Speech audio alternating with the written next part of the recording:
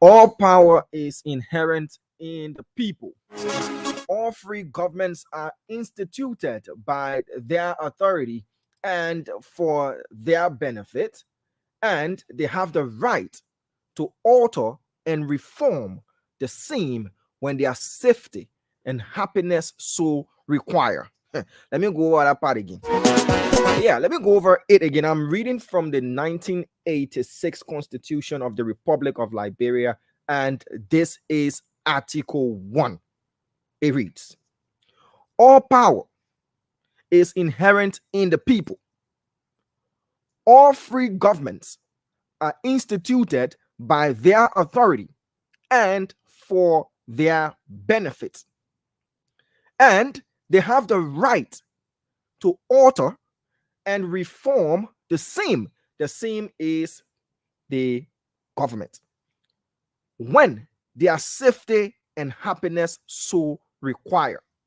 So when you see the big jeep them passing up and down, and sometimes they'll splash water on you, and you want to talk to them, they don't give you the face or the eye, it's because you gave them that power to shape and make policies for your happiness.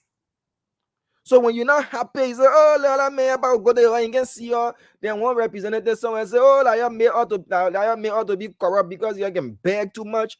Have you seen a happy beggar? That is the question. Have you seen a happy beggar? You know, everything okay for you. Life is at a point where you can make ends meet. You're not worried about who is president or who's not president. There are policies in place. There are reforms in place. And you can go about your daily activities. You can be a private citizen. You can be a business person. And you will be sad. Have you seen a happy beggar? A content beggar? That is the question. So the Constitution says, the government that you elect, they are there based on your authority. They are there for your benefit. They are there for your happiness. But it goes on to say again, the government is also there to provide you safety. And safety comes in so many ways, manners, and forms. Financial safety and security. Security wherein police, the safety of the general country, the overall atmosphere in the country is safe. You can move about freely. You have freedom of expression. You do not feel intimidated. Your rights are restored. They are protected. You can go to the courts and you can expect to get redress. And now when you go into the courts and then you say, oh, I play that part when we go there, we know nothing will come from other aid. So the only thing we can do, we can take justice in our own hands. Then you're not safe. But the Constitution says, in order to ensure democratic government which responds to the wishes of the governed, the people shall have the right at such period and in such manner as provided for under this Constitution to cause their public servants to leave office and fill vacancies by regular elections and appointments. Because you have that power. That is why you saw people campaigning up and down, some giving you buckets, some giving you rice, some telling you, I get money. Everybody just trying to get your votes. It's because they know that that authority must come from you. You must legitimize the government. You must say, this is a legitimate government and is going to provide us the safety, the security, the happiness that we need. And we, the people, have given this government the authority to rule us for our happiness. Constitution 101. And this is Article 1. And as such manner, that is the reason you went to the polls on the 10th of October and on yesterday, because we were unable to satisfy Article 82A. So we then had to move to Article 82B that did calls for a second round elections in our country. So we went to the polls on yesterday again to make and to fulfill Article 1 of the Constitution. As people that are freely governed, people with all of the authority to decide our government, who is to be elected. And when we elect, then the elected make appointments. Remember, when you elect a president, the appointments made thereof are based on your authority that you have given to the president, and everybody else he appoints should work for you. So, indirectly, these appointed officials are elected. They're not elected now, if you get my drift. Because you elected the president by extension has delegated, authorities to his lieutenants and ministers to work in his stead and work on your behalf. So when ministers make policies that do not affect you positively, it's because of the votes that you give. We run the spoil system of government in Liberia. Winner takes all. Winner takes all. When you elect a president, you can take everything that they and put it in for him. Say, yeah, I mean, get the authority now. Winner takes all. What are their coalitions? What are their collaborations? What are their mergers? What are their alliances? Or whatever it is, when you elect a party and a president, they take everything that they haul it to them and say, yeah, sit down over in now. But anyways, we will be cutting across the country to speak to our country correspondents to bring you results from across Liberia. The way we will do it today, until the rest of the team can join us, this is how we will do it. We will go to the southeast, take one county, and go to northern Liberia, northern and central Liberia, take one county. We'll come back again to the southeast and take one county. We move to northern and central Liberia to take one county. So we'll take it based on political strongholds. One stronghold of the CDC, one stronghold of the United Party, until we can reach to the swing states. I beg you. The swing counties. The counties that can vote either way, either or. So we'll take it from stronghold to stronghold until we can reach to swing counties, so that you can get a clearer understanding of these results. Because when we go to one side, y'all say, the spoon they gave me one side report. Hey, when one side some people start dancing, hey. We go to the other side, that person, oh, spoon they gave me one side report. Oh, we're not dancing. Hold your celebrations. The NEC sent a very interesting text message. Correct me if I'm wrong. I didn't receive such a text message during the first round of voting in our country on the 10th of October. Let me read this text message, and I'm sure every other Liberian in the country did receive this text message as well.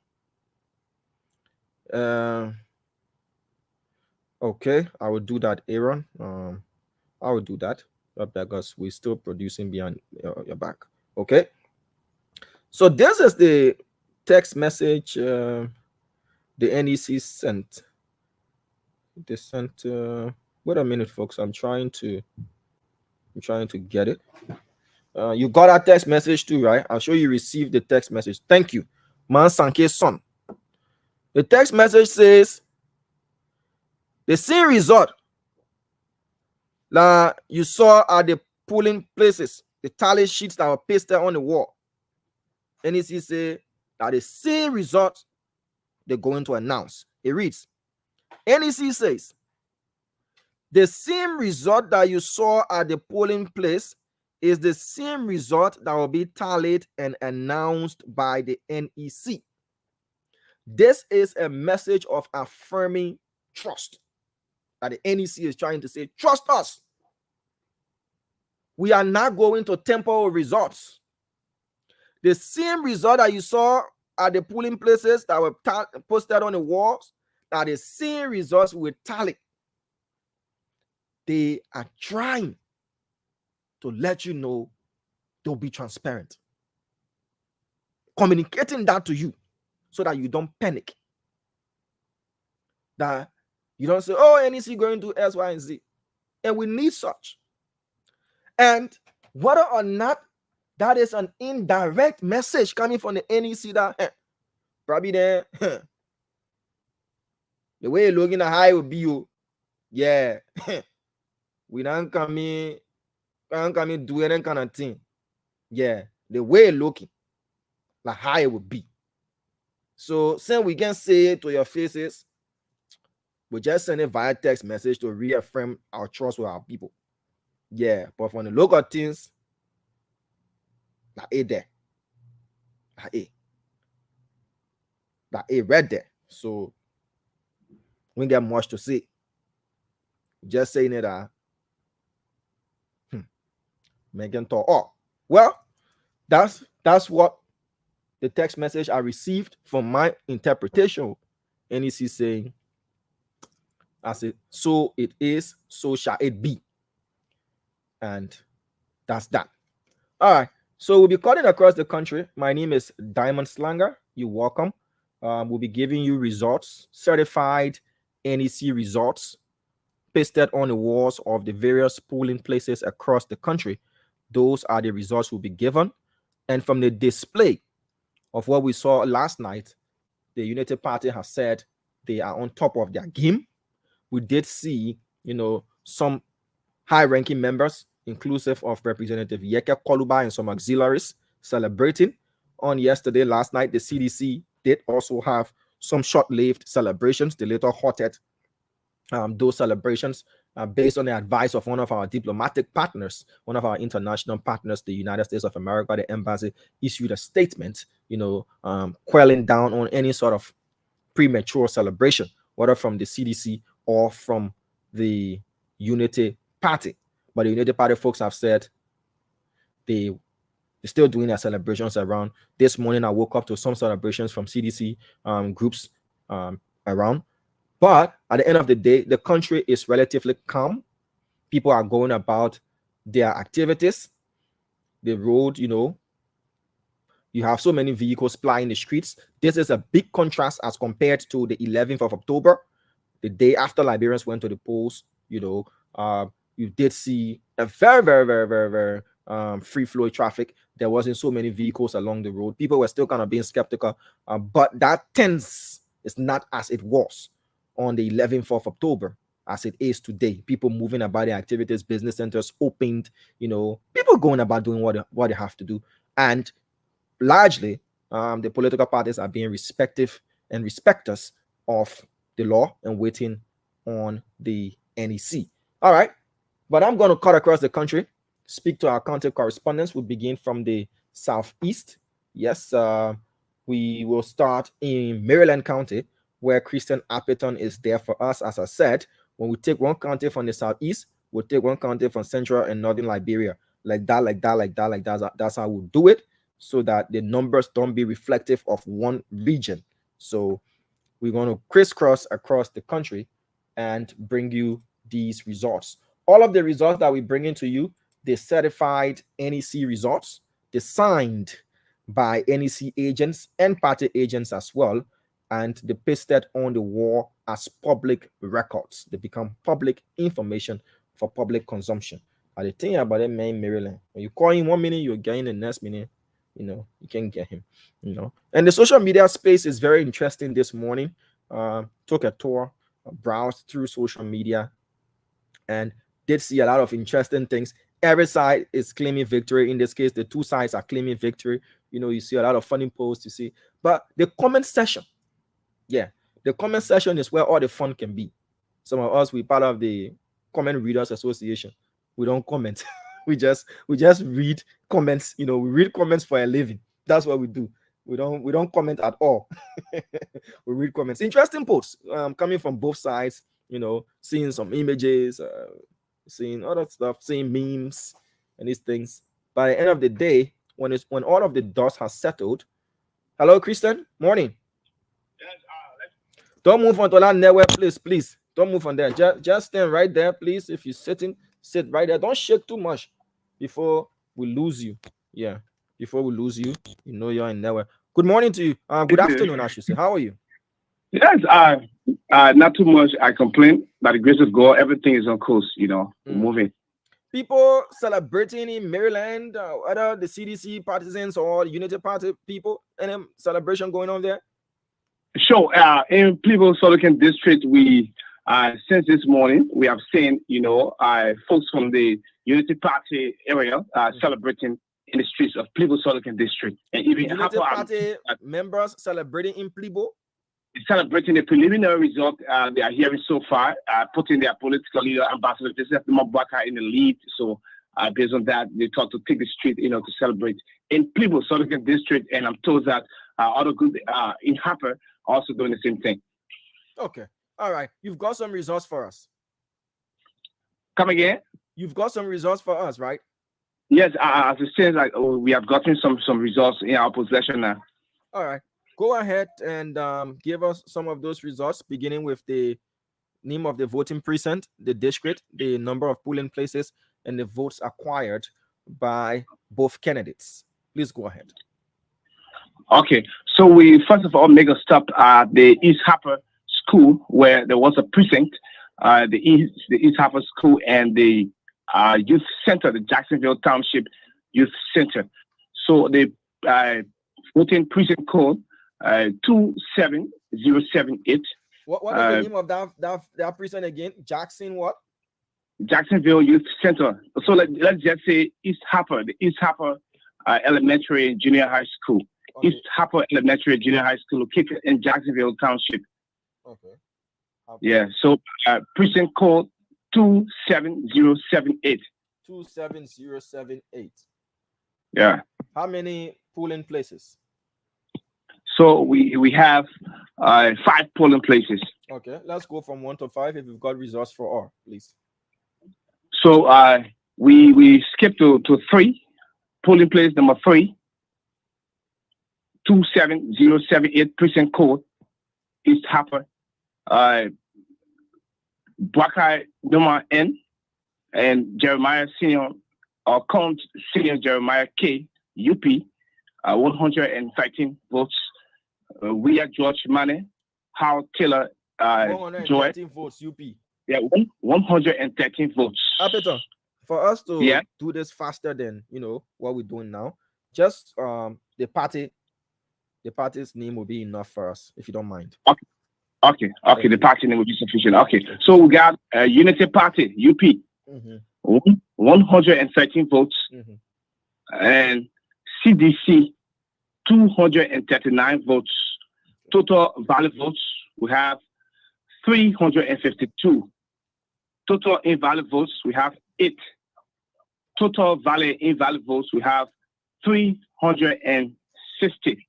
Okay. So that's it for polling place number 3, East Harper, precinct code 27078. We move to the next precinct, the next polling place, I should say. Okay, we'll move to the next polling place number 1, the same East Harper. Yeah. The precinct code, the voting precinct code remains 27078. So Unity Party, 115. Yeah. CDC, 237. Okay. Total valid votes, 352. Total invalid votes, we have 11. Total valid invalid votes, 363. Okay. Yeah, so that's it for polling place number 1, East Harper. Yeah. Hello, you there? I'm here. Apeton, go ahead. We move to the next polling place at the East Harper Elementary School. Okay. The East Harper Elementary School, we move to the next polling place. We have we done with polling place number 3. So we move to polling place number 5, East Harper. Polling place number 5. So you don't have 2 and 4. Or that's how it came. So we thought to get it that way. So okay, let's do it that way. We can still arrange it. No problem. Yeah, it will be arranged. Yeah.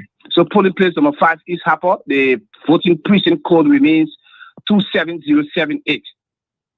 So for Unity Party, we have 58 votes. 5 8 votes, 58 votes. And for CDC, we have 196 votes. Total valid votes, we have 254 total valid votes. Total invalid votes, we have 10. Total valid invalid votes, we have 264. Okay. Are you there? I'm here. Polling place number what at East Harper? The next one that you're about to read. Okay. Polling place number 1 at East Harper. We have done number 1 already. Okay, so that's number 2 we add, right? Yeah. We left with number 2. Yeah. We left with number 2 and number 4. Okay, so let's get to number 4. Polling place number 4, East Harper. Precinct code remains 27078. So for Unity Party, we have 104, 104. UP 104. UP 104. Mm-hmm. CDC 251, 251. Yeah. So we have the total valid votes at 355, 355. Okay. We'll go to polling place number 2. So for the total valid votes for polling place number 4 is 355, while invalid votes 6, total valid invalid votes 361. Okay. Yeah. So we move to polling place number 1, East Harper. Number 2. You already have given number 1. Number 2. We okay, have number 1. We have number 4. We have number 3. We have number 5. So it's number 2. Okay. So we left with polling place number 2, East Harper. Yeah. So we have for polling place number 2, East Harper. Mm-hmm. We have in our possession here the result as it stands at let's just say, okay, polling place number 2 for East Harper. We have the precinct code remains 27078. Mm-hmm. UP 113. UP 1, yeah.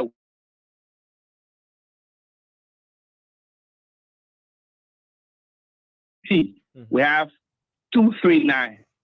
No.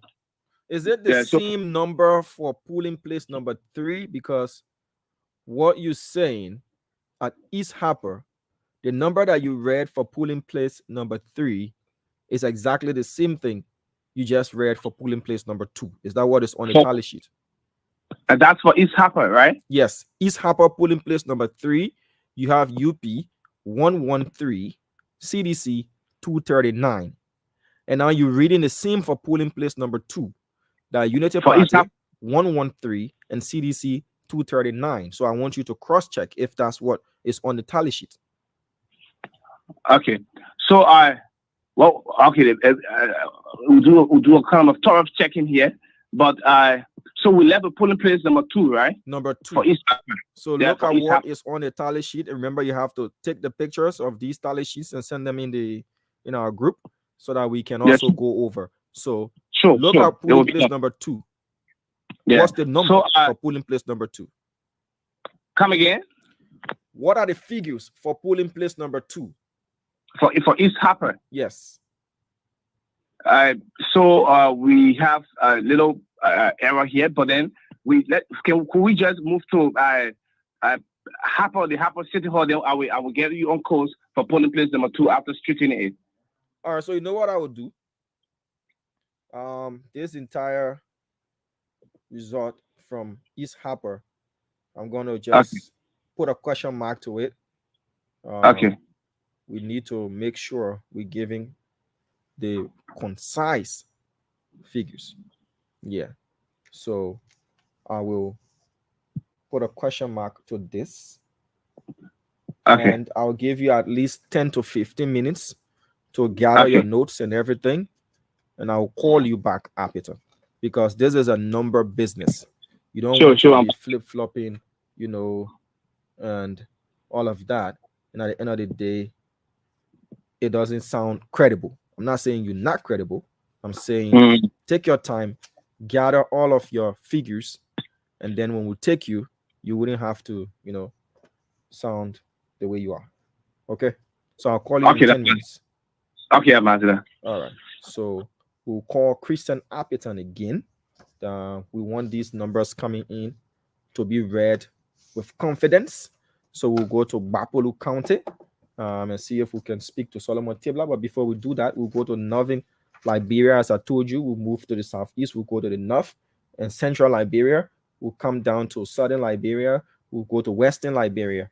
So we've taken one county from southeastern Liberia. Christian Appiton is going to get his notes all set and ready.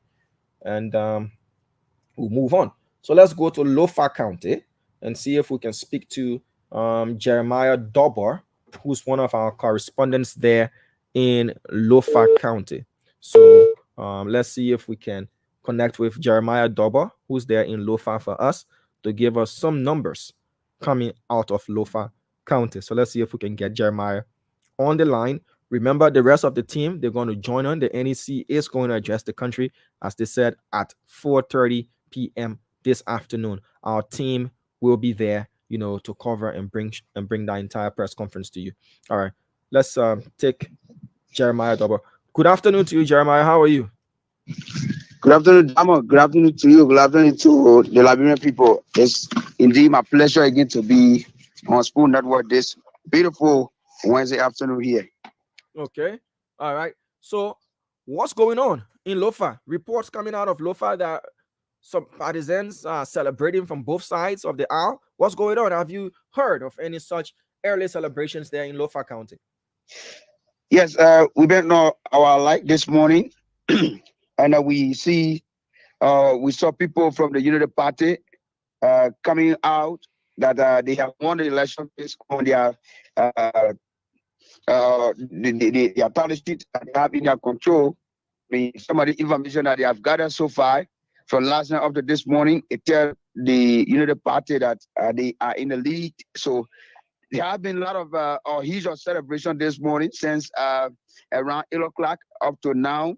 They are right now at the place of this senator, Senator Stephen Jabaman Zago, where he lives in Vanyama here at the Kitoma community, where supporters of the party are all there celebrating with Senator Zago, and they are all saying that they have won the election based on the observation and according to the tally sheet that they have in their possession, their war room, and in fact, following the live celebration of Honorable Yeke Koliba and other people in Mosuraro this morning, I mean, it tells them that they are all on the path, and there's no other way. We were able to interact with so many citizens, even our old people, able young men and women. They are all in the street right now in Vanyama as we speak, celebrating for the pre-victory of the United Party in this part of Lofa. Okay. All right. So let's go to numbers that you have for us, Jeremiah. I know you've got a lot to share with us. It's been very, very, very, very tough yesterday and today, but I know you're strong, man. You made up the mental. So what do you have for us? Yes, from last night we'll be able to at least visit some of the polling places or some of the precinct center to get some of the results or the preliminary results to share with the people of Liberia. So are they doing tallying now in Lofa County at the magisterial offices, lower, upper Lofa? Have they merged them to one tally center, or they both tallying based on their magisterial offices, Jeremiah? They are doing so based on their various location. Lower Lofa is doing theirs, like upper Lofa is also doing the other as well. Okay, let's go to the numbers that you have for us. Go ahead, please. Yes, this is David Seman Public School. David who? David Seman Public School. David Seman Public School. What district is this? We are talking about District 4. District 4 Lofa. Yeah. What's the code? The code is 21018. 21018. Yes. Okay. How many polling places? 2 polling places. All right. Go ahead. Polling place number 1, Unity Party. Go ahead. When I'm quiet means I'm listening to you. Okay. Unity Party, 265. 265. Yes. CDC, 23. 23. Invalid 6. Okay. That's for polling place number 1. Yes. We'll go to polling place number 2 at the David Sama Public School in District 4, Lofa County. Of course. Unity Party, 260. 260. Yes. And CDC 32. 32. Invalid 5. Okay. So that does it for the David Sama Public School in District 4. Voting precinct code 21018. Yes. Let's move to the next voting precinct you've got for us. Yes. We talk about Baziwan Public School. Baziwan Public School. Yeah. How you spell that one? It will not come out to A again. Yeah. I want no shimi that one. Bazawen.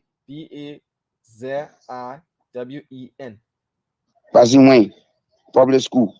Okay. Yep. What's the code?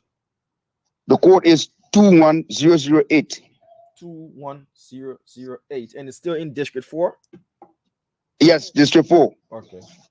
Out of the report here from District 4. Okay, that's good. So how many polling places? Two polling places. Let's go yes. to polling place 1 and then we'll move to 2. One is Unity Party 174. 174 Unity Party. CDC 55. CDC 55.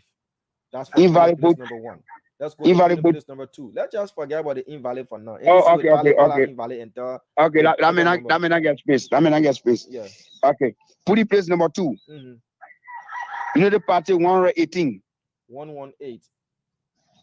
CDC 51. 51. That does it for the Bassa Public School. Yes. Okay. Then we'll go to Bazagizia Public School. You know what you have to do.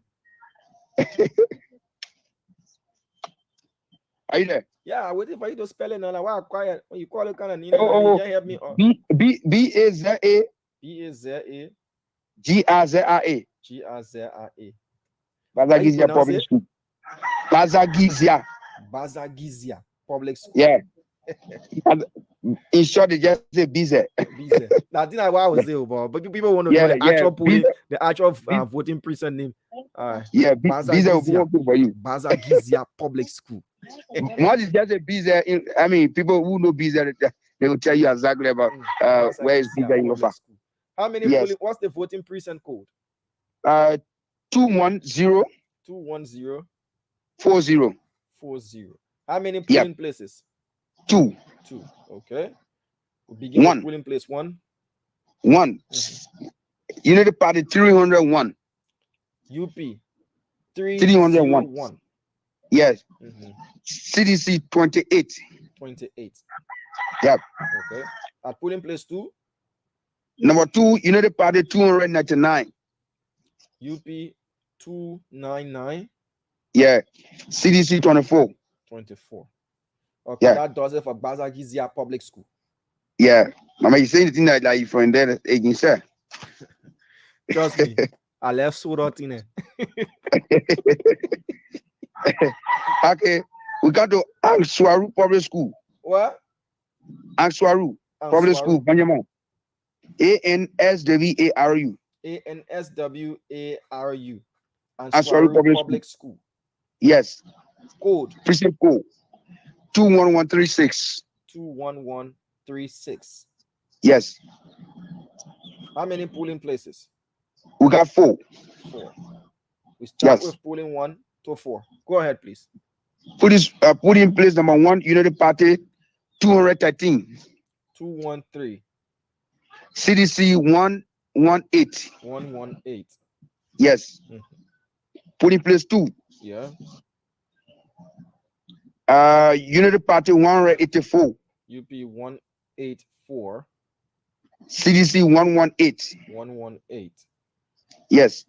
Number 3. Polling place number 3. Unity Party 127. 127. CDC 84. 84. Yep. We come to polling place number 4. Yeah. Unity Party 113. 113. CDC 90. 90. And that does it for Answaru Public School, right? Yep. Okay. So then we'll go to the next one. We'll move on to, let me see, Jerusalem Kingdom. Jerusalem Kingdom. Yeah. La church or la school? La school there, get Jerusalem. So you get Jerusalem in Lofa. St. Jerusalem Kingdom. St. Jerusalem? Yeah, St. Jerusalem Kingdom. What's the code? 21139. 21139. How many polling places? We have 3. 3 polling places. Okay. Yep. Let's begin with 1 and then we go down to 3. 1. Unity Party 209. 209. CDC 148. 148. Polling place 2, United Party 144. 144. CDC 102. CDC 102. And move to polling place 3. Polling place 3, United Party 161. 161. CDC 92. 92. And that is for the St. Jerusalem Kingdom School. Yeah. Then we go to Vonyama Central Market. Vonyama Central Market. Yep. Okay. What's the code? The code is 21134. 21134. Yep. Polling place number 1. How many polling places? 3. Okay, let's go. Polling place 1, United Party 329. 329. CDC 58. CDC 58. Polling place number 2, United Party number 2. Take on small, brother man. Okay. Yeah, United Party. United Party, we have 298. Polling place number 2. Yeah. CDC 65. 65. Yeah. Then polling place number 3. Polling place number 3 at the Vonyama Central Market. Yeah. United Party 288. UP 288. CDC 48. CDC 48. And that does it for Vonyama Central Market. Yep. So we move on to New Life Community, New Life Elementary and Junior High School. Mainland? New Life. All right. Spell it for me now. New Life, LIFE. And yeah. New Life. Yeah, New Life. Oh. Okay. Yeah. New Life Public School? Yeah. Okay. What's the code? 21137. 21137. How many polling places? 3. Okay. Start from 1 to go. 1, we have Unity Party 281. 281. CDC 77. 77. We move to polling place number 2. Number 2, Unity Party 249. 249. CDC 40. CDC 40. Polling place number 3. Polling place number 3. Unity Party 250. UP 250. CDC 54.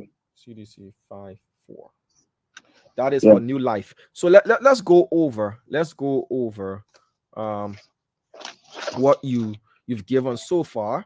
We'll take you for 5 more minutes, and then we go to Sinoe because we have to allot time to everybody to go around, at least so we can get a sense of the results from across the entire country. So from what you've provided, Lofa County, you have the Davis Summer Public School, district number 4, with voting precinct code 21018. Polling place number 1, UP 265, CDC. CDC 23, correct? Okay, correct. At polling place number 2, you have the Unity Party 260 votes, the CDC with 32 votes. That does it for the Davis Summer Public School. We then move to Bassa Public School. Public School, still in District 4, Lofa County, with voting precinct code 21008. Comprises of 2 polling places. At polling place number 1, you have the Unity Party with 174 votes, the CDC with 55 votes. At polling place number 2, you have the Unity Party with 118 votes, the CDC with 51 votes. That corresponds with your record. Correct. We move to the Bassa Public School. Bassa Public School. Yeah. The soda are leaving my tongue. Bassa Public School. with precinct code 21040. Yep. Comprising of 2 polling places. Correct. At polling place number 1, you have the Unity Party, 301 votes, CDC 26. 28. 28. Okay, yeah, Yeah. 28. 28. Thank you. Okay. Polling place number 2, you have the Unity Party, 299 votes, CDC 24. Yep. We then move to Answaru Public School. Yep. With code 21136. Yep. This voting precinct comprises 4 polling places. Correct. At polling place number 1, you have the Unity Party, 213 votes, the CDC 118. Correct. At polling place number 2, you have the Unity Party with 184 votes, the CDC with 118. Yes. We then move to polling place number 3, the Unity Party with 127 votes, the CDC 84 votes. Correct. To complete Answaru Public School is polling place number 4, the Unity Party 113 votes, the CDC 90. Correct. We then move to the Vonyama Central Market, still in District 4, Lofa County, with voting precinct code 21134. Correct? Yep. Correct. This voting precinct comprises of 3 polling places. Yep. At polling place number 1, Unity Party 329 votes, CDC 58. Correct.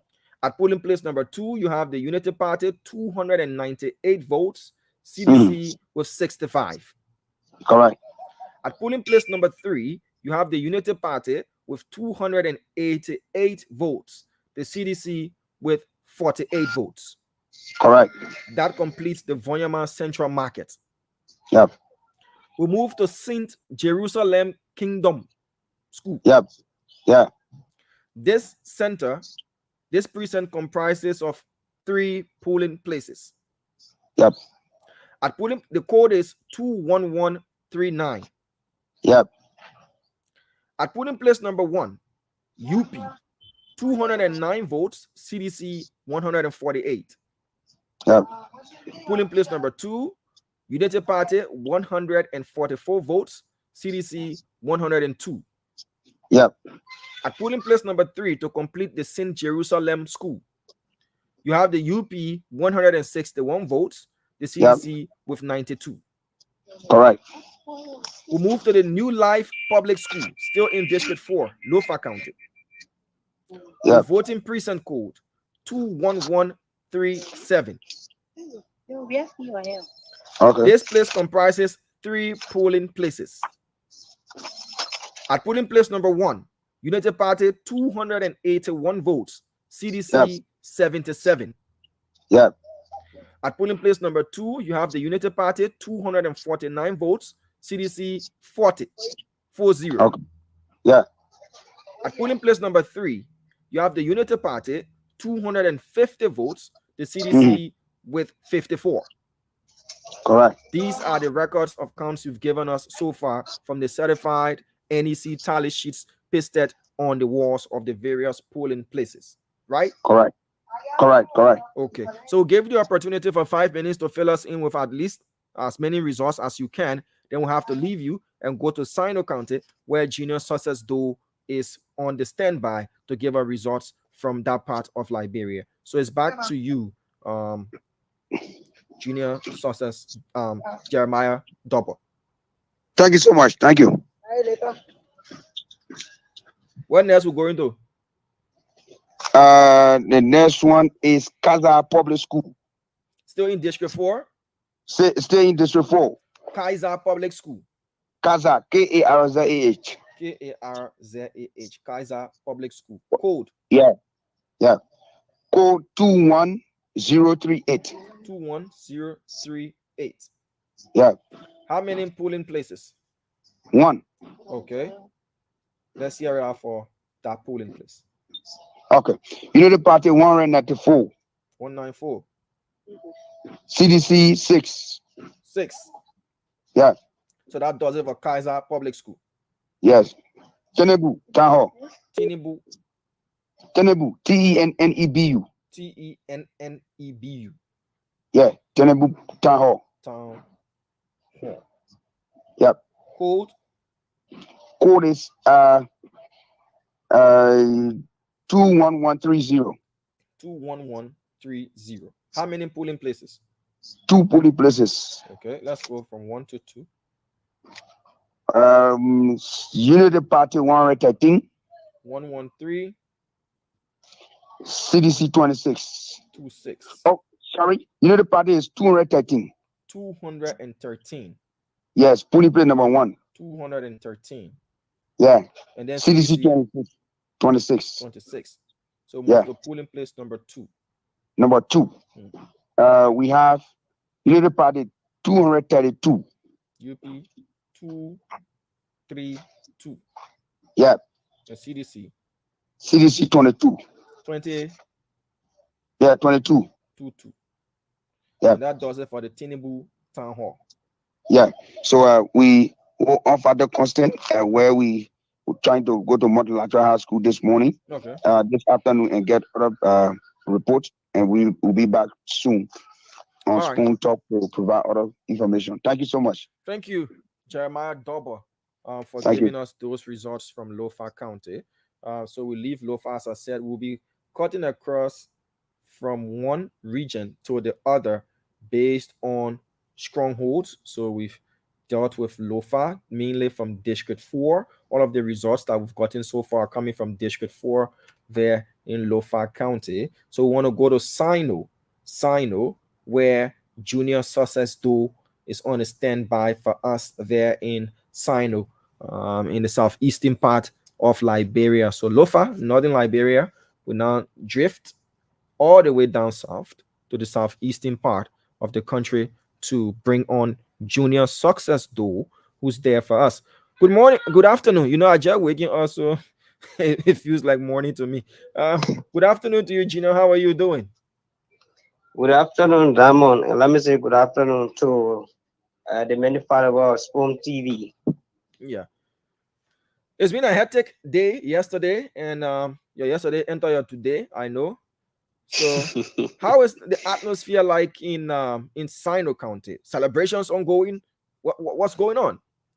Damon, as may be aware, the election result is they're just saying you cannot yet estimate that another candidate have won, but you can see the euphoria in both the Unity Party partisans and that of the CDC partisans, in the sense that some of them are saying they are already defeated the incumbent, while others are saying President George Manawia is going back for his second term. So it's just like understand that level here in Sinoe. Nothing over the edge. Everybody, you know, just kind of claiming victory, but not doing it overly, not going overboard to start knocking pat up and all that thing. What you saying? All the knocking pat up.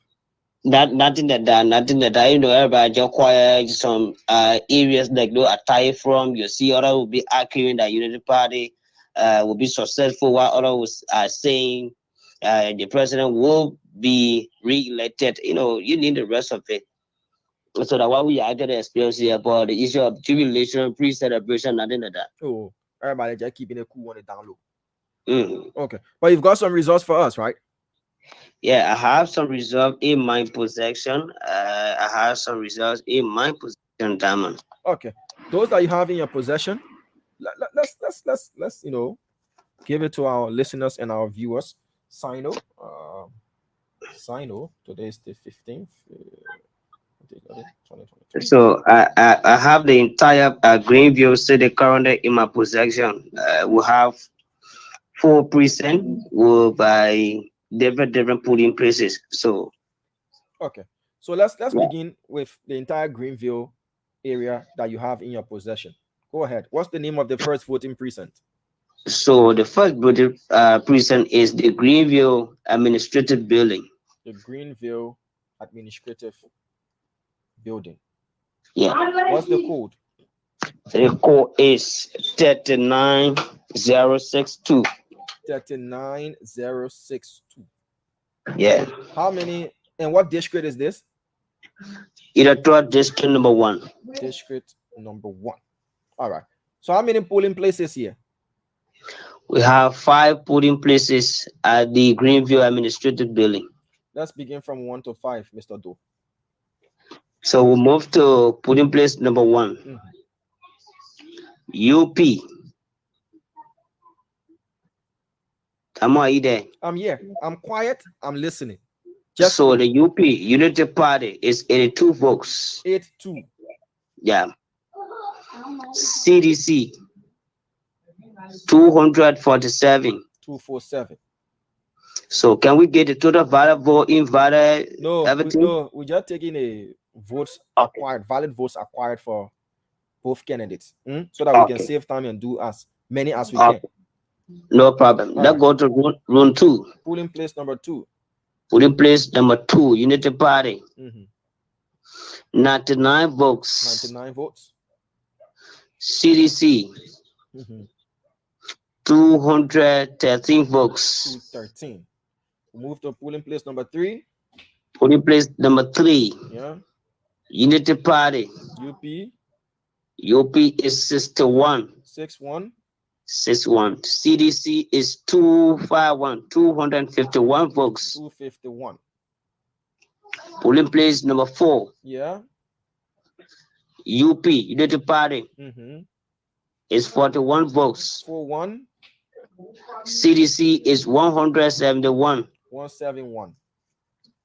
The last polling place at the Greenville Administrative Building. That is polling place number 5. Polling place number 5, UP Unity Party. UP. 33 votes. 33 votes. CDC. CDC. 180. 180. So that does it for the Greenville Administrative Building. That does it for the Greenville Administrative Building. We move where next to? The Harrison W. Grisby United Methodist High School. Harrison W. Grisby UMS. What's the code? Precinct code 39064. 39064. And it's in District 1, Sinoe. Yeah, electoral district number 1. Okay. How many polling places? We have 5 polling places. Okay. From 1 to 5. Let's hear it. We'll begin with polling place number 1. At the Harrison W. Grisby United Methodist High School. Yeah. Polling place number 1, UP Unity Party. Yeah. 64 votes. 64. CDC 220. CDC 220. Yeah. Move to polling place number 2, Unity Party, UP. Yep. 63. 63. Yeah. CDC 240 votes. 240. Okay. Move to polling place number 3. Polling place number 3. At the Harrison W. Grisby United Methodist High School. Yes. UP Unity Party. Yeah. 66 votes. 66.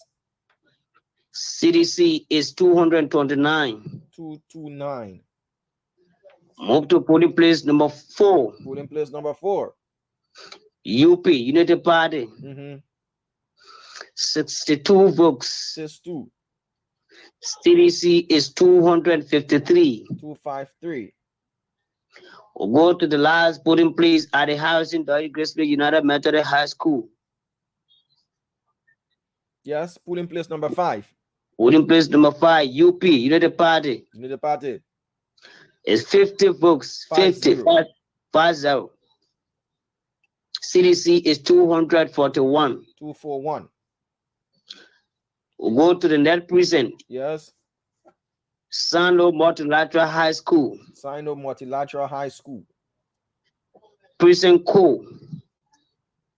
Code. 39059. 39059.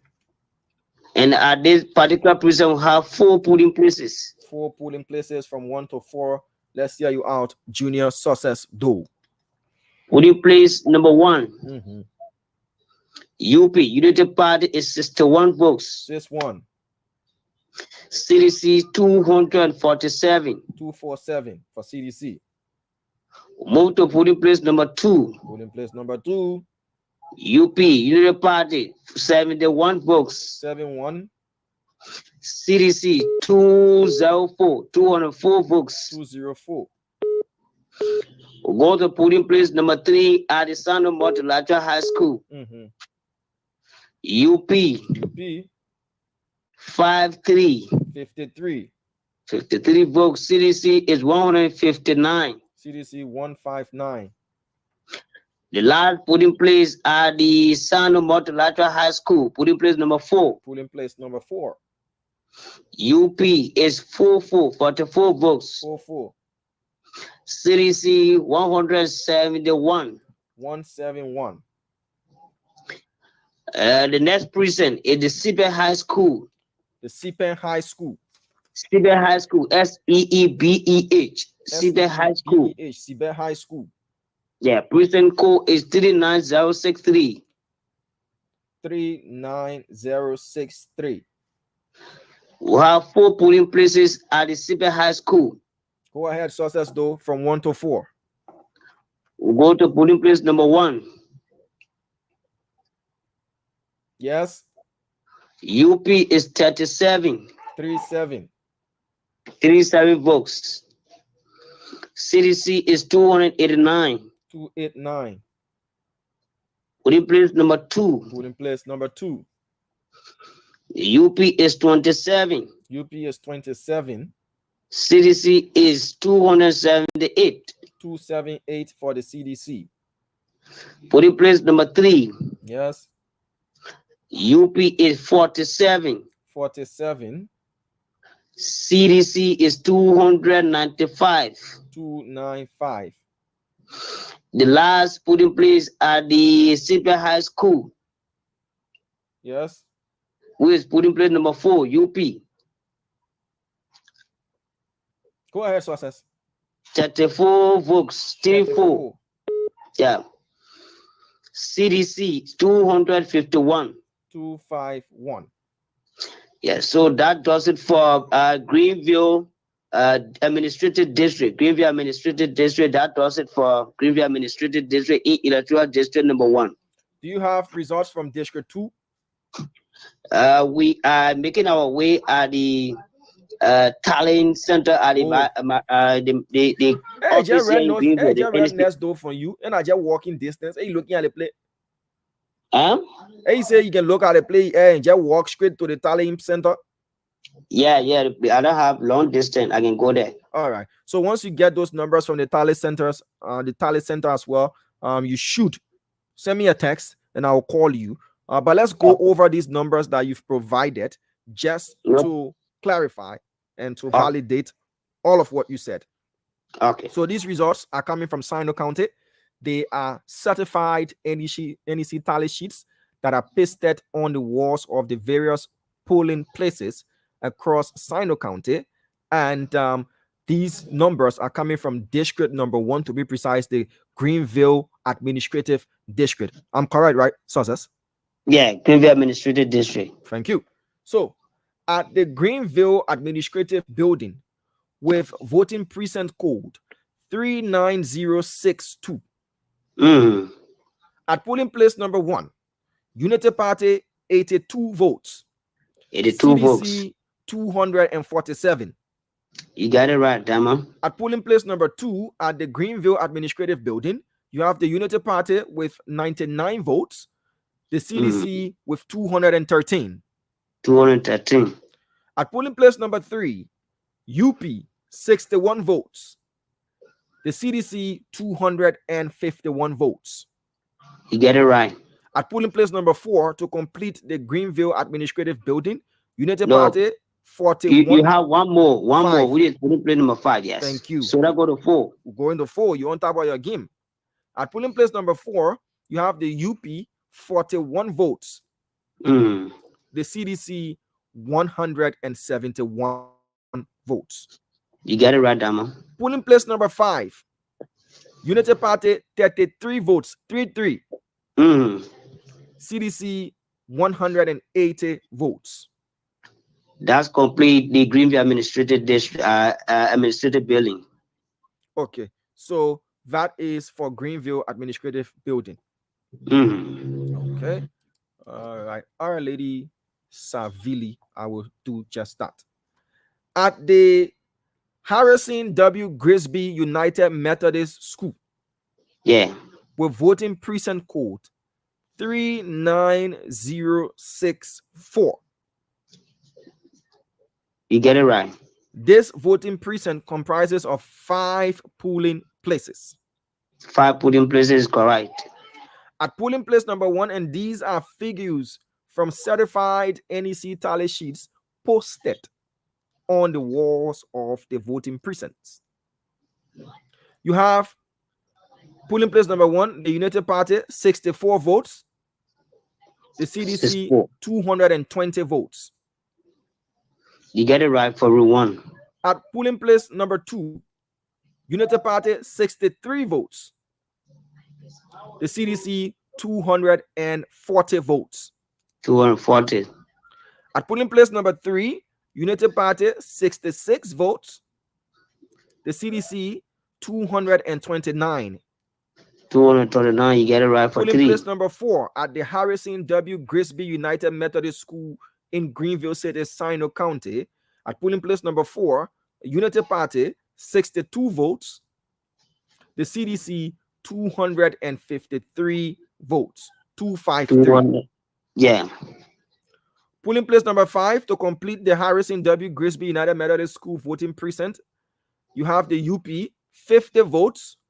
The CDC, 241 votes. 241. That completes the Harrison W. Grisby. Thank you. We move to the Sinoe Multilateral High School with voting precinct code 39059. Comprising of 4 polling places. 4 polling places is correct. At polling place number 1, United Party, 61 votes. The CDC, 247 votes. Polling place number 2, United Party, 71 votes. The CDC, 204 votes. At polling place number 3, we have the United Party with 53 votes. The CDC, 159 votes. Correct? Yeah, the last polling place at polling the place number 4 at the Sinoe Multilateral High School. Yeah, the last. United Party, 44 votes. The CDC, 171 votes. That completes the Sinoe Multilateral High School. Success? Sibe High School. Sibe High School to complete the entire Greenville Administrative District there in Sinoe County. Yeah. The Sibe High School with voting precinct code 39063, comprising 4 polling places. Correct? Yeah. At polling place number 1, United Party, 37 votes, 37. 37. CDC, 289 votes. At polling place number 2, United Party, 27 votes, 27. 27. CDC, 278 votes.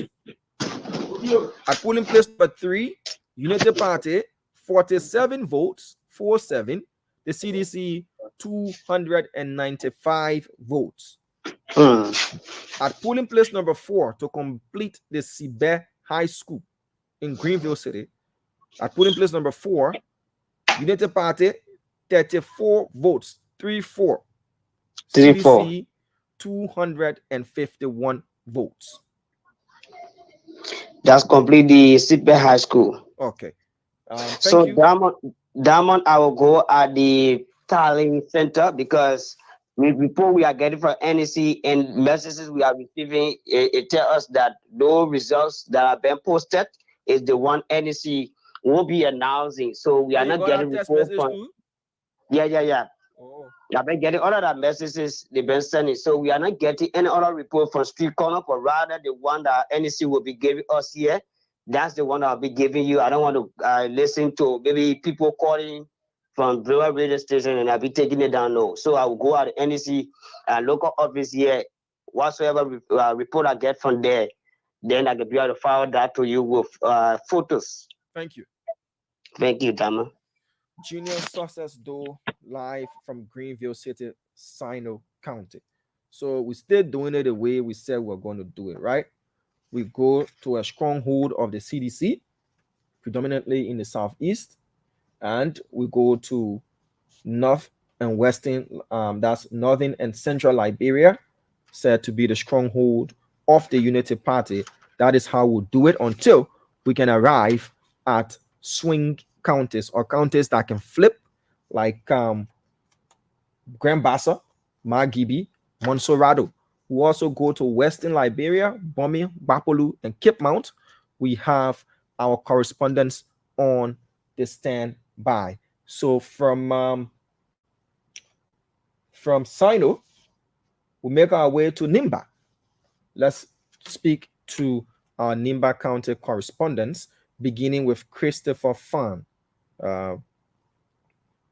Beginning with Christopher Fan, who's there for us covering district number 7. We have Yekezi Zugbe, who's also there in Nimba County. Franklin Dolokwi is also on the standby for us there to give us results coming out of Nimba County. So yes, our reporters do have the tally sheets posted on the walls of the various polling places. Good afternoon to you, Fan. How are you? I'm okay, Damon. Let me say good afternoon to you and the rest of the family. Why is Aaron? Aaron also OPS. But what I'm hearing, and it's left for you to confirm, that GB price drop in Nimba as a stand, people even giving free GB and other things, and they say that people celebrating and stuff in Nimba. What's going on? Yeah, so the both political parties are celebrating Nimba, claiming victory. Unity Party just take on the street this afternoon. The supporter of Unity Party, they are currently on the street jubilating. This morning was the CDC, where they said they have all their results from town, and they were jubilating this morning. So this afternoon, another a supporter of the Unity Party also take on the street this afternoon, and currently they are still on the street. So they're doing it time by time. Yeah, session by session.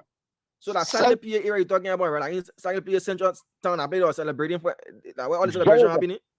Very well, Sacred PA Central Town. So they're doing it session by session. Maybe if the town go, maybe if after 4 o'clock or 4:30, another person will get on the street. We don't know. All right. So CDC celebrated this morning. The finish. Yeah. UP people get on the street too. Yeah. Celebrating too.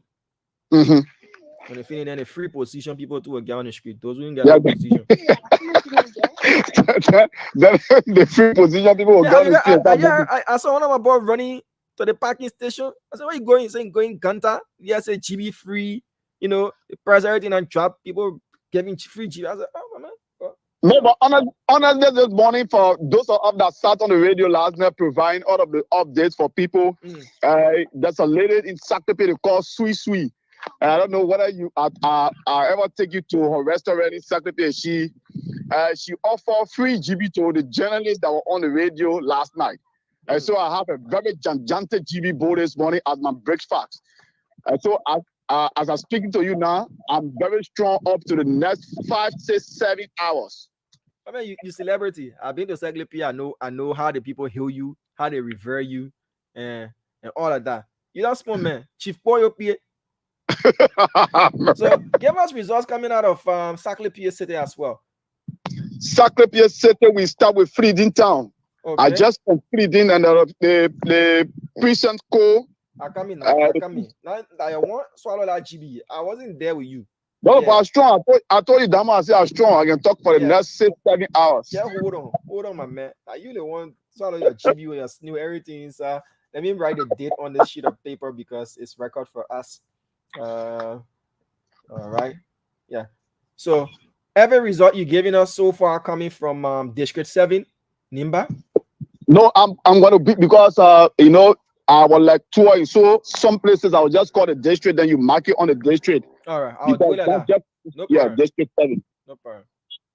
All Yeah. right. So we're starting with Fleeting. 3 years in district 7. Yeah. How you spell it? It's Mm-hmm.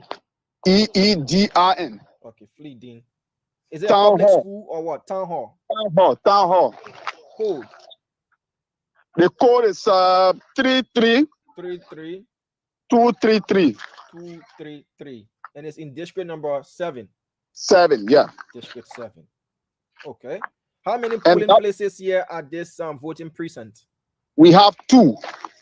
So we'll start with polling place number 1 and we'll move to polling place number 2 at the Fleeting Town Hall. Yeah. We have the United Party. UP 209. 209. Yeah. CDC. Yeah. 4040. 40. We move to polling place number 2 at the Fleeting Town Hall. United Party. UP 208. 208. CDC. CDC 20. 20. Mm-hmm. That does it for Fleeting. Yeah. Hall. Yes. Where So next? we move to Nimba. Nimba. Nimba is in district number 7. Nimba, is it a town hall or a public school? It is a public school. Nimba Public School. Yeah. The code is 33123. 33123 in district number 7. District number 7. How many polling places? We have 1, 2, 3. 3 polling places at Nimba Public School. From 1 to 3, let's start with 1. 1, Unity Party. UP is 291. 291. CDC. Yeah. 67. 67. Polling place number 2. Unity Party. UP 228. 228. Polling place, CDC. Yeah. 55. 55. Polling place number 3. Polling place number 3. UP 241. 241. CDC CDC 61. 61. That does it for the Nimba Public School. The Nimba Public School. Nimba Public School. Nimba Public School. Nimba. Yeah, I think you get it. You have the spelling correctly, right? The way I spell it, Nimba. I put it there as MENPAH. If you're not correct, tell them it's correct. MEMPA. So you see that the H different. So I'm on the H. I cancel the H. Okay, you cancel it. All right. So we move to Nyao Public School. Nyao. District 7. Nyao. NYAO. Very good. That's perfect. I'm letting the A running. Yeah, but it's telling now. Nyao Public School in district what? District number 7. Okay. And what's the code? And the code is 33241. 33241. District number 7. How many polling places? At Nyao polling places, we have 2. We have 2 polling places. Your leader man will ticket bin and you come back to your yeah. And you doing beauty pageant again in Saclay behind you for ticket. Leader man get our results. When you're finished, you can go to your who get ticket. Damo, can we kind of go, please? Yeah, let's go to polling place number 1 now. You get problem too much. Okay, so polling place number 1, Unity Party. UP 232. 232. Yeah. CDC 45. 45. Polling place number 2, UP 195. 195. CDC 38. 38. And that does it for the Nyao Public School. The Nyao Public School. Okay. And that move to the next area quickly. A minute, please. Yeah. Yeah. So we move to Zambemo. You know Zambemo. Yeah. Zambemo is in district number 8. Yeah, my man. Have your ball on now. Yeah, ZAHN. ZAHN. BAN. That's that. Yeah, Banners. BANLAH. Sambanla. Yeah, Zambala. Yeah, Zambala. public. Yeah, Is it a public school or a Palava Hut? public school. Zambanla Public School. Yeah, In district number 8. district number Nimba. 8. What's the code? The code is 33 33005. 005. How many polling places? 2. 2. Okay, that's cool. We have Unity Party UP 199. 199. CDC CDC 50. 50. Polling place number 2, UP UP 178. 178.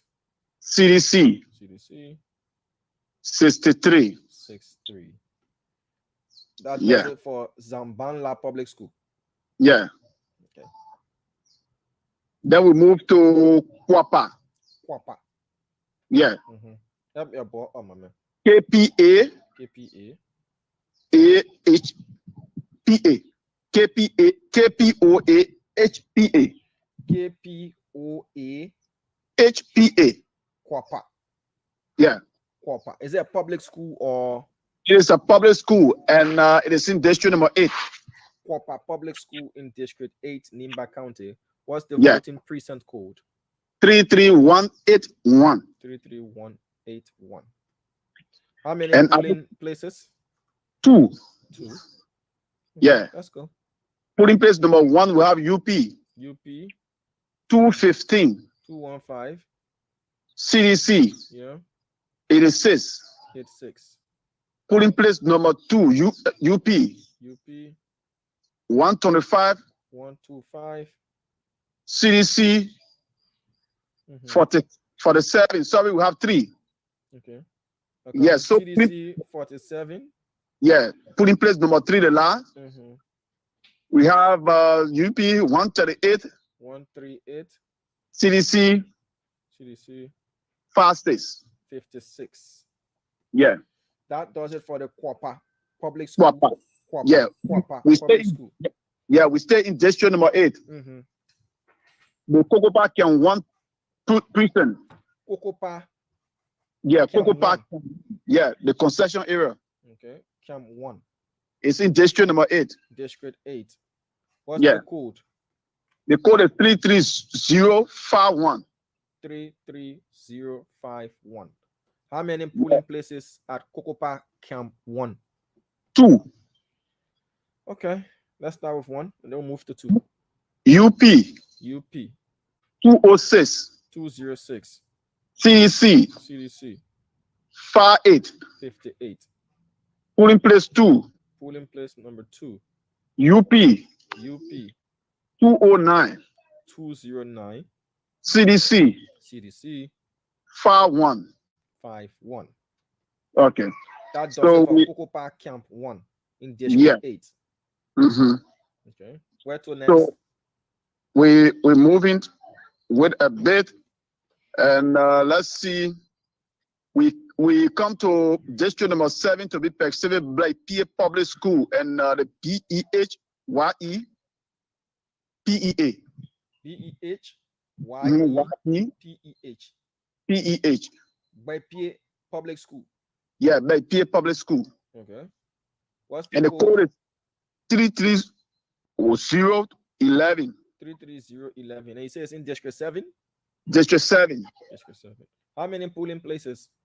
We have 3 polling places. 3 polling places. Let's start from 1 and then we'll move to 3. Polling place number 1, Yeah. UP. UP. UP is 1 minute, please. UP is 218. 218. Yeah. CDC CDC 14. 14. Polling place number 2, Polling UP place number 2. UP 216. 216. Yeah. CDC 16. CDC 16. Polling place number 3, Yeah. Unity Party 342. UP 342. 342. CDC 22. CDC 22. Yeah. That is for the Wepie Public School Mm-hmm. in Nimba County. Nimba County. We got 5 minutes to have you. Okay. On. We have to. Okay. I know you can go for 3 days straight, but we have to go to other counties as well. No problem. No problem. So let me take this last town from district number 8 quickly. You can take 2 more towns, depending on how many polling places. If they're comprising of 1, 2, 1, 2, 1, 2, 3, we can take at least 5 more. Yes. So for Tokpala Township, Tokpala is KPALLAH. Pala. KPALLAH. Pala. Yeah. Pala Public School. Pala Public School. It's in district number 8. District 8. Yeah. The code. The code is 33107. 33107. Yeah. How many polling places? We have 4 polling places. Okay. Let's go from 1 to 4. UP 350. 350. The last press? Yeah, 350 last press. No, it's 725. You say there you get 350 last. 350 is on the last press. CDC 28. 28. Room polling place number 2. Polling place number 2. UP 220. UP 320. I mean 320. 320. Yeah, the men bring it down. They bring the press down the street. 320. CDC 38. 38.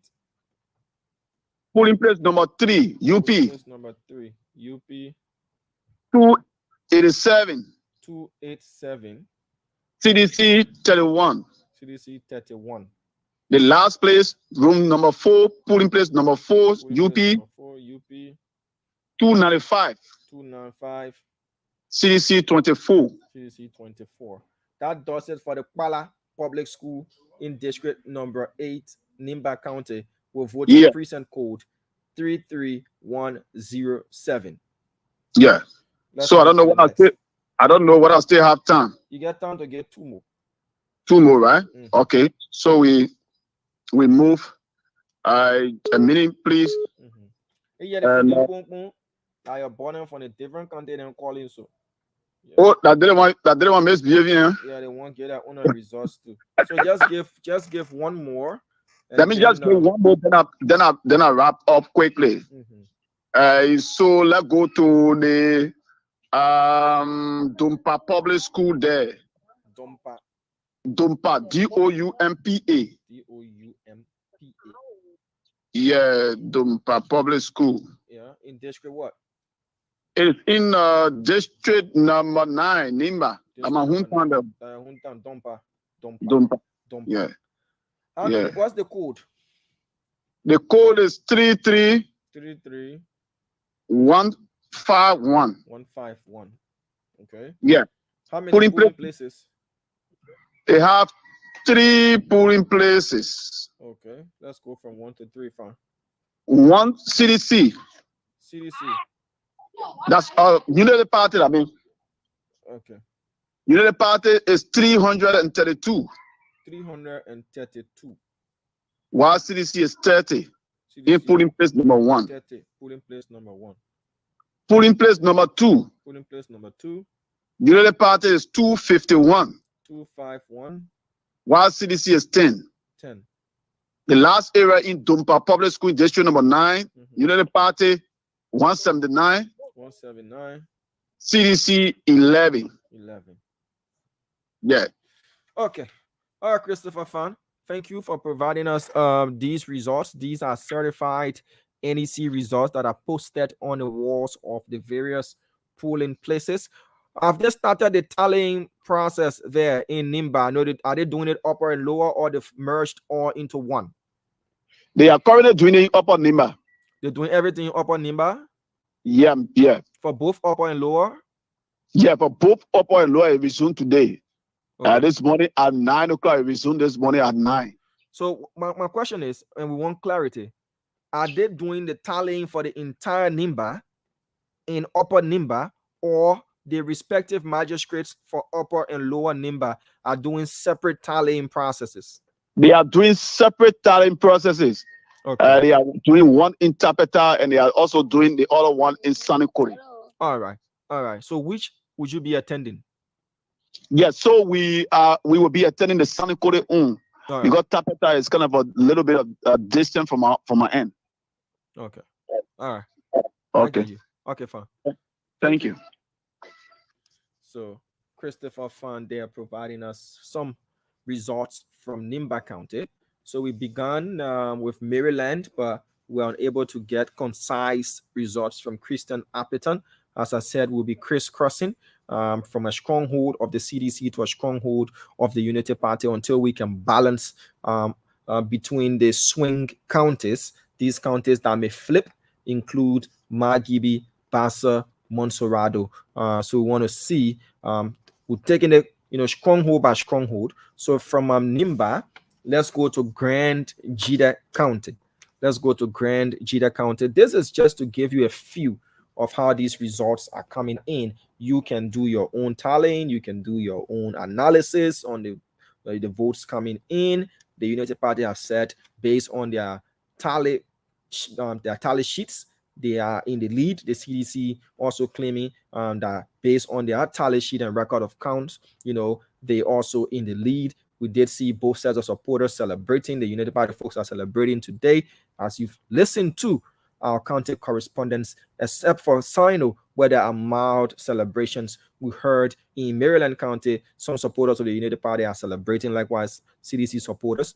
And in Nimba, as you listen to, the CDC supporters in Saclay decided to celebrate in the morning. Then they turn over the city to the United Party supporters who are currently celebrating there in Saclay City. But let's go to Grand Gedeh County to see if we can bring Dave Nair on the line for us. Dave Nair is in Grand Gedeh County. He's one of our three, correspondents in that county. Remember, the NEC is to address the nation at 4:30 p.m.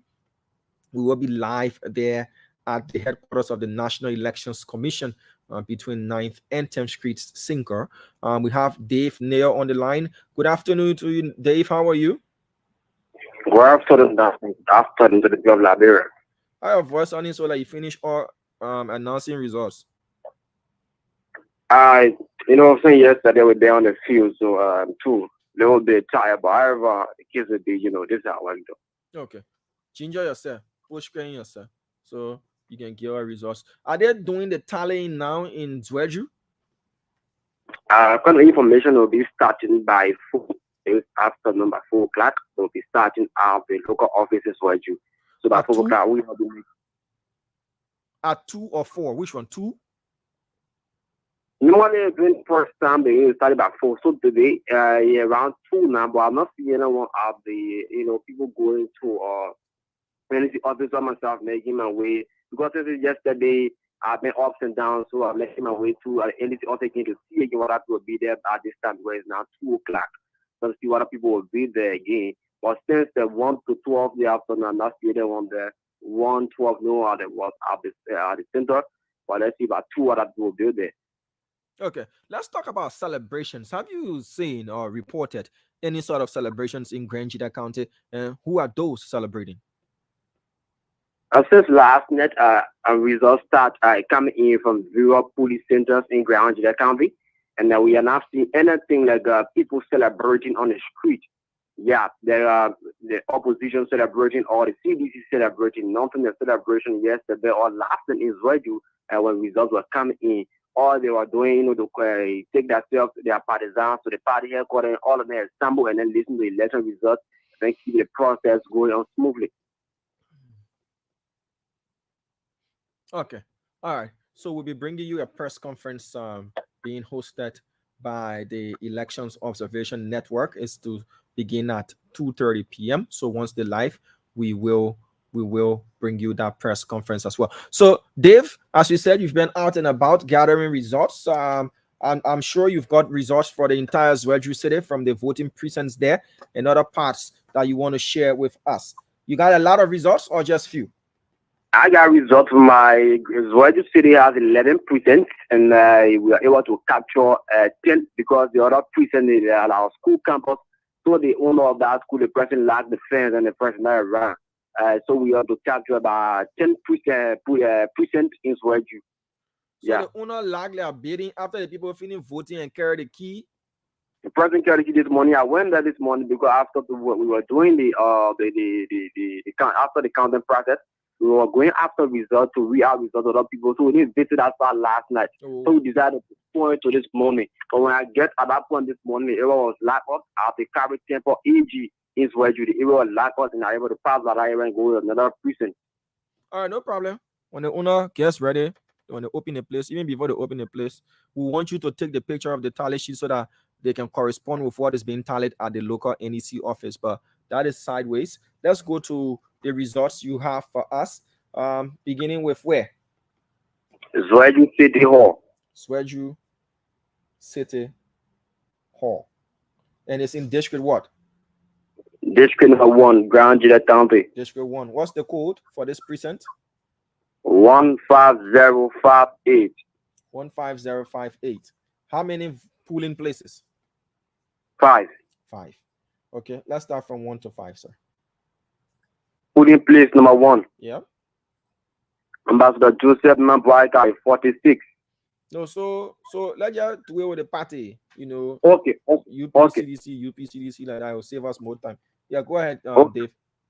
All right. Unity Party, 46. 46. CDC, 243. 243. Yeah. Okay, we move to polling place number 2. Polling place number 2, Unity Party, 42. 42. CDC, 264. 264. Polling place number 3. Polling place number 3, Unity Party, 56. 56. CDC, 252. 252. How many polling places are this Zwaju City Hall? I said 5. Okay, let's go to polling place number 4. Polling place number 4. Unity Party, 37. 37.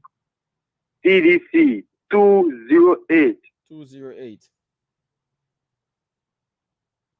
We move to the last polling place. Number 5. Polling place number 5, Unity Party, 30. 30. CDC, 230. 230. 230. Okay, so that does it for the Zwaju City Hall. The Zwaju City Hall, yeah. Okay. We move to the Hoche campus in Zwaju. Hoche? Yeah. WROCHEE? CHRA. WROCHRA. Yeah. Hoche Public School? No, campus. Campus. Hoche campus. In District 1. District number 1. What's the code? 15064. 15064. How many polling places? 4. Okay. That's you are.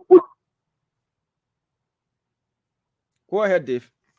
Yeah, 4 polling places. So we start polling place number 1. Yep. Unity Party, 27. 27. CDC, 313. 313. 313. Sure. Let's move to polling place number 2, sir. Polling place number 2, Unity Party, 24. UP, 24. CDC, 344. 344. Move to polling place number 3. Polling place number 3. Unity Party, 20. 20. CDC, 178. 178. We move to polling place number 4. Polling place number 4. Unity Party, UP, 20. 20. CDC, 173. 173. That does it for Hoche campus. So Hoche campus, 4 polling places done. Where next to? We move to the youth building. The youth building. Is this Zwaju youth building or just youth building? It's Zwaju youth building. Zwaju youth building. Yes. We want a name that is on the tally sheet to reflect exactly what we say. So it's Zwedru Youth Building. What is the code? 15082. 15082. How many polling places? 7. 7. Okay. Let's move from 1 to 7. Polling place number 1. Polling place number 1, UP 31. 31. CDC 259. 259. Polling place number 2. Unity Party 32. 32. CDC 272. 272. Polling place number 3. Polling place number 3. Unity Party 42. 42. CDC 301. 301. Polling place number 4. Unity Party 61. 61. 61. 61. Yeah. CDC 269. 269. Polling place number 5. Polling place number 5. Unity Party 39. 39. CDC 288. 288. To move to polling place number 6. Polling place number 6. UP 18. 18. CDC 238. 238. 238. So, okay, and polling place number 7 to complete the youth building. Polling place number 7, UP. UP. 30. 30. CDC. Yeah. 208. 208. So that completes the Zwedru Youth Building. So move to the next voting precinct there. We move to the Faith International Christian School. Faith International Christian School. Code 15074. 15074. How many polling places? 3. 3. From 1 to 3, let's go, Dave. Unity Party 41. 41. CDC 203. 203. Polling place number 2. Yeah. Unity Party 55. 55. CDC 111. 111. Sure. Number 3, polling place number 3.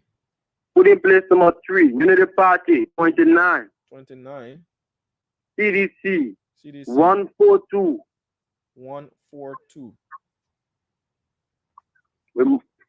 That is for the Faith International Christian School. Okay. What next to? We move to the N. Nixon Gallo Lutheran High School. The N. Nixon Gallo Lutheran High School. N. Nixon Dalu? Gallo Lutheran High School. Is it Dalu or Gallo? Gallo. G-A-R-L. Yeah. Gallo Lutheran School? Yeah. Lutheran High School. Lutheran High School. What's the code? 15057. 15057. How many polling places? We have 4 polling places. Okay. Let's go. That would be 1. Polling place number 1, Unity Party 55. 55. CDC 263. 263. Polling place number 2, Unity Party UP 71. 71. CDC 232. 232. Polling place number 3, UP UP 38. 38. CDC 155. CDC 155. Polling place number 4. Polling place number 4. UP 30. 30. CDC 152. 152. Okay. Yeah, we have done with the Lutheran High School. Move to the Zwedru Multilateral High School. The Zwedru Multilateral High School. So if you're just joining us, we are getting results from Grand Gedeh County, and to be precise, district number 1, Grand Gedeh, Zwedru area, 11 voting precincts there in Zwedru City. We've done 1, 2, 3, 4, 5, and we on the 6th voting precinct there in Zwedru City. So what's the code of the Zwedru Multilateral High School? 15063. 15063. How many polling places here? 2. Okay, let's move from 1 to 4. Polling place. Polling place number 1. Unity Party 42. 42. CDC 293. 293. Polling place number 2. Unity Party 43. 43. CDC 251. 251. Polling place number 3. Yep. Unity Party 30. 30. CDC 230. 230. Polling place number 4. Yep. Unity Party 30. 30 again. CDC 256. 256. That does it for the Zwedru Multilateral High School. We move to the Mark-Tudor Wilson AG School, the high school. What's the name of the precinct again? Mark-Tudor Wilson AG High School. Mark-Tudor Wilson High School is Zwedru. Okay. What's the code? 15056. 15056. How many polling places? 4 polling places. Okay, let's move from 1 to 4. Polling place number 1. Yes, sir, you're live. Go ahead. Okay, polling place number 1. Unity Party 61. 61. CDC 280. 280. Polling place number 2. Yep. Unity Party 84. 84. CDC 218. 218. Polling place number 3. Yep. Unity Party 45. 45. CDC 129. 129. Move to polling place number 4. Unity Party 28. 28. CDC 184. 184. That was it for the Mark-Tudor Wilson High School. Mark-Tudor Wilson High School. Done and dusted with. Move to the next. We move to Mark-Tudor Wilson Elementary School. Also the high school, then we'll go to the elementary school. Yeah. Okay. Precinct code. I'll come in 1 minute. Okay. Okay, code. Precinct code 15078. 78. 15078. Sure. How many polling places are there? 4. All right. Let's start from 1 to 4, Mr. Neil. Polling place number 1. UP 38. 38. CDC 278. 278. Polling place number 2. Yep. Unity Party 44. 44. CDC 257. 257. Polling place number 3. Number 3. Unity Party 62. 62. CDC 263. 263. Polling place number 4. Unity Party 33. 33. CDC 230. 230.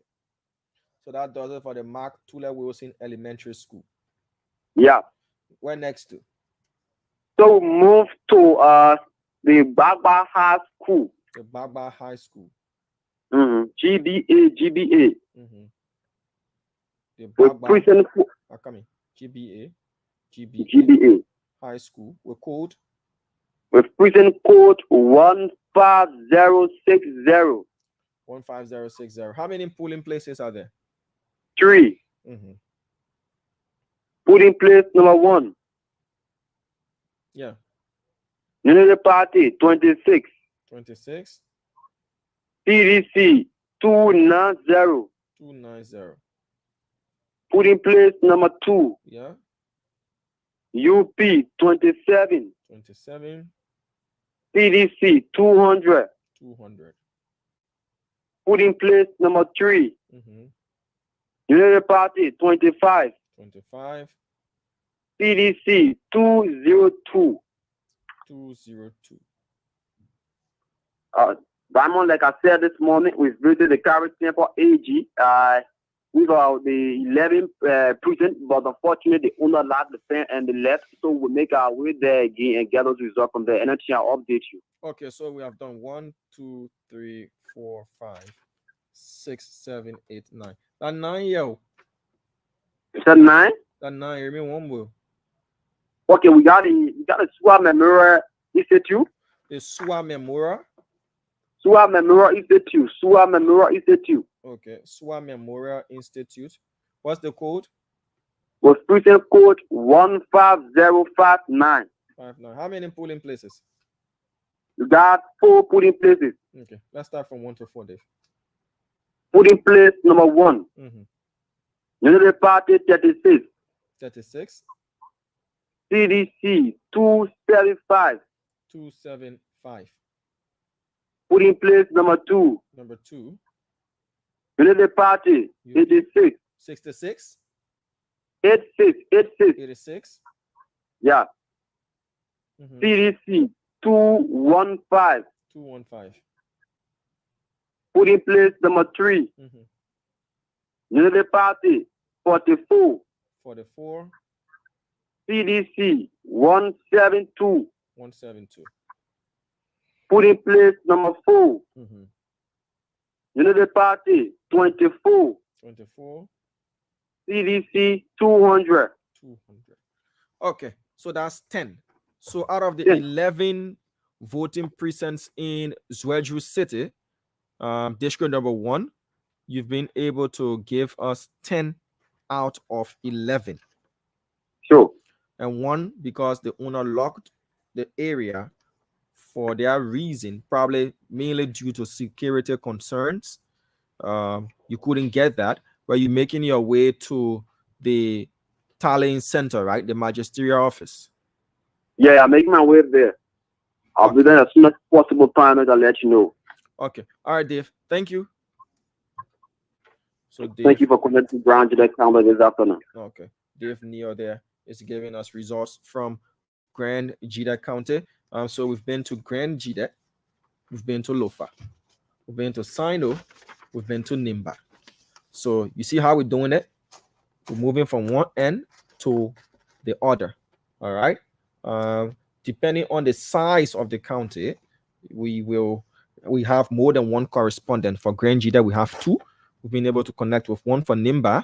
We have 5 based on the size of Nimba County. So we'll revisit Nimba, but this time a different part of Nimba County. But before we do that, let's go to Bong County, where Kongwe Bokokoli is on the standby for us. From Bong, we'll make our way to Grand Cru County, where we have Jacqueline LaFace on the standby for us there in Grand Cru County. At 2:30, we will be joining the folks from the ECC, that is the Elections Observation Network. They will be having a press conference at 2:30 p.m. this afternoon. So let's see quickly if we can get Kongwe Bokokoli on to give us results for at least 12 minutes there from some parts of Bong County. And once we get those results, we'll pause a bit, listen to the press conference from the Election Observation Network, the ECN. And after that, we'll go to Grand Cru County. All right, so let's see if we can get Kongwe Bokokoli on the line. This is Liberia Decides 2023, Runoff 2023. Liberians must, of their own free will, vote a government to lead them to make them feel safe, to make them happy, to make them prosper. Good afternoon, Kongwe. How are you? Good afternoon, Damo, and I'm okay here in Banga. Any sorts of celebrations ongoing has been reported from other counties happening in Bong? Bong County is very quiet, very, very quiet. Because if you talk about celebration, definitely it can start within the open parks. But in Banga is very, very quiet. Yes. You've got some results for us, but before that, have they started a tallying process? Yeah. Yesterday, when we were in the field, an announcement was sent to the radio station by the senior magistrate here, Mr. Daniel Newland, that tallying will commence today. But I haven't checked on them, to be realistic. I haven't checked on them. I know you've been out and about trying to get your tally sheets to report in. You've got a bunch of results for us? Yes, specifically in District 3 here in Bong. District 3, good. Yes. All right. So let's take as many as we can for at least 12 minutes, because at 2:30 we have to bring in a press conference. So this is Bong. Today is the 15th, the 11th month, 2023. Okay. And you're reporting all of these results from District 3, Bong County? Yeah, for now, District 3. Bong. District number 3. Good. All right. Where do we start from? Yeah, we'll start with the David Queen Sports Stadium here in Banga. The David Present. Queen Sports Stadium? Yes. Present code 06153. 06153. How many Yes. how many polling places? 8 polling places. 8. Yes. Okay. All right. Let's go from 1 to 8, please. So polling place number 1, Unity Party, UP. 169. CDC, 172. 172. Okay. Polling place number 2, Unity Party, 182. 182. Yes. CDC, 156. 156. Polling place number 3, Yep. Unity Party, 189. 189. CDC, 154. 154. Polling place number 4, Polling place number 4, Unity Party, UP. 151. 151. CDC, 201. 201. Polling place number 5, Number 5. Unity Party, 191. 191. CDC, Yep. 178. 178. Polling place number 6, Unity Party, 180. Yep. CDC, 164. Polling place number 7, Unity Party, Yep. 110. 110. CDC, 109. 109. That's one vote. Hmm? And if they place that 110 and 109. Yes, 109. Okay. Yeah. Yeah. The So eighth polling for place. finally, the Republican Postilion Unity Party, polling place number 8, 123. 123. 123. Yes. CDC, 97. 97. And that is 9. for the David Quayon Sports Stadium. Yes, here in Banga. Okay. And we move to the John Flomo Bakalu High School here in Banga, Precinct Co. John Flomo. You call a whole lot of name, then you just say Prison Co. John Flomo. John Bakalu. Flomo Bakalu. Bakalu, Bakalu. I got that. What's the code? Yeah. 06152. 06152. How many polling places? 7 polling places. Okay. From 1 to 7, let's go, Congo. Polling place number 1, Yep. Unity Party, 162. 162. Yeah. CDC, 147. 147. Polling place number 2, Mm-hmm. Unity Party, 194. 194. CDC, Mm-hmm. 150. 150. Polling place number 3, Yep. Unity Party, Mm. 186. 186. CDC, Yep.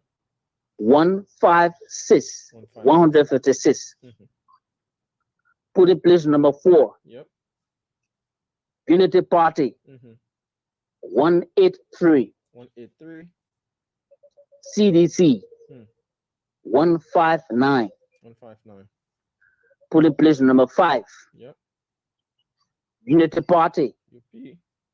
164. 164. CDC, Mm. 161. 161. Polling place number 6, Yep. Unity Party, UP. 90. 90. CDC, Mm-hmm. 87. 87. Finally, Mm-hmm. John Flower Bakalo, polling place number 7, Polling place number 7. Unity Party, UP. 110. 110. CDC, Mm-hmm. 84. 84. Yes. That's for the So John move Flomo Bakalu Bangalu Bakalu. yeah, voting Yeah. precinct. So Yes. move where to next? Dorothy Cooper, voting precinct. Dorothy Cooper. Yes. Now, Precinct school? 4. What's that school? Yes, I think it was named after her. So, Okay. no, that's a public school. It is for the government, Dorothy a government Cooper running Public institution. School. Yes. So the precinct core. Just 1 minute, Congress. So these results are coming in from Bong County, precisely district number 3, that houses the county's capital, right? Yes, Banga. Banga. All right. So Dorothy Cooper Public School. What's the voting Yes. precinct code? The precinct core 06150. 06150. How many polling places? 9 polling places. Whoa, this is a huge precinct. Okay, let's start from 1 to 9, Congress. Dorothy Cooper polling place number 1. Unity Party. UP. 215. 215. 215. CDC. 152. 152. 152. Polling place number 2. Polling place number 2. Unity Party. UP. 207. 207. CDC. 160. 160. Polling place number 3. Number 3. Unity Party. 222. 222. 222. 222. Yes. Yeah, 222. 222. CDC. 149. 149. 149. That's for polling place number 3. Polling place number 4. Yeah. Unity Party. UP. 226. 226. 226. CDC. 132. 132. Okay. Polling place number 5. Yeah. Unity Party. 211. 211. 211. CDC. 139. 139. Okay. Move to Polling polling place place number 6. number 6. Unity Party. 199. 199. 199. CDC. Yeah. 179. 179. Polling place number 7. Number 7. Unity Party. UP. 195. 195. CDC. Yeah. 160. 160. Polling place number 8. Number 8. Unity Party. Yeah. 164. 164. CDC. 118. 118. And now to the 9th and final polling place here at this center. Unity Party. UP. Polling place number 9. Unity Party. Yeah. 177. 177. 177. CDC. 114. 114. Okay. So Congo, I wish I could spend more time with you, but we have to cut across and bring on a press conference from the Elections Observation Network. But once they're done, when we're doing our rounds again, I'll reconnect with you there from Bong County. Aside District 3, you've got results from other districts there in Bong County? Yes, I got the result from the hometown of the vice president, Sinoe town. All right, let's do that one quick. It sounds interesting. People wanting to hear about. Me too. I'm interested in that. That is in which district? That is in district number 6. District number 6. But Sinoe town, it is in district 7. Sorry. Okay. District 7. Yeah, district 7. District 7. How many? Yes. How many precincts are there in that area? In Sinoe town, they got 2 precincts. Okay. Let's do that. Let's do that. All right. So what's the name of the first precinct? The first precinct, let's start with Kirsten Mary Jensen Lutheran School in Sinoe town. Kirsten Mary Jensen Lutheran School. Yeah, Jensen. School. Yes. What's the code?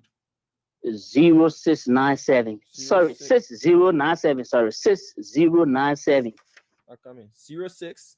No. Okay, yes, 06. 097. Yes. 06097. Yes. How many polling places? 3 polling places. Okay. Let's see how this town dealt their daughter a favor or not. Polling place number 1. Let's hear it out.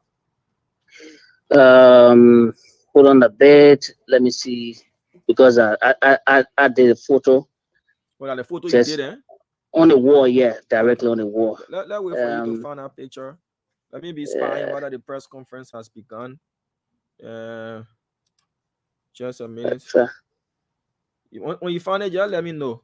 Okay. Okay. Yeah, turn on a special order. Yeah. Trying to get it here. Okay. The picture you're looking for, so like you rattling through pictures. Check my phone. So the network is not permitting me to actually get this. Yeah. But I miss Damo. Yeah. I can rejoin you. Yeah.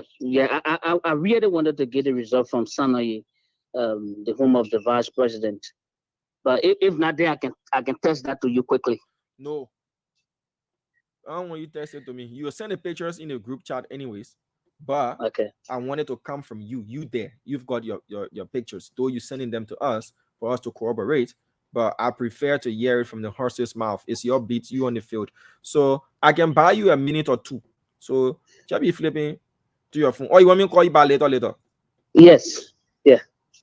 That's what I mean. Sorry. Yeah, no problem. I get it. Okay. I'll call Conway after the press conference of the Elections Observation Network is already on. So let's join these guys. What their overall observation of yesterday polls. All right, let me bring them on. Yeah. Let's bring the press conference on for you to listen to. The Election Observation Network. My immediate left is Mr. Charles Crawford. He's the director of the Center for Conflict and Peace Building. Mr. Oscar Blow, of course, is the chair of the Elections Coordinating Committee. Next to him is Matthias Gedeh from IRED, Institute for Research and Development.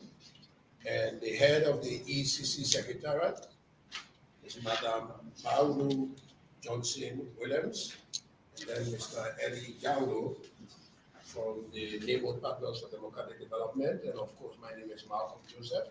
I come from the Center for Media Studies and Peace Building. I want to welcome all of our partners in this room, the USAID, the major funder of the Elections Coordinating Committee.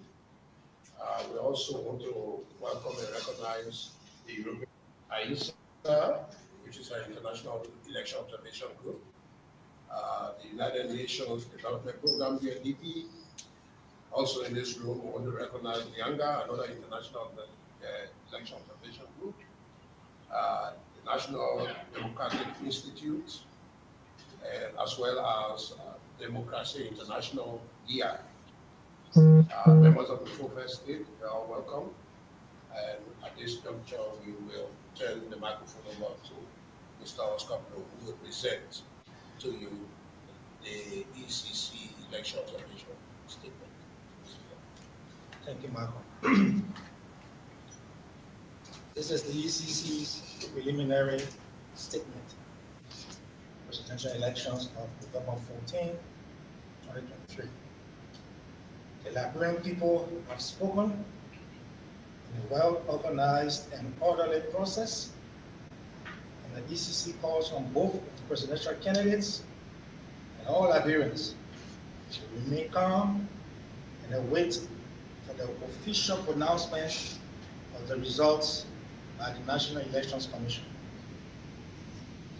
On November 14, 2023, Liberians exercised their constitutional right to elect their next president, and they were well elected. In the spirit of democratic consolidation, the ECC calls on all candidates and Liberians to remain calm and await the official results to be announced by the NEC. In the management of citizens' expectations, the ECC also urged the NEC to proceed with the timely pronouncement of the election results. These elections were nationally owned, with resources largely provided by the government, electoral security provided by the Joint Security Task Force, and the entire electoral process managed by the NEC with minimum technical and logistical support from international development partners. Nonetheless, the elections were conducted without any significant electoral reform, particularly to the new elections law of Nigeria. This preliminary statement covers the ECC observation of the electoral cycle, including the runoff, which took place on November 14, and is based on reports received from 1,185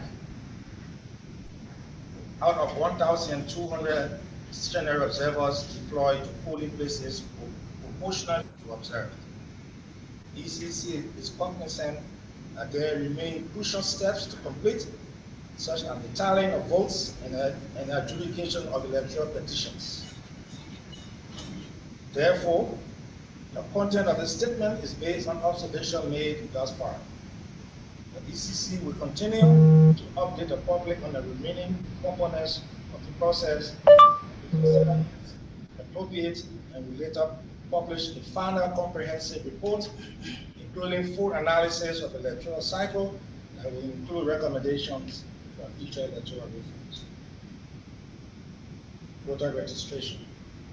The transition from the manual to the biometric voter registration by the NEC was a strategic decision that improved the quality of the final registration rule, which contributed to an improved election management on October 10, as well as November 14, 2023.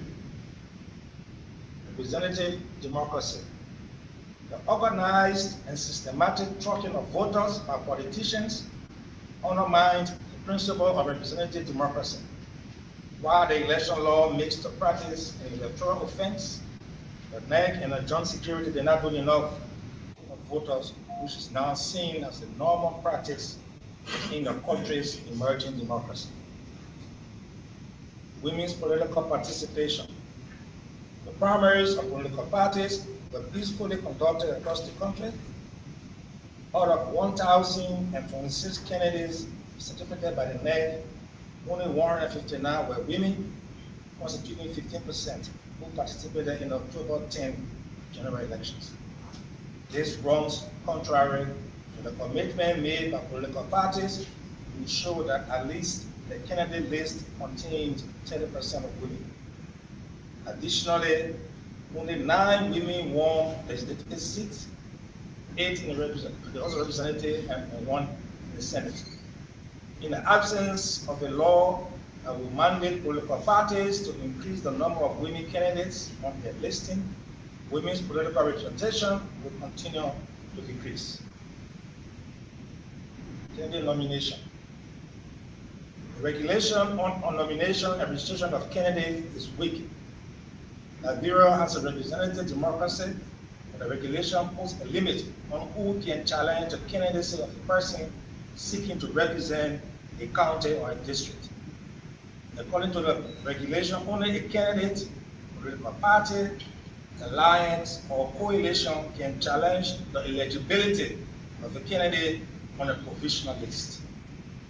It is the view of the ECC that citizens should have equal right to challenge the eligibility of any candidate who seeks to be elected. Political campaign. Debates are a core element of the democratic process as it pushes the candidates to conduct issue-based campaigning while at the same time they create the opportunity for voters to make informed choices. Debates were organized and none of the two candidates who participated in a runoff attended the debates, thereby making it difficult accountability. Except for a series of localized violence in certain parts of the country and the use of inflammatory language, provocative actions, and the destruction of billboards, overall the campaign was peaceful. The loss of lives and the destruction of property, as well as the injury of citizens, have no place in our democracy. Although the campaign finance regulation was not enforced by the NEC, political parties and independent candidates had equal access to state facilities across the country. The ECC further notes the endorsement of political parties by traditional leaders and religious groups, thereby compromising their role as peace brokers in mediating any potential conflict arising from the electoral process. Furthermore, the nomination of government officials on the campaign team of the CDC was in gross violation of the Code of Conduct for Public Officials. The ECC knows the professional conduct and high coverage of the police and joint security apparatus during both rounds of the election and commends the Liberian National Police and partners for protecting the peace. However, there remains unresolved investigations of electoral violence and malpractices carried out during the general election, including the campaign. The outcomes of these investigations need to be made public and the perpetrators held to account in order to uphold the rule of law and reduce the culture of impunity. On October 10, the voting process was largely peaceful and there was a remarkable turnout of around 78%. Few isolated instances of tension were observed due to the improper management of voting kits, the unsuitability of some voting precincts, which contributed significantly to the slow pace of the voting process. On the presidential runoff election day, the ECC released its election day statement covering the opening and setup of observed polling places. The data shows improved logistical arrangements and election management compared to the first round of voting. Observers noted that voting generally commenced on time with sensitive voting materials present. Additionally, observers reported adequate coverage by the national security agencies. Party agents were seen in most of the locations observed. The voting on November 14 was orderly and peaceful. Only a few isolated incidents of tension were recorded at certain precincts. According to reports from ECC observers stationed at polling places across all 73 electoral districts and counties. ECC commenced Liberians for turning out peacefully to vote in the presidential runoff election. At observed polling places, ECC observers witnessed NEC staff systematically following voting procedures, including the request for voters to present voter cards before voting.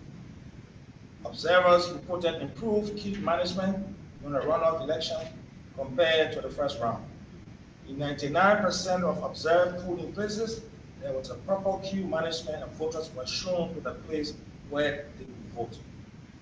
In all observed polling places, voters were systematically asked to present their voter registration card before being allowed to vote, and ECC observer noted that the finger of every voter was inked after voting.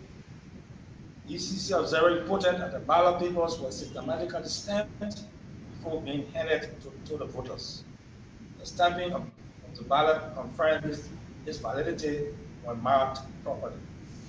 In all observed polling places, the voting screen was placed in a way that guaranteed the secrecy of the vote. In its May Day statement, the ECC commended the NEC for ensuring the valuable participation of women as pool staff. Compared to the first round of voting, observers again noted that only 25% of polling places had a woman as presiding officer. There are still efforts to ensure more women are assigned leadership positions during polling processes. Closing and counting. In 75% of observed polling places, there were still voters in the queue at 6 p.m., which on the one hand demonstrates the persistent high interest of Liberians in exercising their right to vote in the 2023 electoral process. ECC observers reported that voters in the queues at these polling places were systematically permitted to vote, and that 53% of observed polling places closed after 6 p.m., primarily due to the slow intake of voters during the day. NEC officials generally follow the procedures for closing and counting. ECC observers reported that there were party agents, domestic and international observers, groups, and media representatives present during the counting. At observed polling places, 97% were covered by party agents during the counting of the ballots. At 99% of polling places, both parties' agents approved and signed the results form. In 88% of the observed polling places, neither CBC nor UP agent filed a complaint. ECC observers also reported sufficient liking during the counting of ballots at 97% of the polling places observed, and the presiding officer posted a copy of the results on the wall in all of them. Critical incidents. Despite the peaceful turnout of Liberians during the presidential runoff election, the process occurred in a relatively tense environment, primarily in Montserrat County. During the voting, closing, and counting processes, ECC observer reported minor disruption of polling places by supporters of both parties contesting the runoff process. Incidents of observed tension at polling places, for the most part, occurred, for example, at the Esther Yalata Academy with precinct code number 30442, it was alleged by one of the observers that the ballot box was thrown over the fence. This prompted an angry crowd to storm the compound, threatening to burn it down with all the other observers, including NEC staff in the building. The tension further extended, which attracted Zobos, disrupting the entire counting process and causing people to run for their lives. Nevertheless, the police intervened and the results were posted on the board. At the St. Paul Lutheran School in Margibi County with precinct number 24113, an ECC mobile observer reported that the NEC staff did not have a copy of the FRR. The NEC staff then decided to write voter names in the book prior to voting in the absence of the FRR. This resulted in tension and later a riot that lasted more than an hour.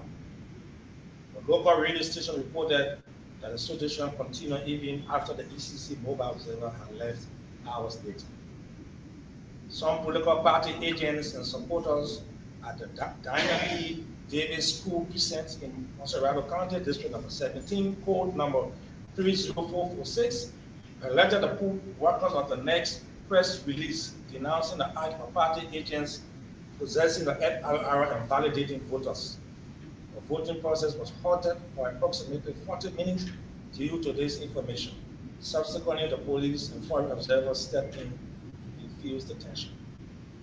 In Nimba County, Electoral District number 4, at the Duole Public School with code number 30052 in polling place number 3.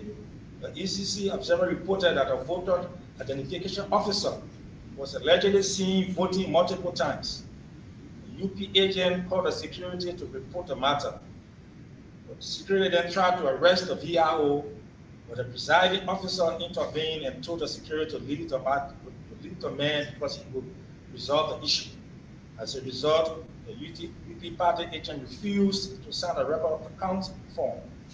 In future voting procedures, the NEC is encouraged to define clearly the roles of polling officials and that of the security and treat all voters the same.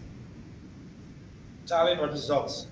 The ECC has deployed its 19 county coordinators and additional 146 district observers at the National Tallying Center and other magisterial offices of the NEC to observe the tallying of results.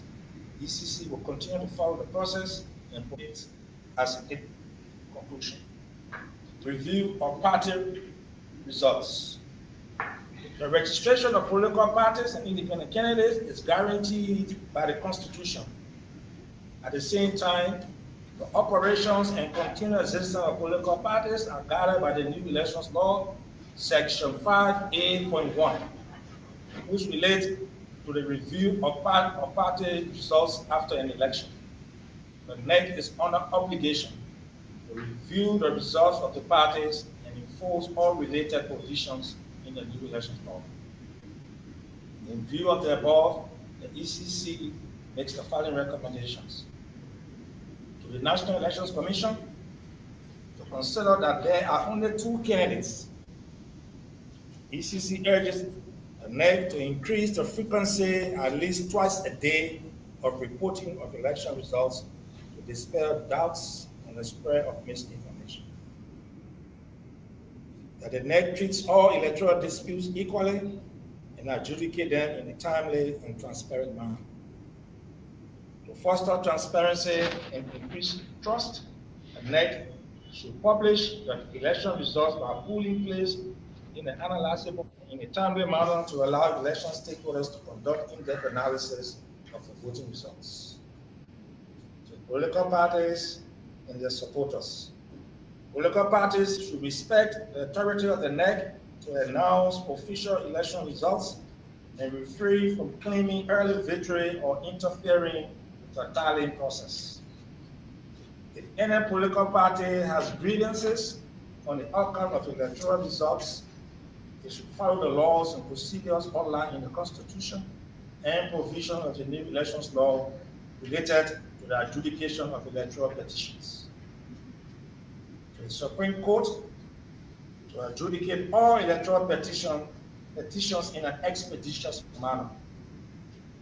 To Liberian police and other security agencies to demonstrate neutrality and professionalism in dealing with any post-election rally or demonstration that has the potential to lead to violence.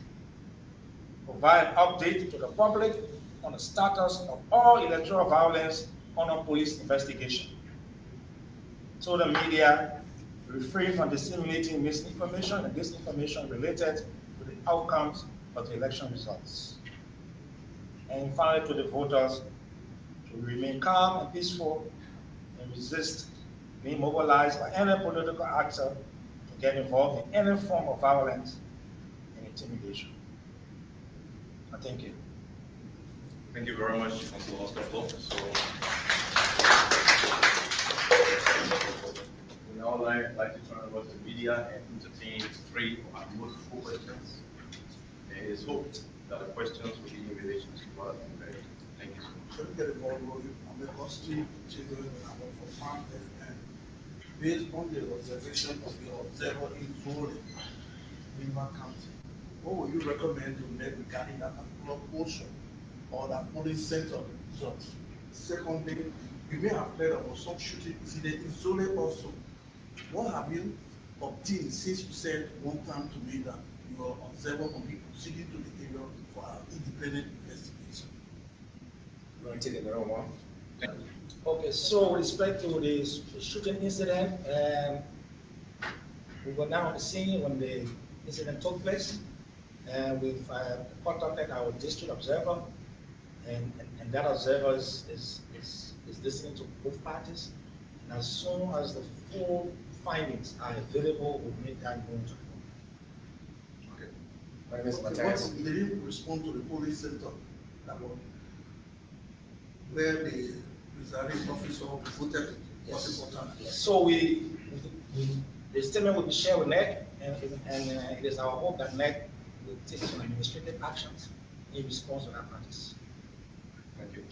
Yes. My name is Matthias, and I believe from Skype, and I heard you providing caution to various institutions of the media. And so, based on your observation, what have you come to realize? Anything in your process doing this job, whether there's anything that has the propensity to cause chaos in the country? The announcement of results by the media has to be done in a professional manner, and because we know only the NEC has the constitutional and legal authority to announce winners of any elections in Liberia. So while they go about announcing the figures from the polling places, they should do that in a confidence-sensitive manner, and so that they don't heighten, the existing tension that is now facing the country.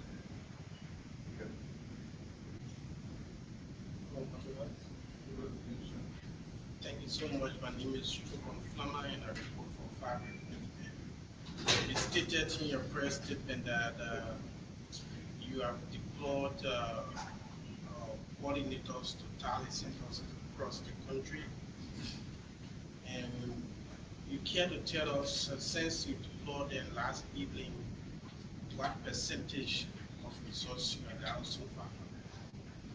They were deployed this morning at the tallying centers, and the process has just started. We will follow up with those tallying observers, and with time, we will keep the public updated.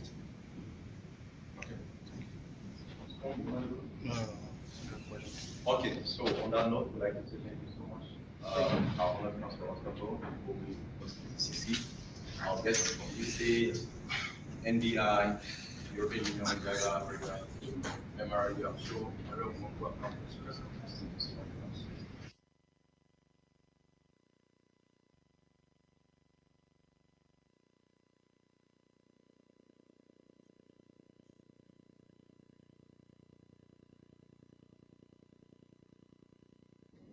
We call Prince Mamalu South Kamara of the Kondu government, according to Professor Richard A. Corbin, he ruled a confederation of people more than 30,000. No chunky rap when I be solo or one day. When I try like even no stress, they spoon and we get on the. Want my lay peace and I want war.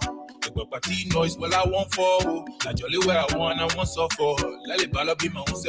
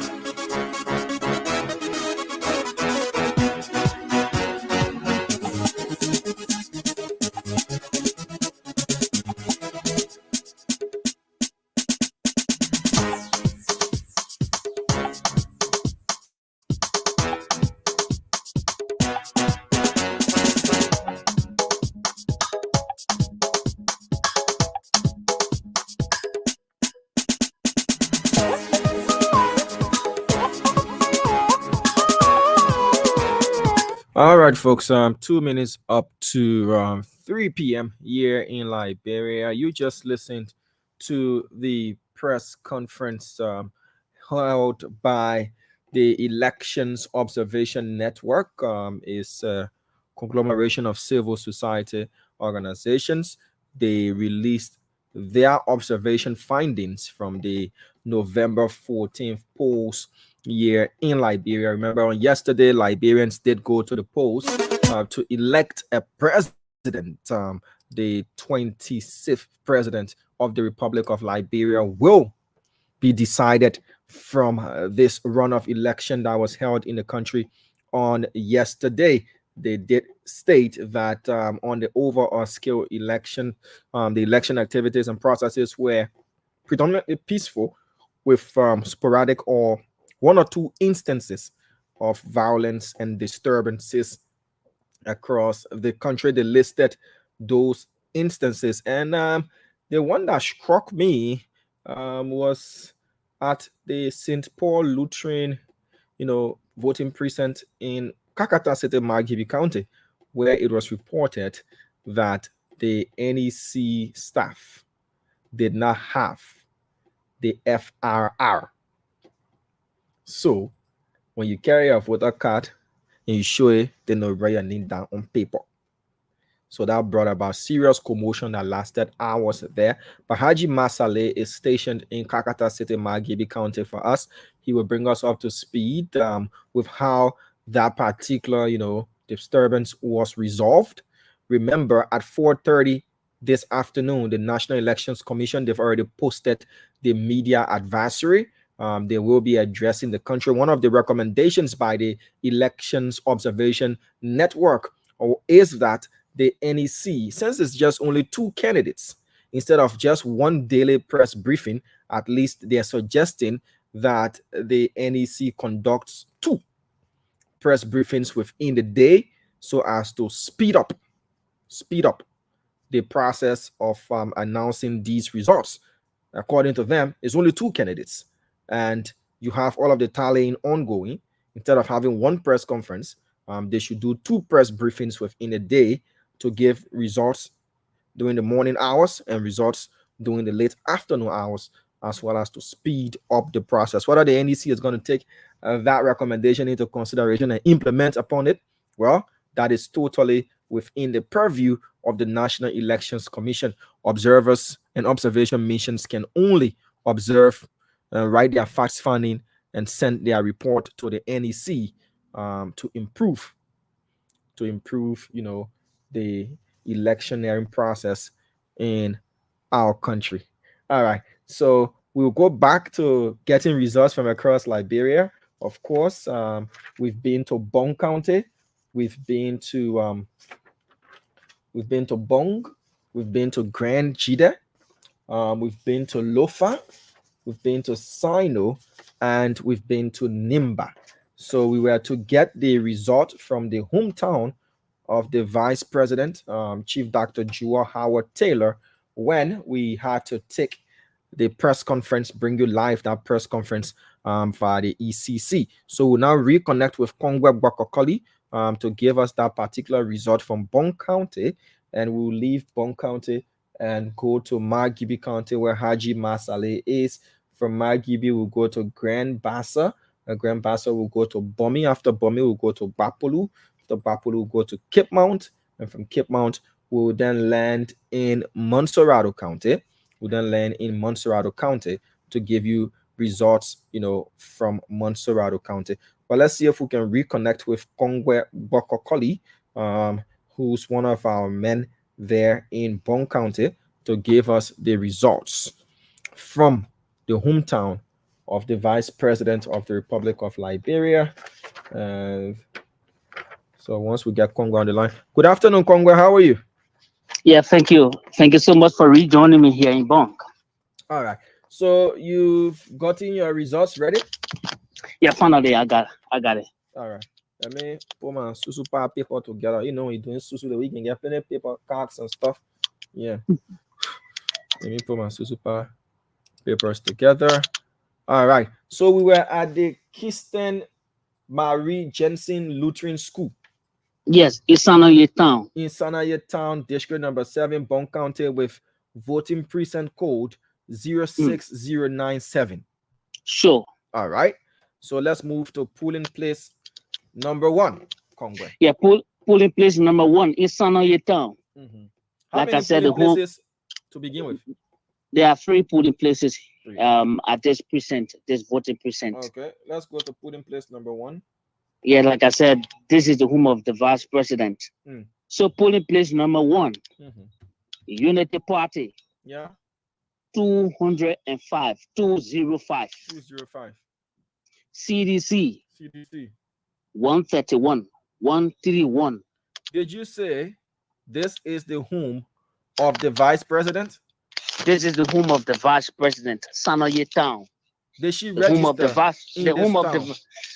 No, she registered in District 2, Lelepaye community. Yeah, there she registered. Here in But are the Nimba, people aware that the vice president hails from this town? Yeah, they are fully aware. They are fully aware. I mean, they've been voting the vice president when she contested president senator in 2005, 2014. You know, they've been supporting her in 2017. The CDC was user supported, but there are some issues. You know, the people got some power of the current ruling party. There was a major promise made to them. What was that promise? Yeah, the road from Totota, passing through Sinoe and getting back to Phoebe Johnson. Yeah, so you can take the road from Phoebe to go Patawi. Yeah, I don't know whether if it's being Patawi. Yeah, I know so that that road is going directly in Sinoe. Okay. From Sinoe, if you leave from Sinoe, you get back to Totota. Okay. So from Totota to Sinoe, Sinoe to Phoebe Johnson. The people were promised that road was going to be, faced with quota. Yeah, they promised to actually put down that road, but since 2018, they are yet to touch that road. But when the election was coming, they were further promised that the road will be commenced in January. Yeah, 2024. All right. So that's just one result out of many coming from that place. Let's move to the next polling place. Polling place number 2. Yeah, polling place number 2 in Sinoe, Lutheran. Yeah. Unity Party. 191. 191. 191. CDC. Yeah. 97. 97. 97. Quota get power. Polling place number 3. Polling place number 3. Unity Party. UP. 191. 191. Again. CDC 77. 77. That does it for the Kirsten Marie Jensen Lutheran School. Yeah, so we move to Sinoe Public School, and the precinct code here 60 or 06098. The code is 06098. 98. Yes, that's the precinct code. How many polling places are there? 3 polling places. Okay, let's go to polling place number 1 and see whether or not there's going to be a flip in these figures. Polling place number 1. Unity Party. Yeah. 208. 208. 208. CDC. 118. 118. 118. Polling place number 2. Unity Party. Unity Party. 230. 230. CDC. 107. 107. Polling place number 3. Finally, polling place number 3. Unity Party. Yeah. 203. 203. Yes. Yeah. CDC. CDC. 93. 93. 93. So that does it for the Sinoe Public School. Yes. So they, like I said, there are 2 precincts in Sinoe. 2 precincts. Yeah, 2 precincts in Sinoe. So looking at the figures you provided, the sitting vice president in her own hometown lost in that place. Her party. And this is not the first time. The first round of election, the Unity Party won Sinoe town. the first round of election. So the second round, we expected more of it because the vice president went there for the first time. The former vice president, Bassa went there for the first time, and there were so many complaints from the citizens. And for the second time, Senator Boy was there always, providing, consoling them. That yeah. But yeah. Yeah. All right. So that's the hometown of the vice president. Yeah, I've made that notation. VP's hometown. Yes. All right. Okay, Kongwe. We just needed to add this to the results coming out of Bunker. You say what they promised them, the people again? What was promised to the people again? They were promised. I mean, the road from Totota, Sinoe, from Sinoe, Phoebe Junction. They said quota are going to be on our road, and that promise was made since 2018 by the vice president, by this government. And when that did happen, they further promised then that the road project, in fact, they've done all of everything, and so it will commence January 2024. All right. Okay, Kongwe, thank you. You're welcome, sir. So these are results coming in, from Bong County. Again, just as a reminder, the NEC is going to address the nation at 4:30 p.m. Our team is already en route. They will be making a stop at the National Tallying Center that is now moved from the Samuel Kayando Sports Complex to the Ellen Johnson Sirleaf Ministerial Complex. That is the new location of the National Tally Center. According to the NEC chairperson, the reason for switching from the Samuel Kayando Sports Complex is due to the fact that there will be FIFA-approved matches to be played at the Samuel Kayando Sports Complex. And again, they were paying for the facility. She didn't elaborate whether or not the ministerial complex has been given up to the NEC for free.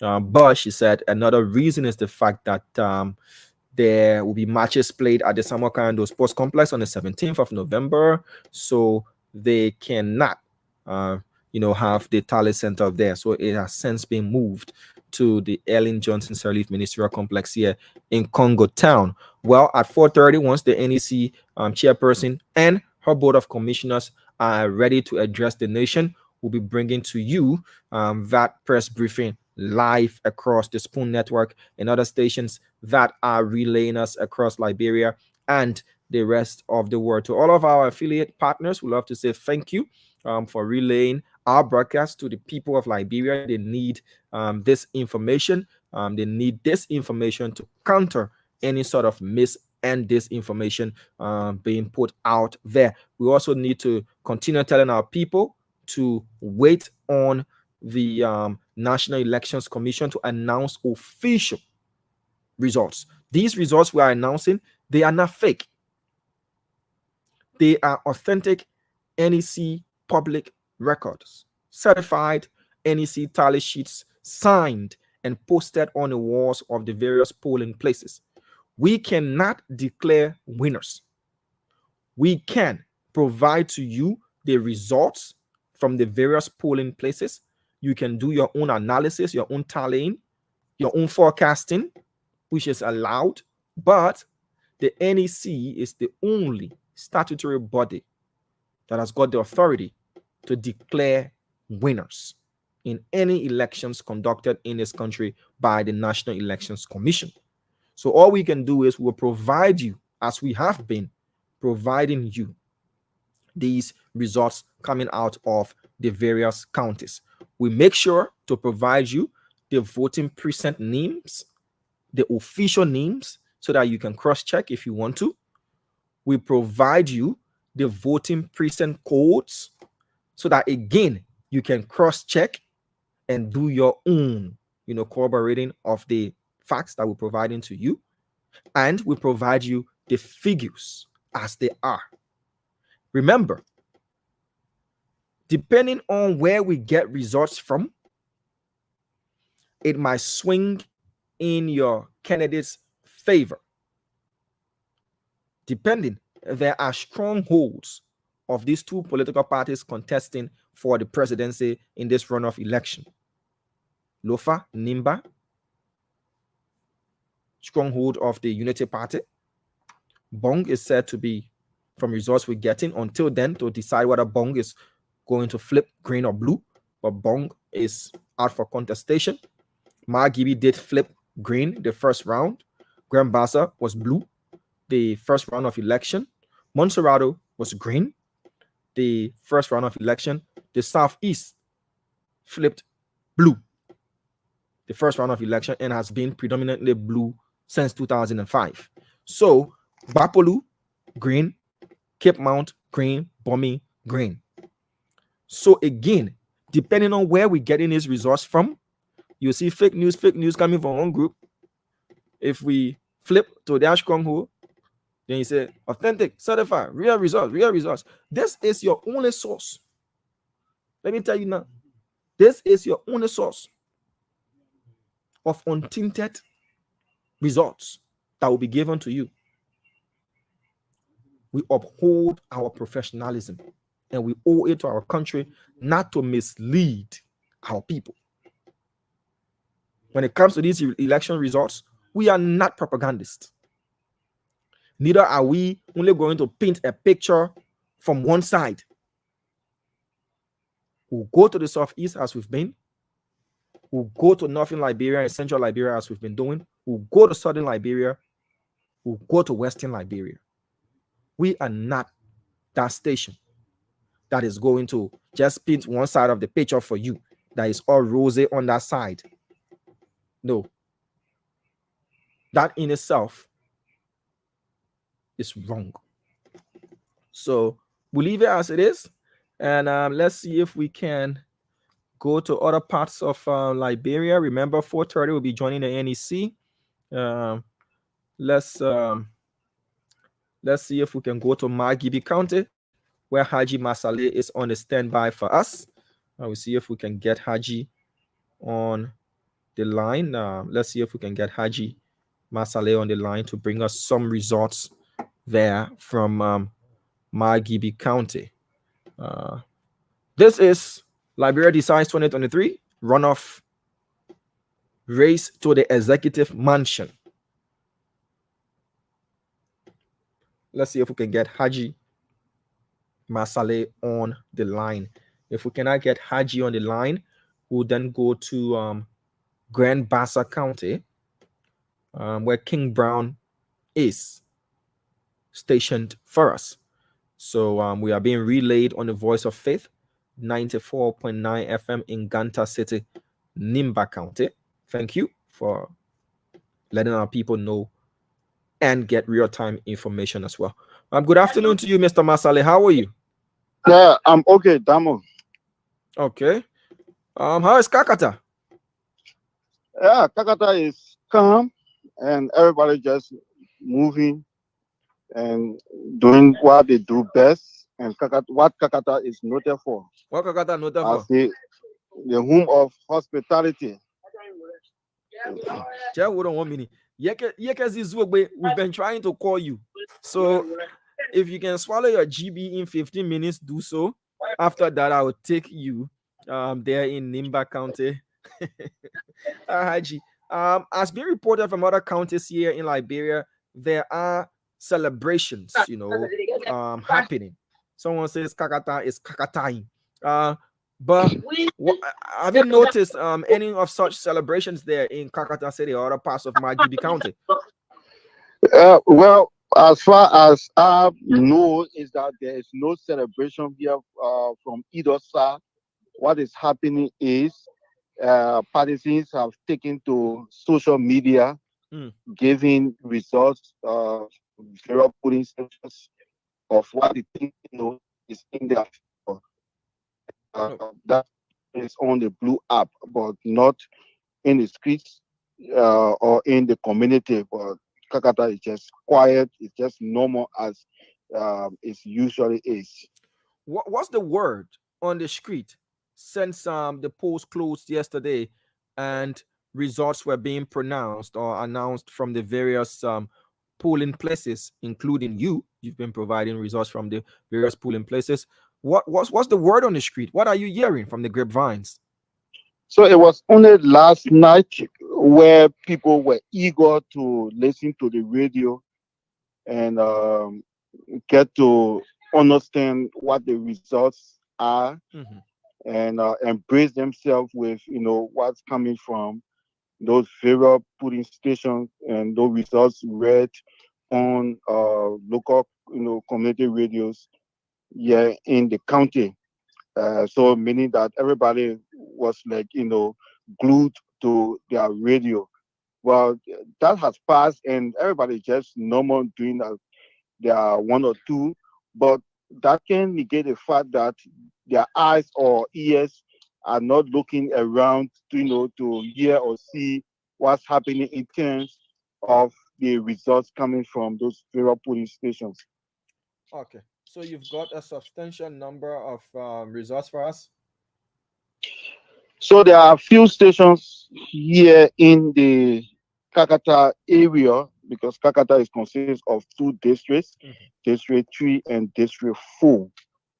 But last night or early this morning at 2 o'clock, I read out some numbers that was sufficient from those big polling stations around Kakata. I read number from District 5, District 3, and District 4. So what I have here will go with the same pattern, District 3 and District 4. So I will give you the few numbers I have here. Okay, we can do with that. But before you start to read out the number, what are you hearing from the election magistrate office there in Margibi County?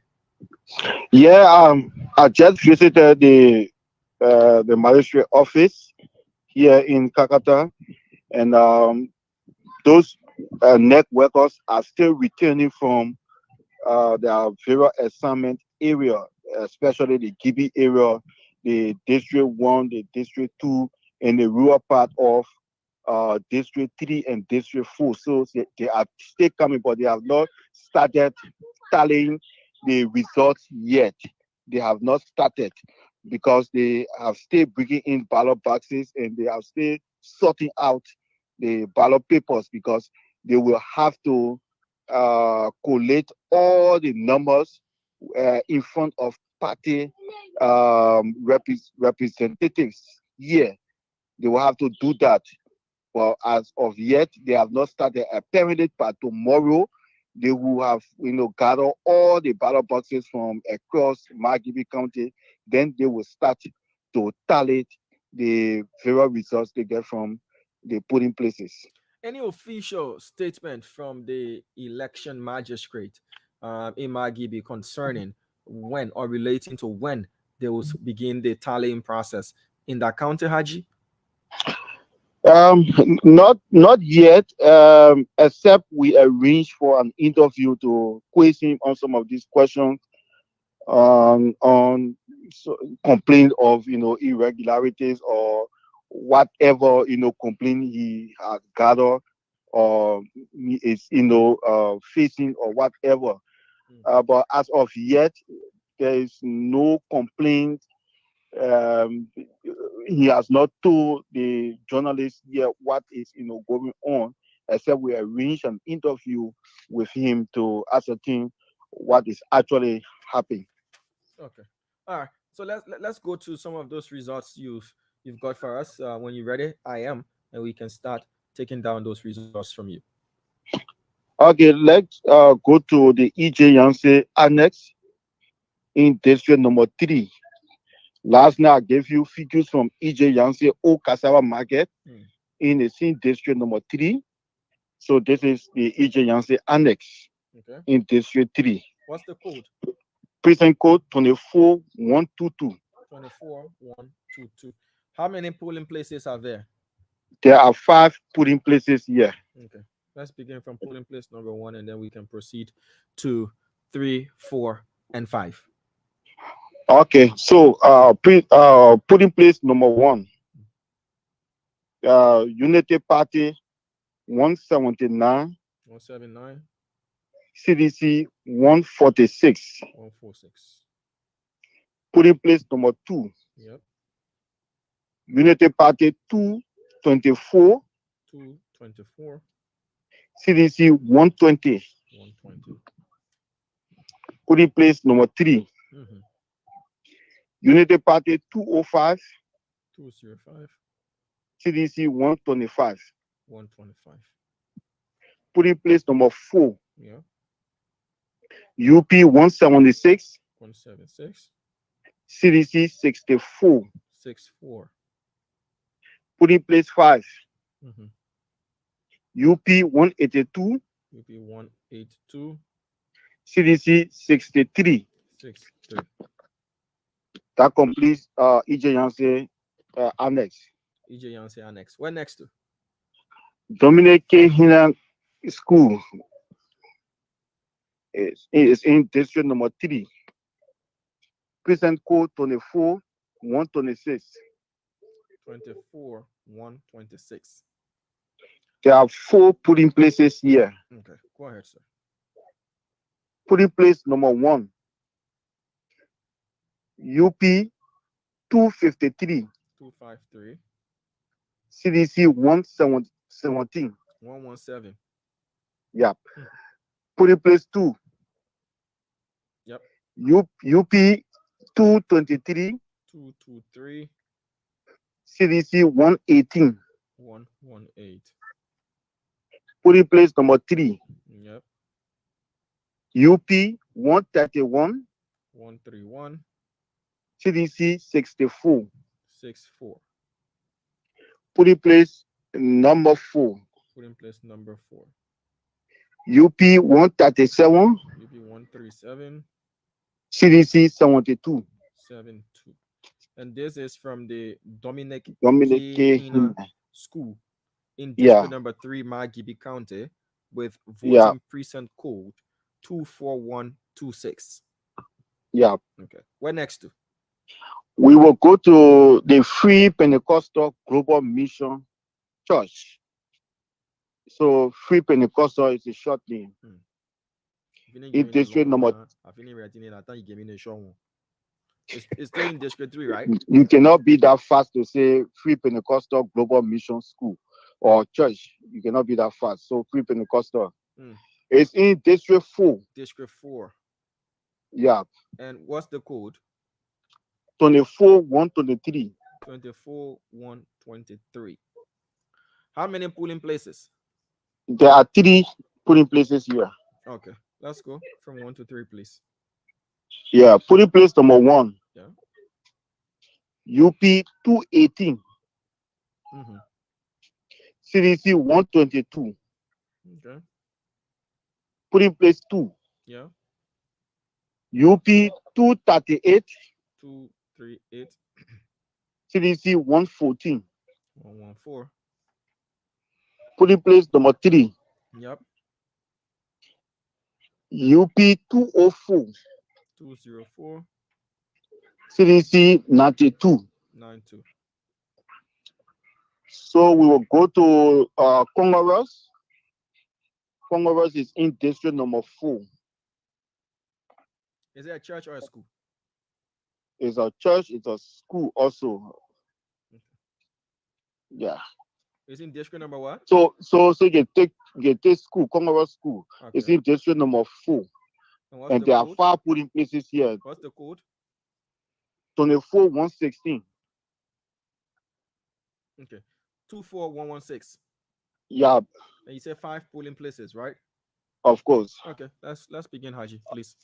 Polling place number 1. Yeah. UP 233. 233. CDC 107. 107. Y'all left the point file. Yeah. Which frequency? It used to be Sky FM frequency. Then it's currently which station's frequency? Currently no station's frequency. 107.0. So we'll go to polling place 2. So it's 107, right? Yeah, 107. We all find in a spoon 107.5 spoon FM. So we move to polling place number 2. Number 2, we take Unity Party, 244, 244. 244. CDC 89. 89. Polling place number 3. Polling place number 3. UP, Yeah. 243. 243. CDC 109. 109. They polling place 4. Polling place 4. UP 153. 153. CDC 54. CDC 54. And these are the Conquerors School in district Yeah. number 4, Margibi County. For those of us who do not know Margibi and its districts, where does District 4 cover in Margibi County? You're asking me or you're asking the public? No, I'm asking you, Haji. District 4 is on a main road. It's splitting between the main road going towards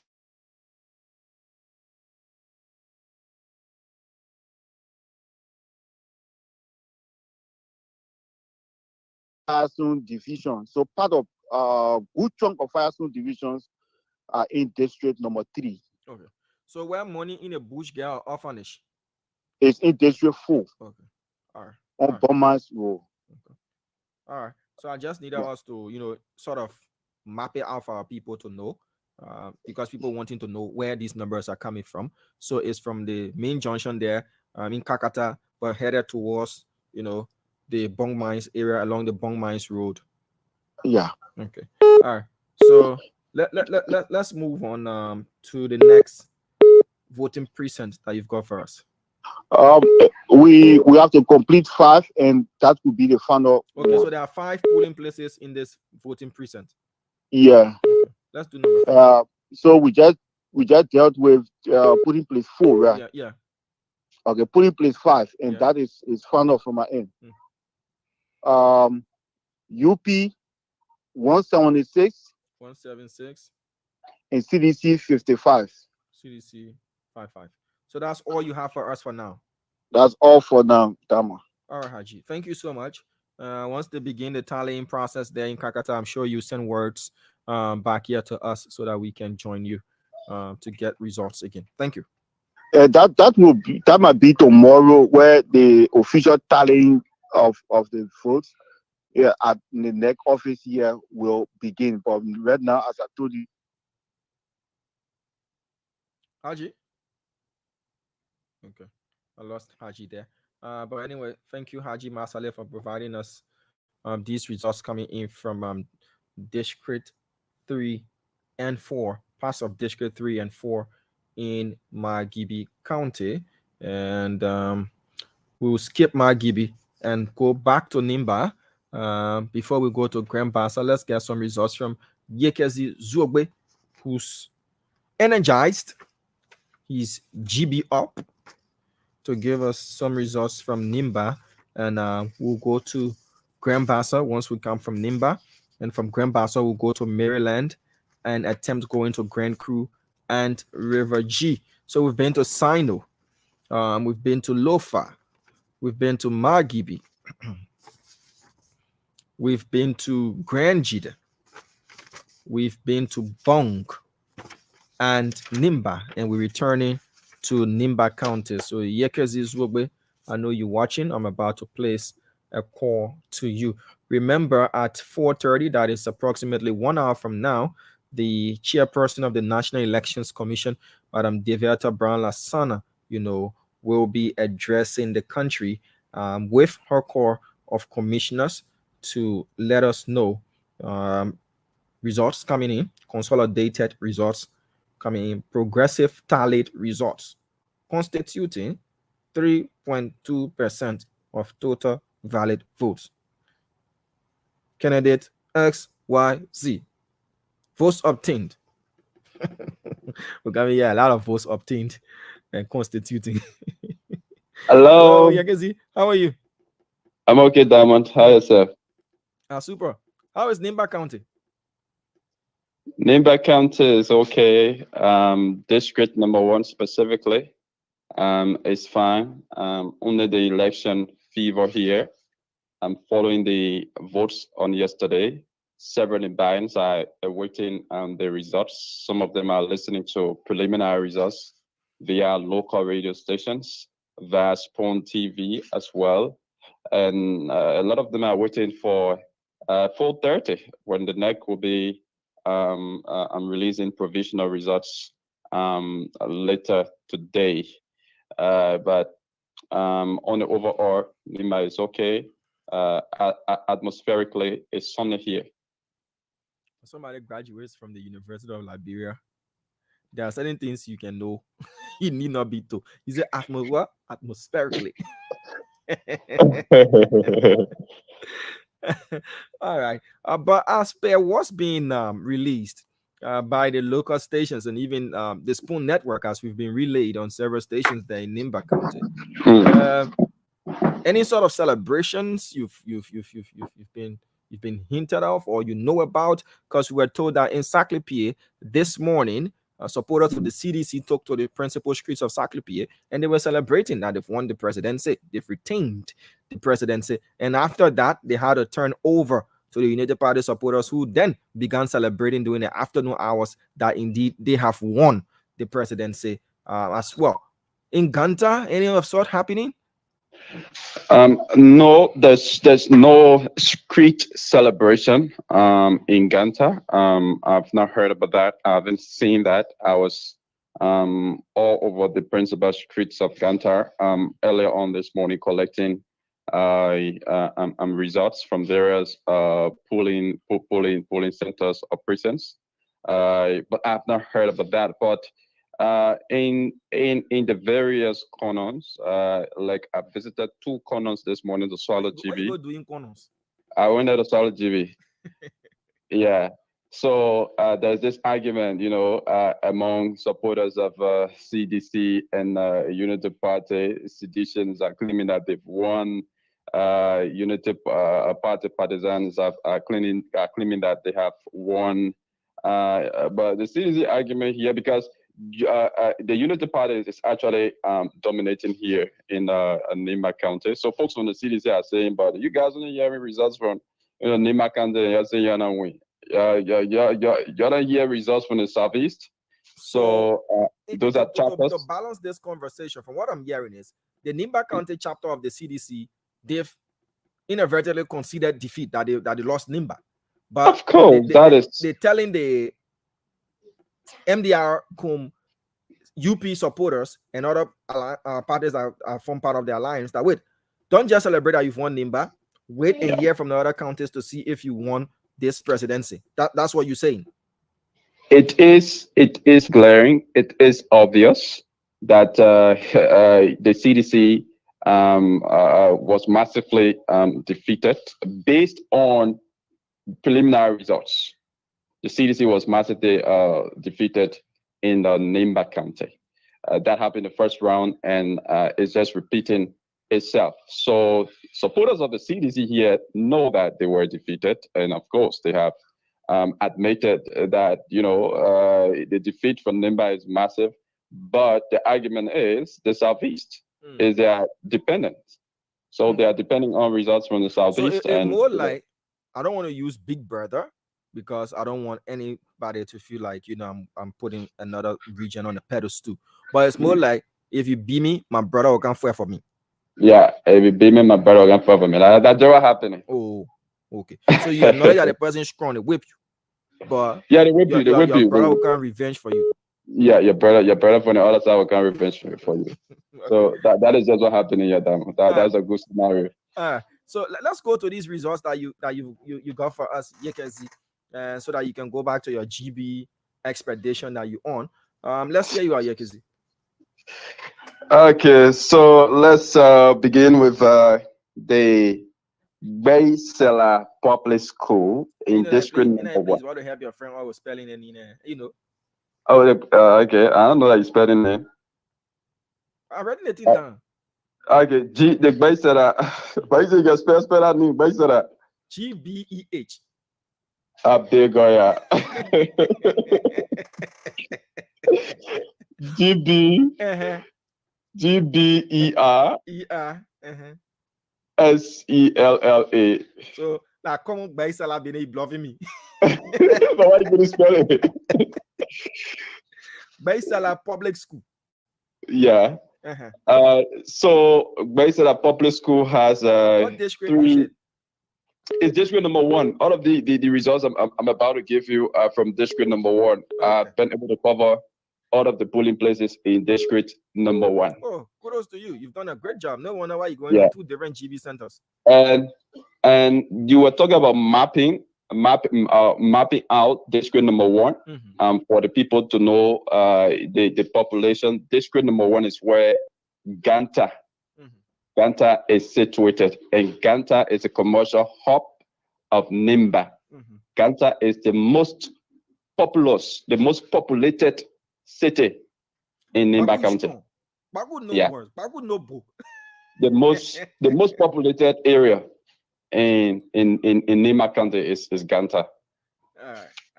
Yeah. So before you continue, I see one of our media colleagues just sent a comment that the NEC press conference has begun.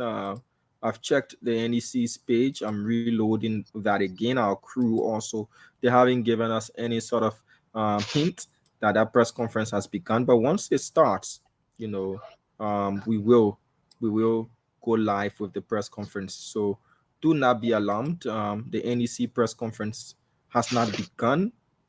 Okay, it's now for 11 minutes. What you're looking at is the Runoff presidential press briefing, 11 minutes. Okay. Yekezi, they have the chairperson. She's not yet ready to address the media, though. But they're taking a tour around the tally center. That's what is happening.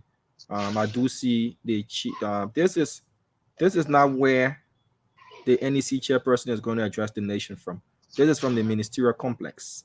She will be addressing the country from the headquarters of the National Elections Commission on 10th Street. So what you're seeing, somebody said she spoke already. That is a visit to the tally center. What I'm looking at is a visit to the tally center. It is not the press briefing where they will announce results. It's going to be at 4:30 p.m. So, let's go to Baisala Public School. Okay, so the Baisala Public School has 3. What's the code? The voting precinct. The code is the voting precinct code is 33070. 33070. Yeah. Okay. And how many polling places are there? 3 polling places. Okay. Let's go from 1 to 3, sir. So no, let's begin from 3. Okay. Okay. So polling place number 3, Joseph Yuma Boakai, 250 votes accumulated. CDC WIA 72. 72. Yeah. Okay. All right. Polling place. Polling place number 2. Polling place 2. Boakai 267 votes. 67. We are CDC 69. 69. Yeah. And polling place 1. Polling place number 1. Yeah. Boaka UP 264. 264. CDC 88. 88. That's for the Baisala Public School. Yeah. Okay. What next to? So we'll go next to the rehab center. Rehab center. Yeah. What's the code? The code is 33081. 33081. Yeah. Okay. So it comprises 4 polling places. So we'll begin with polling place number 4, Joseph Boakai. Yeah. 98. 98. George Weah 77. 77. Okay. Yeah, and this is one of few precincts in the Nimba County, where the numbers are kind of like competitive. Okay, that's good. Okay. Polling place number 2, Joseph Boakai, 98. You guys see? Yeah. Just stick to the party, UPCDC, Okay. UPCDC, so that we can do it faster. How about that, please? Okay, no problem if you want that. So UP is 98. 98. CDC is 58. 58. Yeah. Polling place number 2, UP is 185. No, you just did 2. No, okay. So it was 3 that I did. So the one after 4 was 3. So it was 4, 3, and now it's 2. Okay, so let me get the figures right. So at polling place 3 at the Yeah. rehab center, Unity Party 98 votes, CDC 58 votes. Yeah. So now moving to polling place number 2. Yeah. Okay. Number 2, UP 185. 185. CDC 126. 126. Number 1.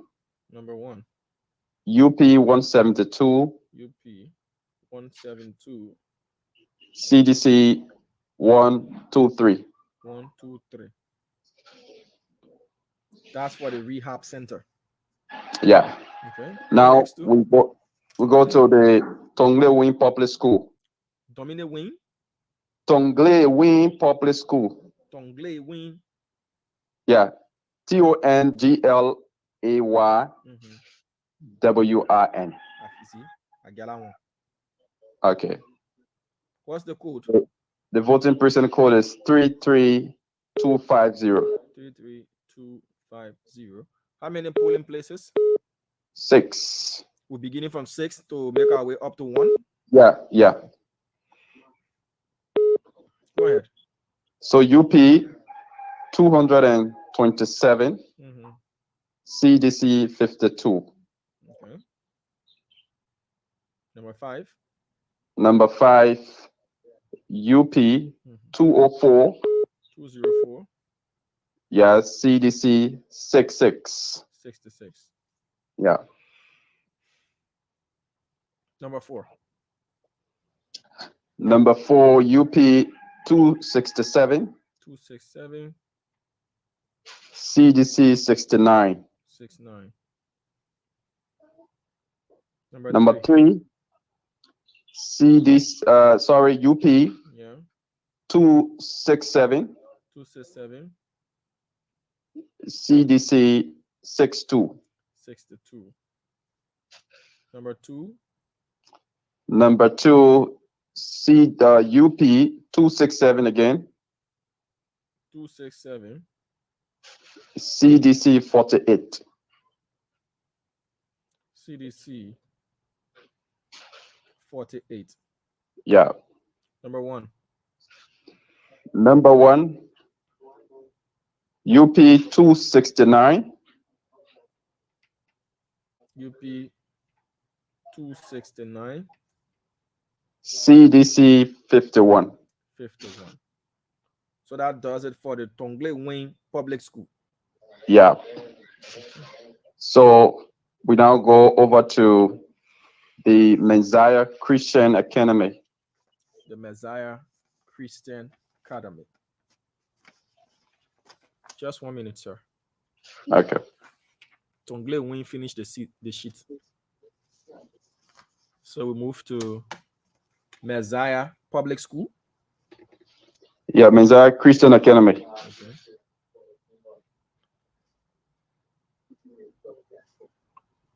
What's the code? 33075. 33075. 3075. How many polling places here at the Messiah Christian Academy? 5. 5. Okay. We're starting from 5 upward to 1. Yeah. Okay, no problem. Let's go. UP 198.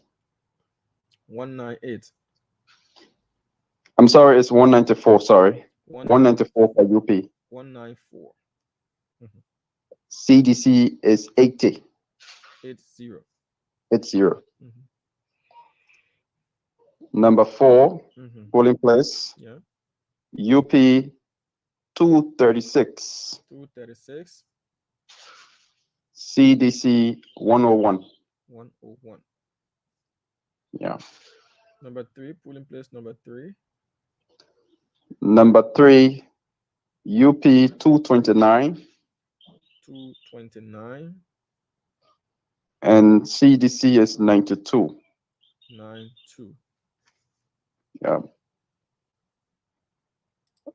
Number 2, polling place.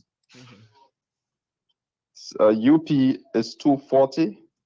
UP 240. CDC 95. 95. Polling place number 1. Yeah. UP 248. 248. CDC 106. 106. That does it for the Messiah Christian Academy. Yeah. Okay. So before we move on to the next voting precinct that you have for us, we want to remind our folks that the chairperson of the National Elections Commission, Madam Deverta Brown-Lassana, and the Board of Commissioners are going to address the nation at 4:30 p.m. today. The Spoon Network is going to bring you full coverage of that press briefing, and you can rest assured that we've got you covered. We have our team already en route there if they've not already arrived at the headquarters of the National Elections Commission. Before the press briefing commences, we are going to have a conversation with Nelson Colette and his team, and once the press briefing begins, we will bring you the full press briefing from the chairperson of the National Elections Commission. So you do not have to jitter, you do not have to worry.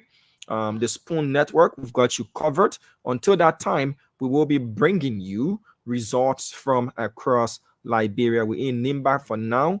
Next, we will be making our way to Grand Bassa County. Now let's go back to Yekezi Swogbe, who's in Nimba County. Yep. Yekezi, where next? Yeah. So the next precinct name is George Domba Public School. George Domba Public School. What's the code? 33132. 33132. UP. How many polling places? 4 polling places. 4, beginning from 4 to 1. Yeah, to 1. Okay. Polling place number 4. UP 168. 168. CDC 66. 66. Polling place number 3, UP 181. 181. CDC 54. 54. Polling place number 2, UP 230. 230. CDC 79. 79. UP polling place number 1, UP 210. 210. And CDC is 84. 84. Yeah. That's for George Domba Public School. Yeah. Okay. How many more precincts left for us to complete district number 1? We've got more than more than 8 more precincts. So more than 8. We'll take 3 more. Okay. Because we have to go to Grand Bassa, Maryland, Bapolu, and subsequently bombing counties. So I will take 3 more precincts from you, and I'll let you go for your GB to digest properly. So the next precinct is called Jolanda Public School. Jolanda. I have this feeling that you got some connection to this Jolanda, because whenever you mention this name, there is always some affection. Come on, man. What is I don't have any attachment. No attachment. So Jolanda Public School. It has 7 polling places. What's the code? The code is 33076. 33076. And it's Yeah. got how many polling places? 7. Starting from 7 to 1. Yeah. Okay, let's go ahead. So UP, polling place number 7, 165. 165. CDC 31. 31. Polling place number 6. Number 6, UP 172. 172. CDC 28. 28. Polling place 5. 5, UP 282. 282. CDC 50. 50. 50. Polling place 4. UP 267. 267. CDC 73. 73. Polling place 3. Polling place 4. We just did 4. That polling place 3. Yeah, it's 3. 3. Yeah. Yeah. UP 265. UP 265. CDC 64. CDC 64. Okay. Polling place 2. CDC. I'm sorry, UP is 275. 275. And the CDC is 54. 54. Yeah. Polling place 1. Polling place 1, UP 287. 287. CDC 65. 65. No. Okay. That's for the Jolinda Public School. Public School. A place that holds deep affection in your heart. Okay. Jesus is Love School. Jesus is Love Academy. Jesus is Love. L-O-V. Yeah. Jesus. Okay, so it's Jesus is Love Academy, not Jesus is Love. Jesus is Love, as in the possessive form. Yeah. Jesus is Love Academy. Okay, Jesus is Love Academy. What's the code? 33077. 33077. How many polling places? 5. 5. Okay, let's see. I'm starting from 5 all the way to 1, right? Yeah. UP 134. Yeah. CDC 59. 59. Okay. Number 4. Mm-hmm. UP 131. 131. CDC 72. 72. Okay. 3 is UP 245. 245. CDC 107. 107. Number 2. Polling place number 2. UP 234. 234. CDC 106. 106. Polling place number 1. Polling place number 1. UP 248. 248. And CDC 112. 112. That's for Jesus' Love Academy. Clarence Marvelous Davis says it's Jesus is Love. I think he's an old student. Yeah, okay. Yeah. They used to be singing in school old. Yeah. Where to, Yakizi? The next place, the next person will be the Gedeh High School. And we'll stop at the Gedeh High School for now. Okay. Because I have to go to other counties as well. Gedeh High School. All right. So the Gedeh High School voting precinct code is 33074. 33074. Yeah. How many polling places? 6 polling places. Okay, at polling place 6.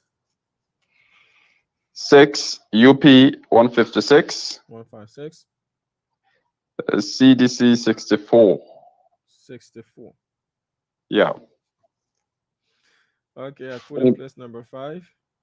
UP 181. UP 181. CDC 57. 57. Put in place number 4.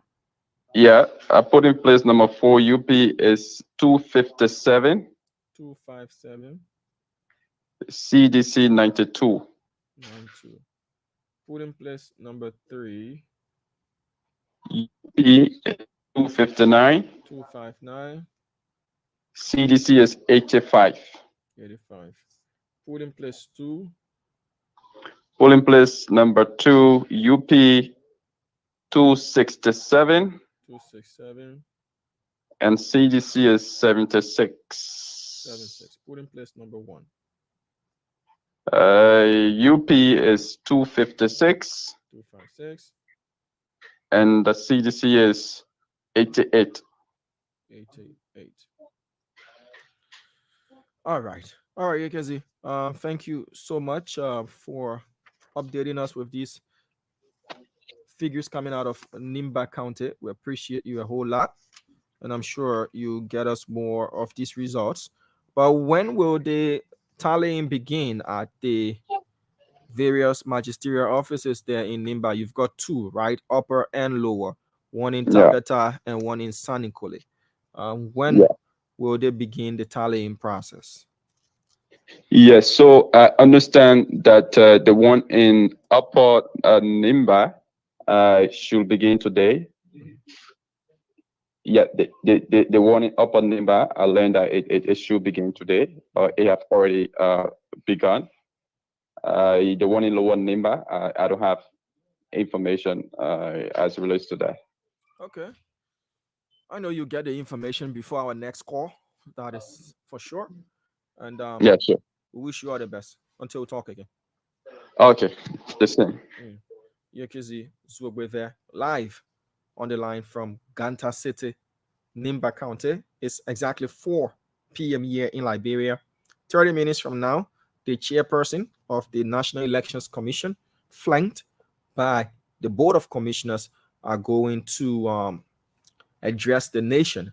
Our crew have gotten the message. They're already there, and they will be coming in live. We'll have a conversation before the address to the nation begins, and after the chairperson and the members of the Board of Commissioners have finished addressing the nation for today, we'll then have a closing conversation as well. Remember, questions will be asked, and it is our hope that the chairperson is going to be more, warm when it comes to answering questions that Liberian and foreign journalists will be posing to her, because these questions are not just coming from the journalist, but the answers are needed by Liberians home and abroad, as well as the world at large. This is about election matter.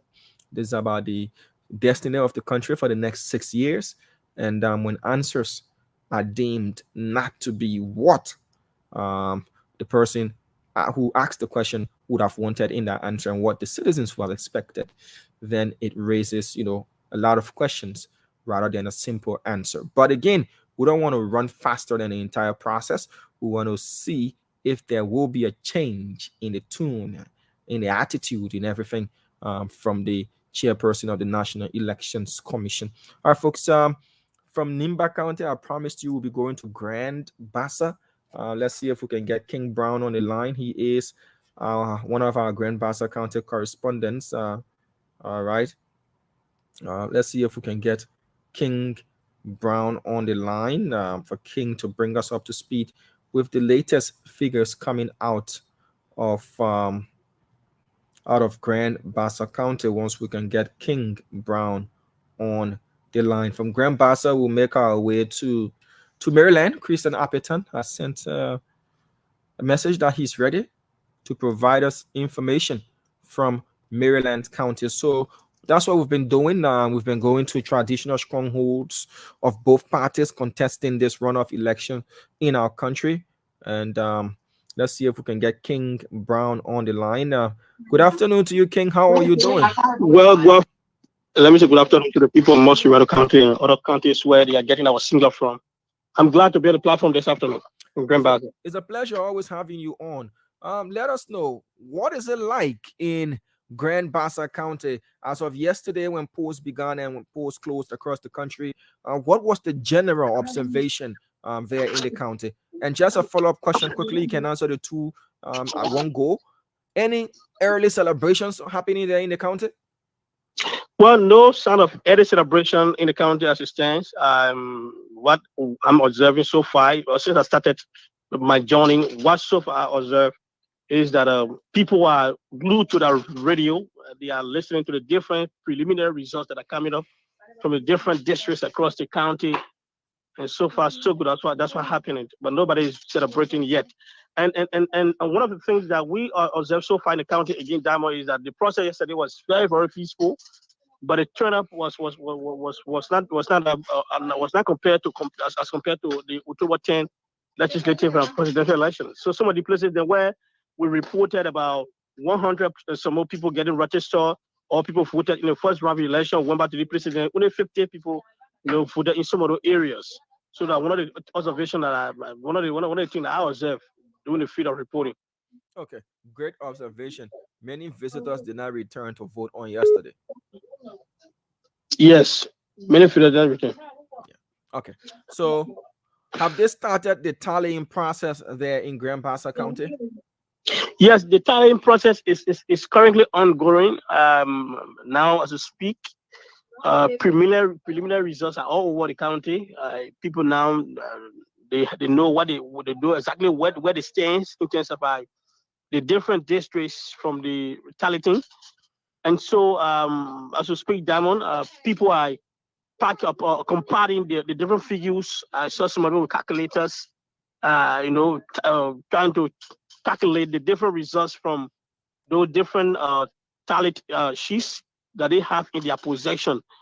And so that's what but the county is very, very quiet, Diamond. Very, very quiet. It was just a few hours ago when I listened to one of the CDC's music called 18-year-old. But the person to have cut the whole music of it. It's not playing again. Okay. So when you drop a pin from Monrovia Junction, you hear it as far as Tottenham Street, the end of Tottenham Street. Sure. I think I know begin of Bowie.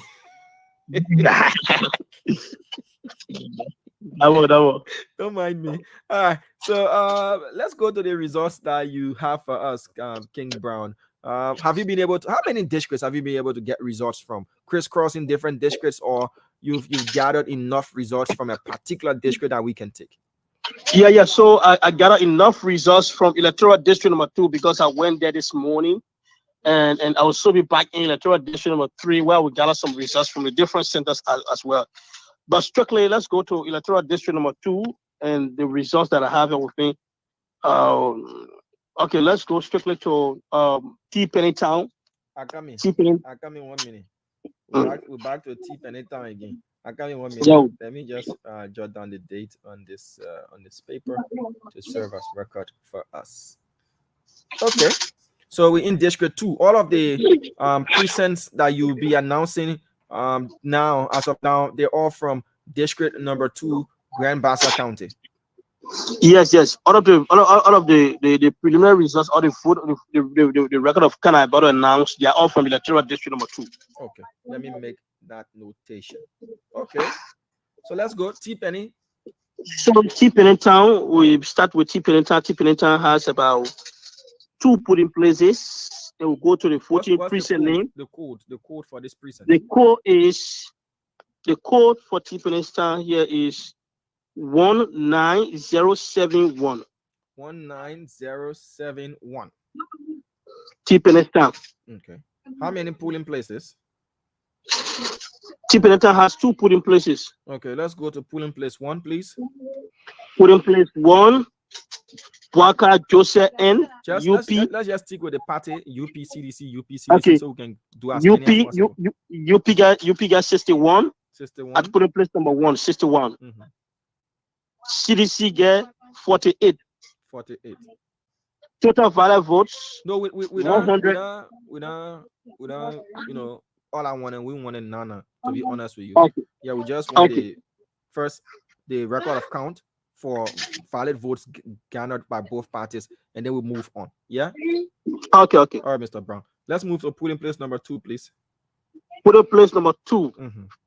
Keeping it down. Yeah.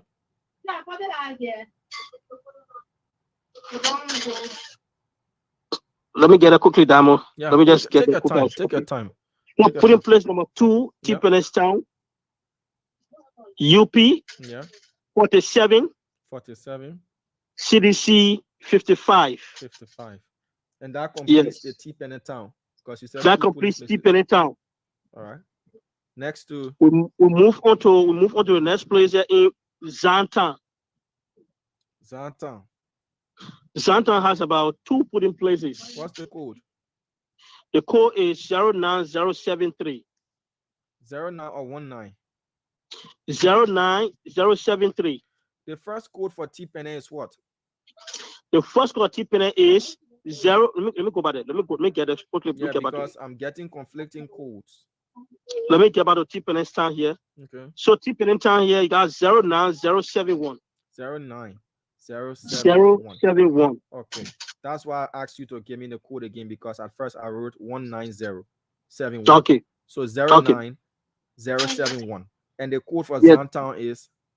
The code for Zantown is 09073. Okay, 2 polling places, right? Yeah, 2 polling places. Polling place number 1 in Zantown. Yeah. Boaka Joseph obtained 50. Let's say UP obtained 50 votes. Yeah. CDC obtained 91 votes. 91.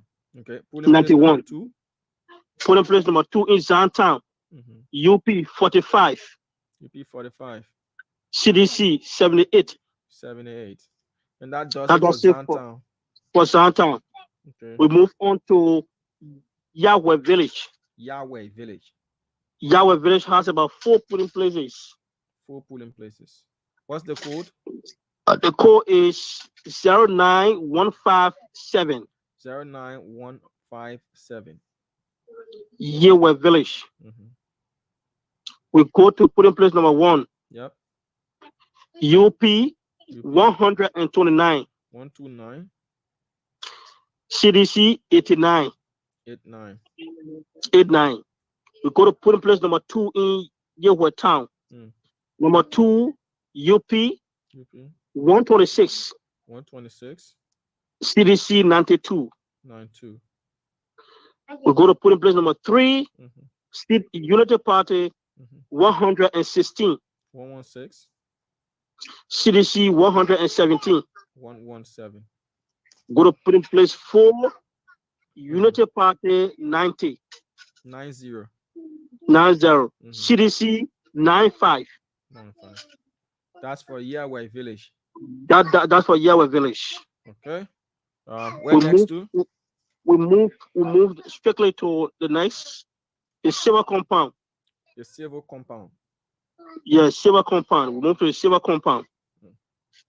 What's the code? So the code is right. So the code for civil compound here. Let me just open it. Be very okay. Let's show.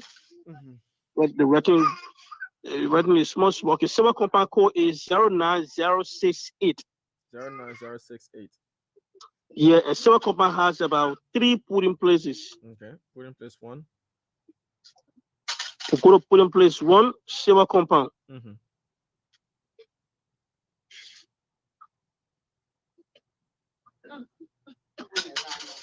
King?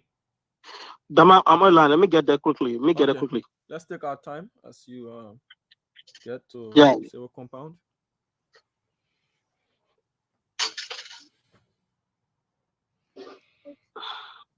Okay, civil compound polling place 1. Yeah. UP 72.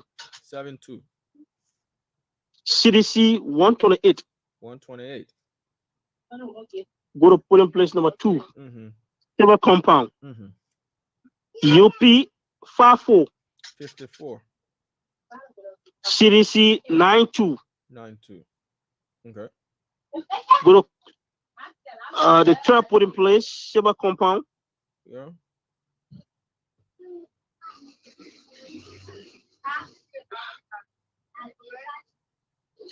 The third put in place civil compound, UP 53, 53.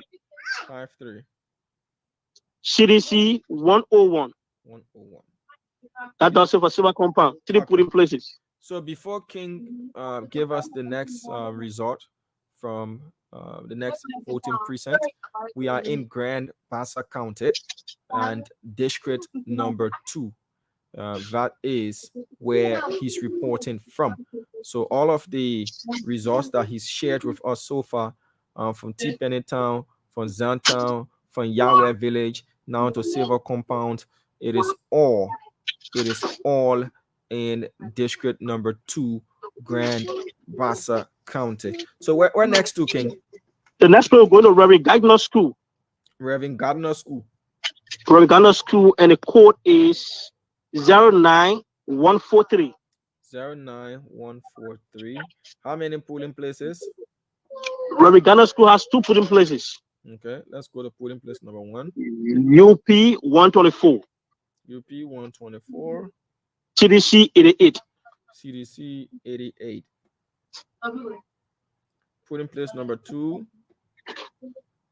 Polling place number 2. UP 156. 156. CDC 104. 104. And that's for that's about Reverend Gardner School. All right. Where to next? The next play we move to the JMN Bayou. JMN Bayou. Yes. What's the code? The code for this is 09145. 09145. How many polling places? 2 polling places. Okay, for polling place number 1. Number 1, UP 121. UP 121. CDC 160. CDC 160. Go to the next one. Put in place 2, UP 83. UP 83. CDC 83. CDC 83. So they were tied. They were tied there. Polling place. Okay. Yes, the total voter is 166, and you get only 1 invalid vote. Okay. So as per your observation, King, we take 3 more. We take 3 more voting precincts from you, and then leave it to go to Maryland County quickly. Okay. So we are not observation when it comes to the invalid votes. Well, as per my observation, the invalid votes, the number decreased. Because in the previous election, we have huge number of invalid votes, but the different places are poor yesterday, and from the tally sheets on the wall, I observed that the invalid votes reduced, really reduced, because some places that only 1, some places that 0, some places that 4, 7, but I've not really seen on any of those tally sheets to see about maybe 20 invalid votes. No, I've not come across it. But the high is 4301. Yeah. I'm coming. Okay. Give me a minute, please. Let me do this, and then we'll move on to the next voting precinct that you have for us. Just a minute is important that I do this, King Brown. So while I'm trying to get this connected, just be getting your records ready. I know you have a lot of pictures that you're scrolling through, so at least I've given you a minute or 2 so that you can get yourself ready. It's important that I do this. We need to connect with our team at the headquarters of the National Elections Commission. We need to bring them on so that we can have a conversation before the press briefing by the head of the NEC, and then after. So just give me a minute, please. Let me get this done. So folks, we're doing everything possible to make sure you are not left behind, as you have relied on this network for your information purposes. We've been doing that for you, going to great lengths, to bring you information from across Liberia. So we lost King Brown. We'll try to reconnect with him. But in between time, we're trying to connect with our team there at the headquarters of the National Elections Commission to bring you the commissioner's press briefing on today. All eyes, all ears fixed and gazed on the headquarters of the NEC. But let's see if we can go to Maryland County quickly to speak to Christian Appiton. All right. He is there in Maryland for us. Let's see if we can bring Christian Appiton on to give us some results from Maryland County.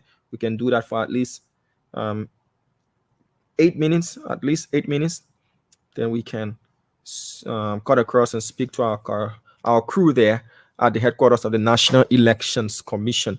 So let's see if we can bring Christian Appiton on so that he can update us from Maryland County. All right. Good afternoon to you, Christian. How are you? Yes, I'm doing pretty well, Ambassador. Everything is on course by the grace of the mighty God, So you set now, eh? Yes. For now, let's see what we can do. Okay. Just a minute, please. Okay, so let me get the sheet that I made for Maryland. Though we didn't get to write anything on it, but I want to use that same sheet. Margibi. Okay. All right. So, Christian, let's do this in the shortest possible time because we have to cut across and go to the National Elections Commission. What's the name of the precinct, the first precinct that you're giving us? Okay, the first precinct is the East Harper Elementary School. The East Harper Elementary School. What's the code? So the precinct code, the voting precinct code, remains 27078. 27078. Yes. This is in district what? Coming polling number 1. District number 1. It's in Harper. Okay, yeah, so district number 1. How many polling places? We have for East Harper precinct, we have 3 polling places. Let's go to polling place number 1 quickly. What's the figures there? Yeah, polling place number 1, UP 115. 115. CDC 237. 2 what? 237. 237. 237. Okay. 237. Let's go to polling place number 2. All right. Hello? Yeah, Christian, you just gave the figures for polling place number 1. I said let's kindly progress to polling place number 2. Yeah, so polling place number 2 is yet to be clear. We're still following, but let's just hit the polling place number 3. Okay. Yes, polling place number 3, CDC 239. Unity Party 113. 113. Yeah, so we moved because we have 3 polling places in precinct East Harper Elementary School. Yeah, so we'll connect you. Yeah, we'll connect you with polling place number 2. So the next precinct we have Agnes Thompson Elementary School. Agnes Thompson Elementary School. Yes. So we got voting precinct code is 27075. 27075. Yeah. How many polling places? We have 3 polling places. And you got reports for all 3? Yes, I got reports for all 3. Okay, let's go quickly, please. So polling place number 1, Unity Party 111. 111. Yeah, 111. So CDC 260. That's 260. Yeah. Polling place number 2. Polling place number 2, got Unity Party 95. CDC, we have 235. 235. Yes. So polling place number 3, UP. Polling place number 3 now, right? We have Unity Party 71. 71. And CDC 260. CDC 260. Yeah. So next. What's the next voting precinct? Just hold on a bit, there, Christian Appleton. Let me bring on Nelson Colette. Nelson, Okay. I know you hearing me. Yeah. What's happening? Commissioners being seated. Okay, so Diamond, are you getting me? Am I clear? You clear, but very low. Okay, so where we are now, we have the Board of Commissioners coming in Nelson, gradually. what you did when you said the we, you came in the loudest. So we want Okay, you so are to. you getting me now? Am I Yeah, much go ahead. better? Let's hear you. Okay, so the chairperson is seated, Madam Deviata Brown Lasana. As you know, there are 7 board of commissioners. So of the 7, 4 are already seated. Okay, 5 persons are now seated, and it's left with we're still expecting Commissioner Wakai Dukle and another commissioner to be seated as well. So once they get seated, this very important press conference will be starting. But Diamond, as it stands, the cameras are all mounted. The hall is filled.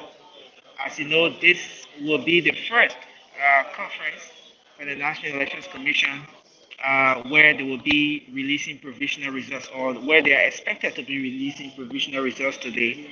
And so this is exactly what it is.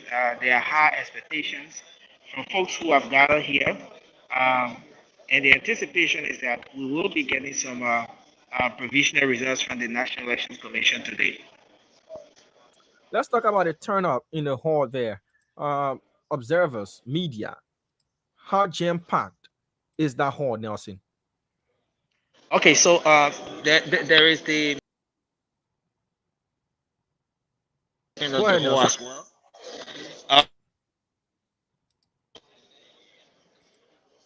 Am I Nelson, clear? we lost you for a bit. Go ahead. Go ahead. Okay, so I was just saying that there is the media segment of the hall, and you have another segment for observers. So the observers wing is crowded. You have folks here from different organizations, local and international observers.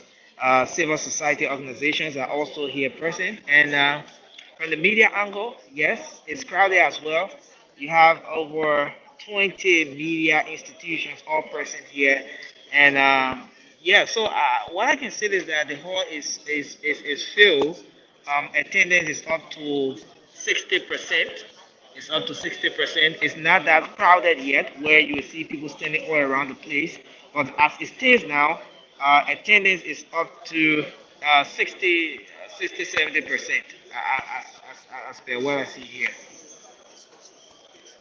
And this is a contrast to what we witnessed during the first round of elections in the country. We've got approximately 4 minutes to hit the 4:30 mark in the country. Last month, after the conduct of the October 10 polls, at this time you wouldn't have seen any of the commissioners seated. It was north of 5:30 before they started addressing the nation. What do you think might be the reason or reasons for the punctuality today? Well, I think the National Elections Commission have learned from the mistakes, Diamond, because you're right. During the first round of voting, when provisional results are released, we'll come here and sometimes the conference will start at 5. But before 4:30, I tell you, Diamond, the commissioners are even seated. As it stands, we have 3 minutes to make it 4:30, the time released or announced by the National Elections Commission for this entire process. For all 7 board of commissioners are now seated. And so I just saw the chairperson, Madam Deviata Brown Lasana, gazing at her watch. It tells us that she's just waiting for 4:30. Once it clocks 4:30, this press conference will be starting. And yeah, so I think they've picked up they've been able to pick up pieces from the mistakes, and I think they've been able to work on some of the reasons why they were a bit late during the previous press conferences we had here. What is her physical demeanor, the NEC chairperson? Is she smiling? The latter days of the pronouncement of provisional or progressive tally results from the October 10 polls, and namely the second to the last and the last day. She was all smiling and all that. Is she continuing to smile, or her face is straight, stern? And you can also answer the question about the presence of state security in and around the compound of the National Elections Commission's headquarters, Nelson. Let me start with the last one. Security presence is huge here, Diamond.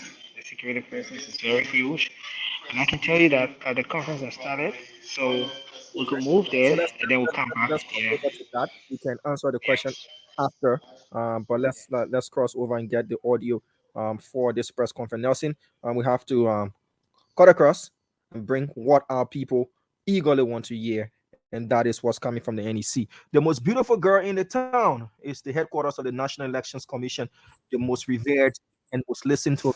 Right now, we're cutting across.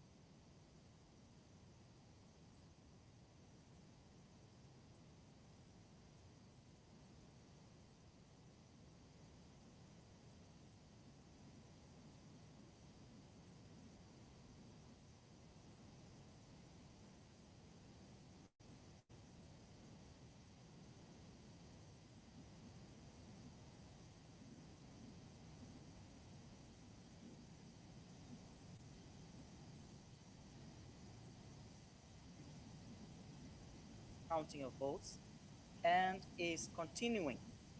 The Commission reports that during the vote counting and the retrieval of electoral materials, there were isolated cases of disturbances at some of the precincts, especially in Montserrado County. For example, at Sister Kathleen Maguire Catholic School Precinct in Electoral District number 6, some citizens damaged one of the rented vehicles on grounds that it was not NEC vehicle and should not have taken electoral materials to voting centers. Similarly, in Electoral District number 12, at the Chicken Soup Factory AGM School, another hired vehicle was prevented from retrieving electoral materials for the same reason. Also in Electoral District number 2, at the MVTC precinct, an electoral supervisor was attacked and wounded. Thankfully, the LNP took the necessary actions to quell those incidents. Ladies and gentlemen of the press, the tally process was officially launched on 15 November 2023 at the Ellen Johnson Salif Ministerial Complex for Montserrado County and the 17 magisterial areas outside of Montserrado. Party agents, as well as independent, local, regional, and international observers, were at the official tally launch today. The Commission notes that the official tallied results from the magisterial offices are already being progressively transmitted to the NEC Data Center at the headquarters for collation. The following are the tally results of the presidential runoff election from the magisterial offices across the country to date. I will now read consolidated national presidential progressive tally reports to be followed by those reports from the counties. Of a total of 1,315 polling places, of a total of 5,890 polling places, constituting 22.33%. Boyka Joseph N., UP, votes obtained 193,041, constituting 50.71% We are George Manning, CDC. Votes obtained 187,615, constituting 49.29%. Total valid votes 380,656, constituting 100%. Total invalid votes 5,420. Total votes 386,076. Those were the results from the National Presidential Progressive Tally Report Consolidated. I will now invite Commissioner Floyd Sear to begin to read results from the counties. Presidential Report Consolidated Progressive. Bapolu count 42 polling places of the total of 134 polling places, constituting 31.34%. Weka Joseph NUP, votes obtained 5,610, constituting 55.45%. We are George Manning, CDC, votes obtained 4,507, constituting 44.55%. Total valid votes 10,117, constituting 100%. Total invalid votes 224. Total votes 10,341. Masuraro count 557 polling places out of 2,008 polling places, constituting 27.74%. Weka Joseph N. UP, votes obtained 96,789, constituting 53%. We are George Manning, CDC, votes obtained 85,821, constituting 47%. Total valid votes 182,610, constituting 100%. Total invalid votes 1,914. Total votes 184,524. Lofa count 68 polling places out of 424 polling places reporting, constituting 16.04%. Weka Joseph NUP, votes obtained 12,835, constituting 67.56%. We are George Manning, CDC, votes obtained 6,162, constituting 32.44%. Total valid votes 18,997, constituting 100%.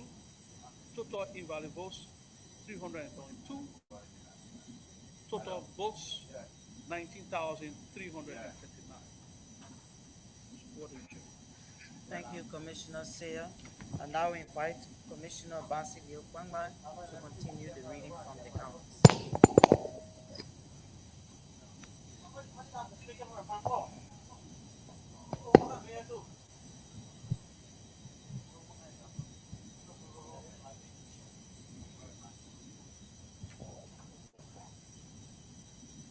Progressive Tally Report, Consolidated President, Vice President, County, Maryland County. 43 polling places of the total of 175 polling places, 24.57%. Weka Joseph NUP, vote obtained 2,630, constituting 21.73%. We are George Manning, CDC, vote obtained 9,475, 78.27%. Valid vote cast 12,105, 12,105, constituting 100%. Invalid vote 245,245. Total votes 12350, 12,350.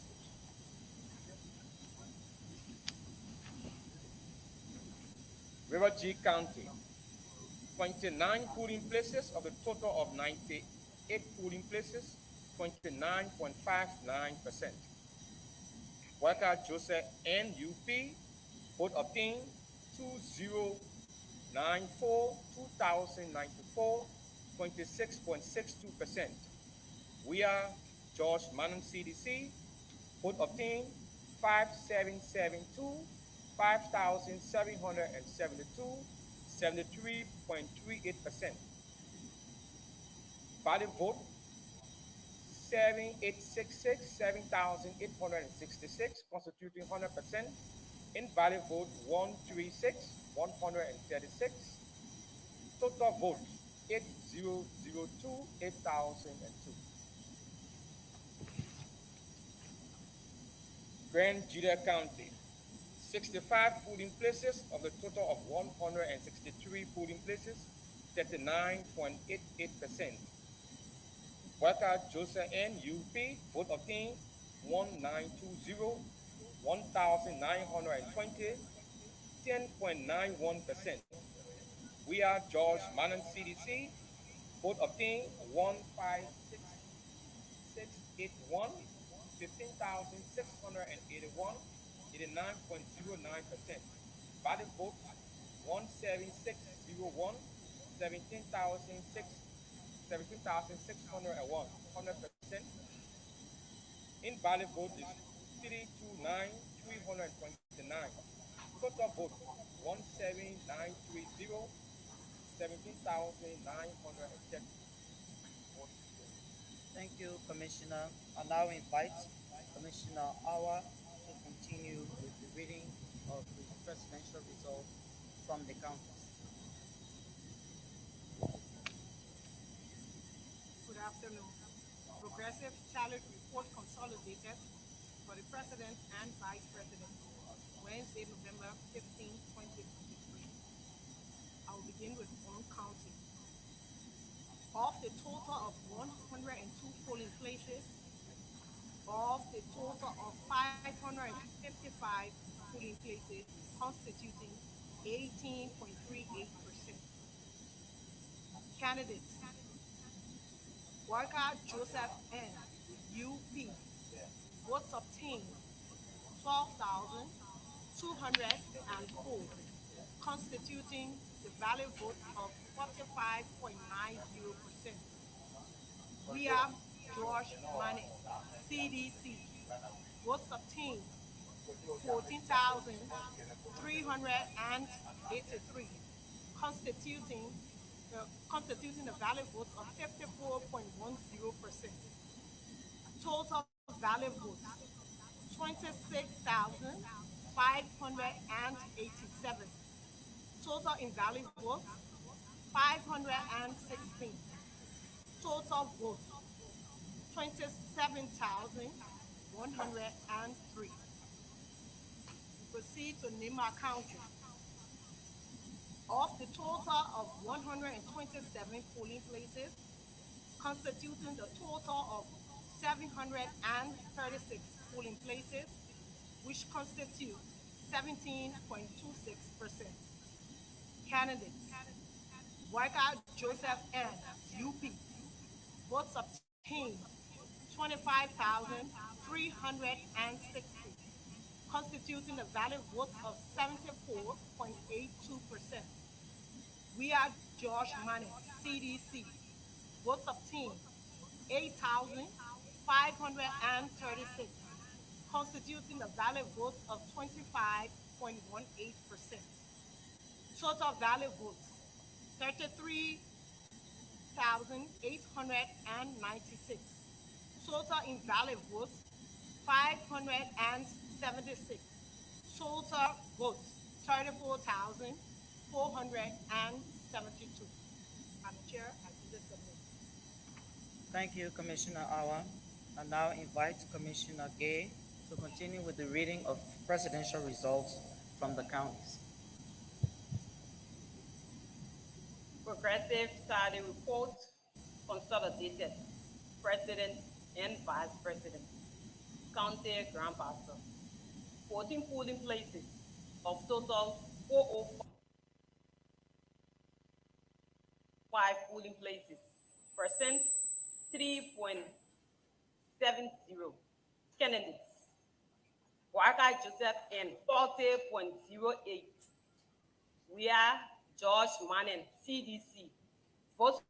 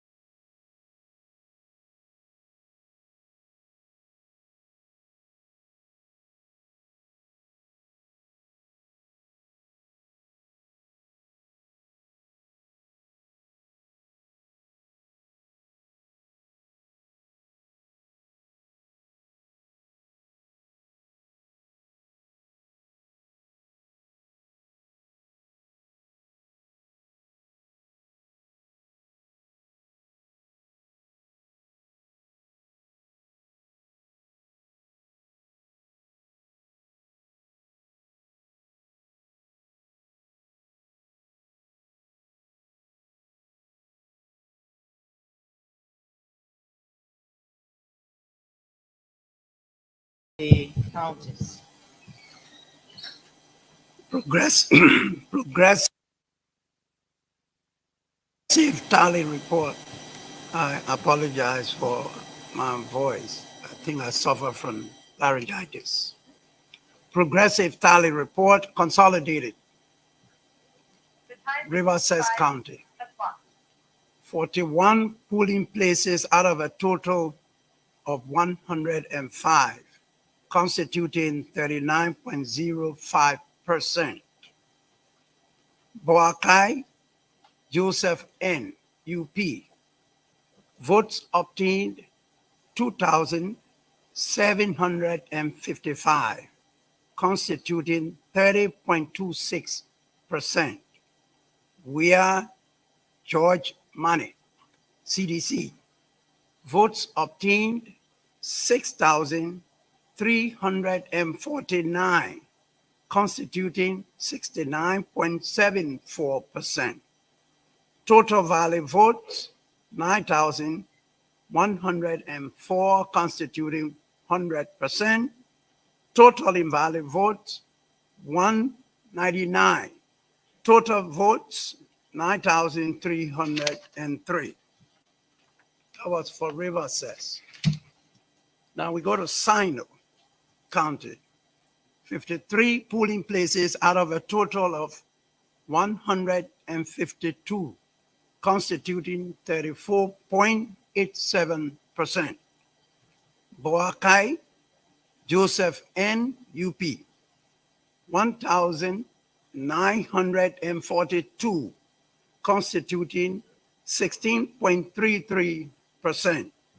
We are George Money, CDC.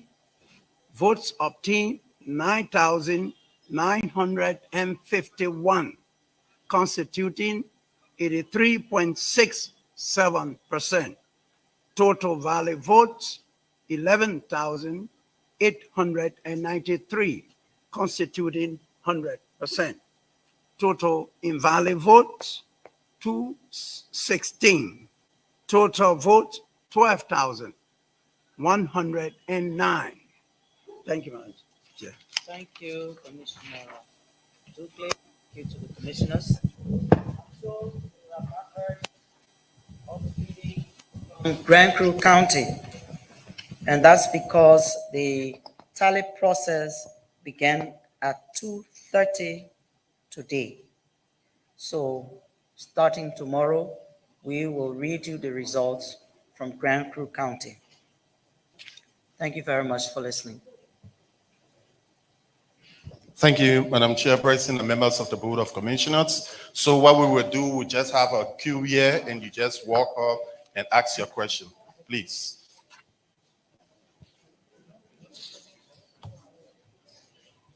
Thank you, Madam Commissioner. My name is Nimba and I report for KMTV. Well, I'm concerned about the Monserrate County Tallying Center. As you may be aware, that facility is a combination of the Ministry of Labor and the Ministry of Transport. The Ministry of Labor and Gender. So looking at the level of security for the facility, since in fact you were at the SKD and that area was later invaded by some folks that you did mention during the October 10th. So how now is the process with the Ellen Johnson Sirleaf Ministerial Complex hosting other ministry and you there with your talent center? And two, there is this. Complete. Okay. There is this issue that we actually observe on today. Unlike yesterday, two schools I visited, the four meeting Christian Academy on the Oro, Smart Road specifically, and the King Grace School. They both are in fence. And then when we went there today to observe the results that were placed on the wall, we noticed that the fence were actually locked. So I don't know what's the arrangement between the National Elections Commission and those who owns the facility to allow people to actually review what was actually placed on the wall? Let me answer your question by saying that these facilities are not owned by the Elections Commission. Some of them are private, as well as some of them are government structures. And we, the National Elections Commission, abides by some of their regulations. We were allowed to use the premises on Elections Day, which was the 14th of November. Today is the 15th. The owners of those properties have gone back to using them the way that they have been. We have no control over this. The issue about moving from the SKD to the EJS ministerial complex, we do not own any of these facilities. These are public structures. We make arrangements with the management team to use them, and we pay to use them. For the SKD, you have international matches. We have to move out of there.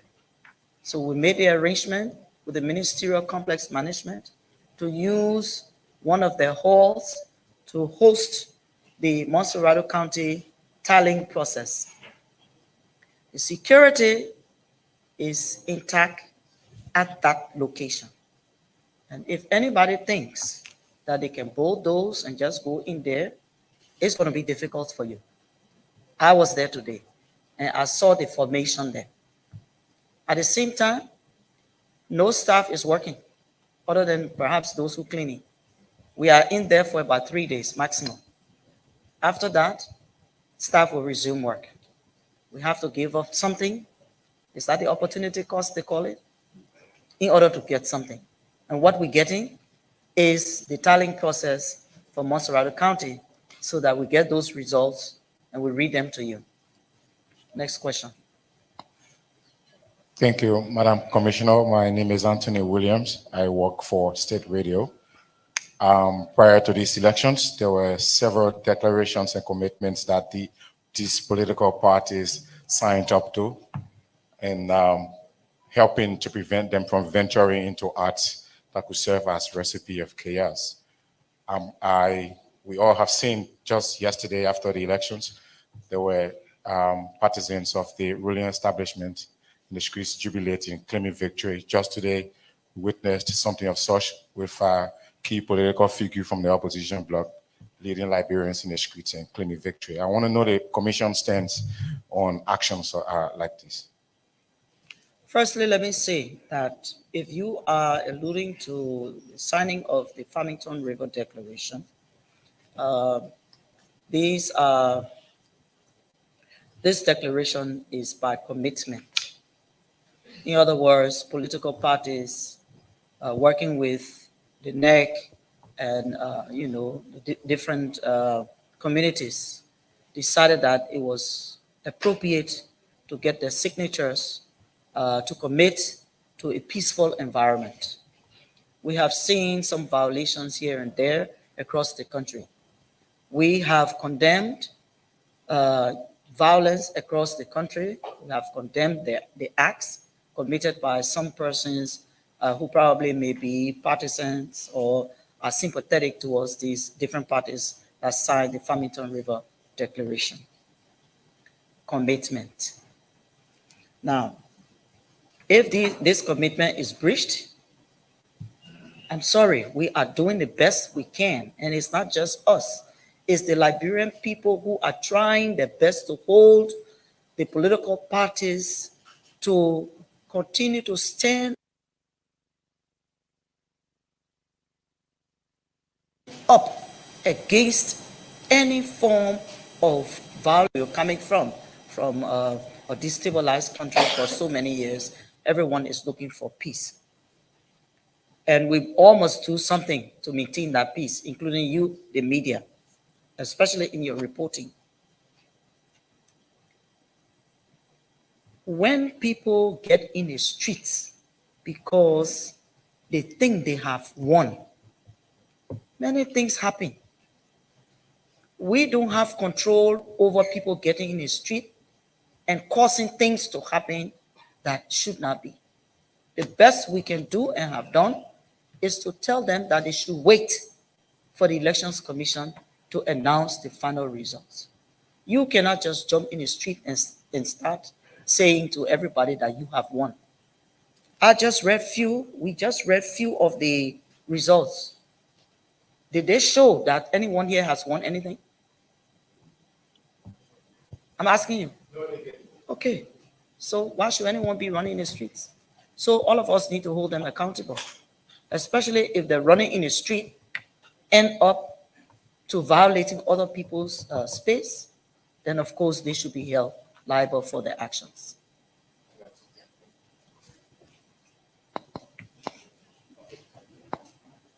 So, Madam Commissioner and your Board of Commissioners, my name is Louis Massacre and I do report for Big FM and Liberia Public Radio. Man, issue have to do with maybe probably the same issue my colleague will raise up and will be coming from different dimension. Why is the Commission doing in terms of security measures to protect the votes of Liberians? In consideration, taking into consideration a lot of political institutions are, declaring themselves of winning the elections. You just mentioned that, and you listened to the first. You saw the issue of the CDC and the UP today. Thank you. I don't know how to link what you've said, security, protection of the votes, and people running in the streets claiming that they have won. The votes have already been protected. We have conducted a process of integrity and credibility. We are at the point now of tallying, collation, and announcement of these very results. So my friend, I find it difficult. I don't know how to answer that question, to link people running in the streets and the security of the votes, because the votes have already been secured. And let me say this, and I don't mean any harm. When you ask your question, I want to see your face. I'm sorry. I want to speak to you. When you ask your question and you go behind the scene and doing something else, it throws me off. I'm sorry. Forgive me, but I just have to say it. So maybe we need some ground rules. When you ask your question, stay to the point and let me address it, and let us address it as much as possible. We agree on this, right? Next question, please. Thank you, Madam Commissioner. I'm Nelson Collet, and I report for the Spoon Network. I have two concerns. The first one has to do with an observation we had yesterday, visiting some of the centers. Majority of the pool washers or observers we spoke with, they raised this issue of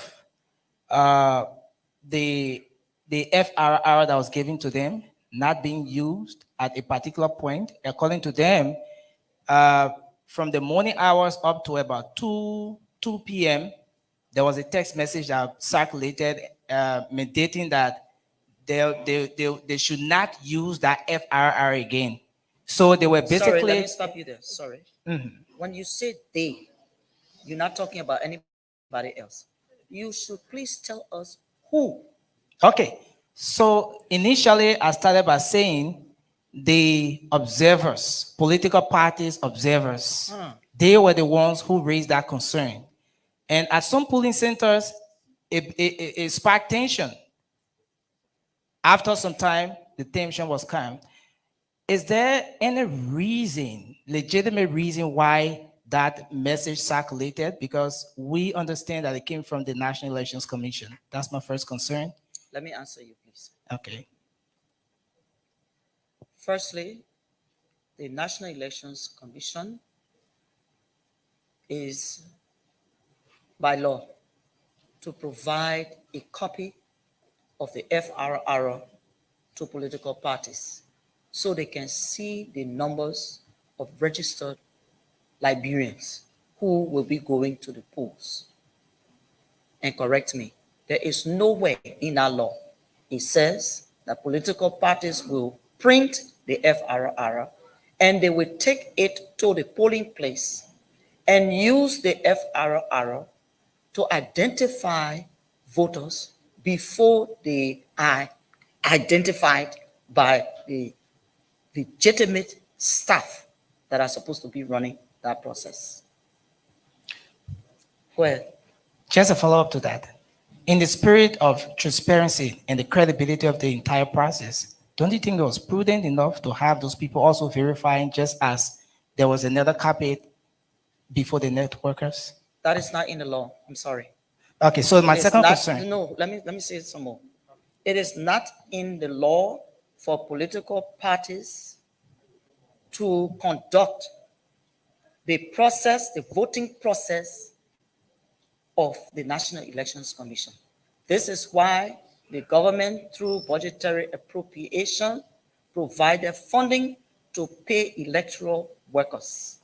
And I would say those parties and the agents have crossed the line. They have crossed the line. We have done everything we can to be transparent in the process, but they are not going to usurp the functions of the National Elections Commission. Those functions are mandated by law for the Elections Commission to do that. Hold on, please, I need to say this. I personally observe party agents taking possession of voters' card and checking it in the FRR and marking things on pieces of paper. Now, is that the job? Is that the work they are supposed to be doing? Taking voters' card from them? I'm asking you, my friend, is that the job of party agents? Okay, so if I'm to respond to that, if those party agents are not given the opportunity, if they don't have the opportunity to compare what they have with that of what the National Elections Commission workers have, then what then was the essence? Is in the polling place the place that you're going to do comparison when it's not your job, my friend? It's not your job. In the polling place, there is no comparison. Please.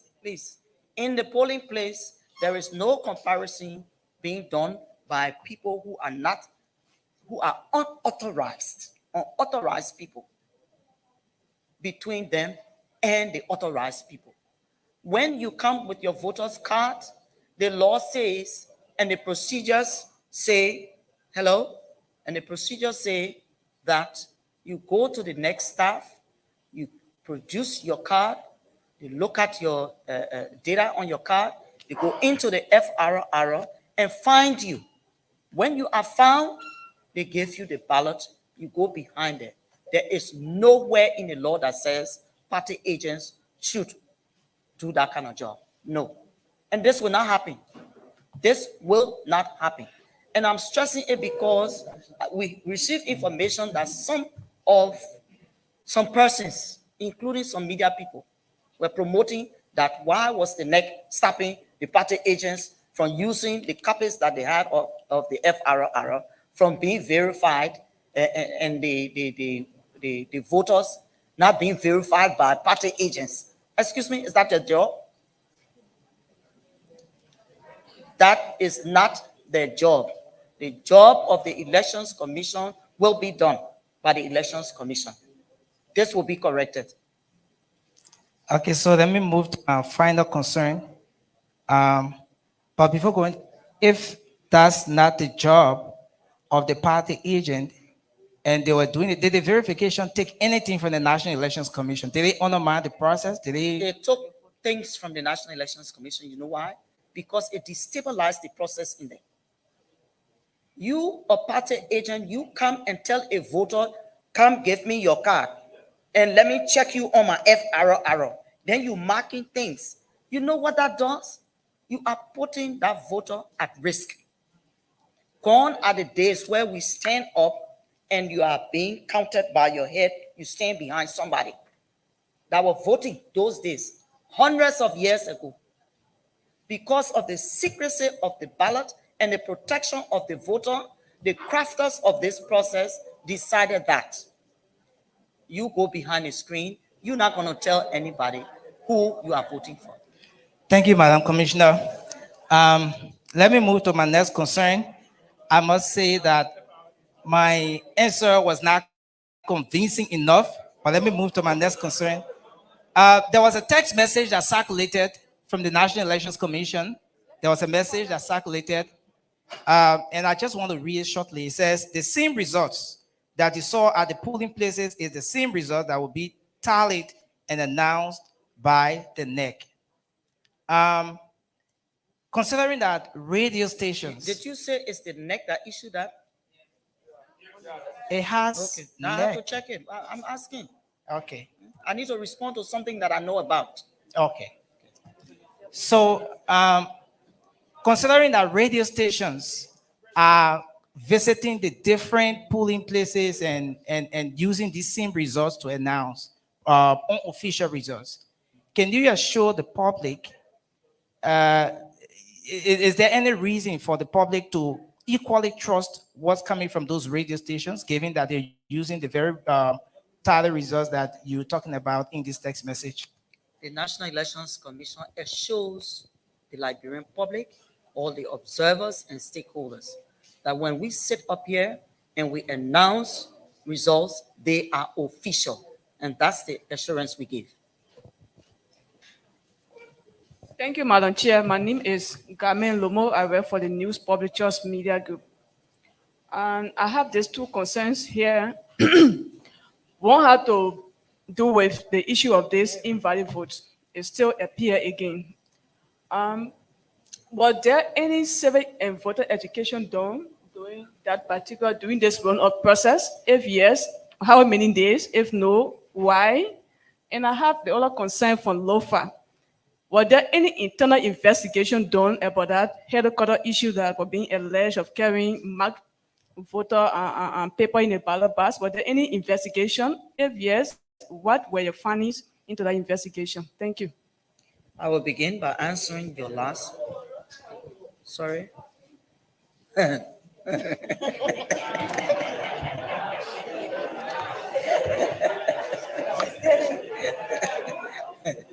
You know, I'm sorry. I'm from the old school. No, I will talk because you want me to talk. I'm from the old school. My father told me, peace be to his ashes, that when someone is addressing you, you make eye contact with that person. I don't know it any other way. So when I'm talking to somebody or somebody's talking to me, I'm not going to be giving them my back or my side. I want to look in that person's face and in their eyes. Besides,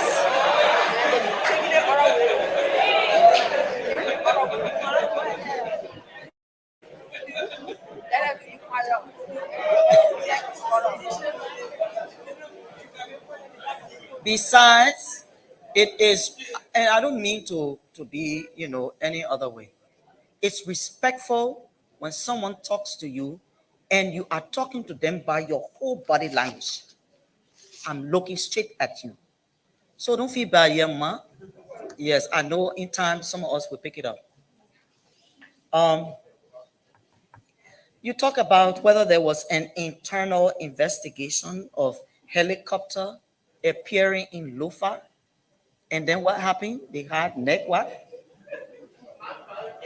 You saw it yourself? Or it's alleged? So it's an allegation. It's an allegation. But let me say to you that the National Elections Commission has never used helicopter to convey its electoral materials on the 10th October and the 14th October. November. We've been using hired boats by way of the ocean and hired vehicles, including trucks, to carry our material to different locations where our magistrates' offices are.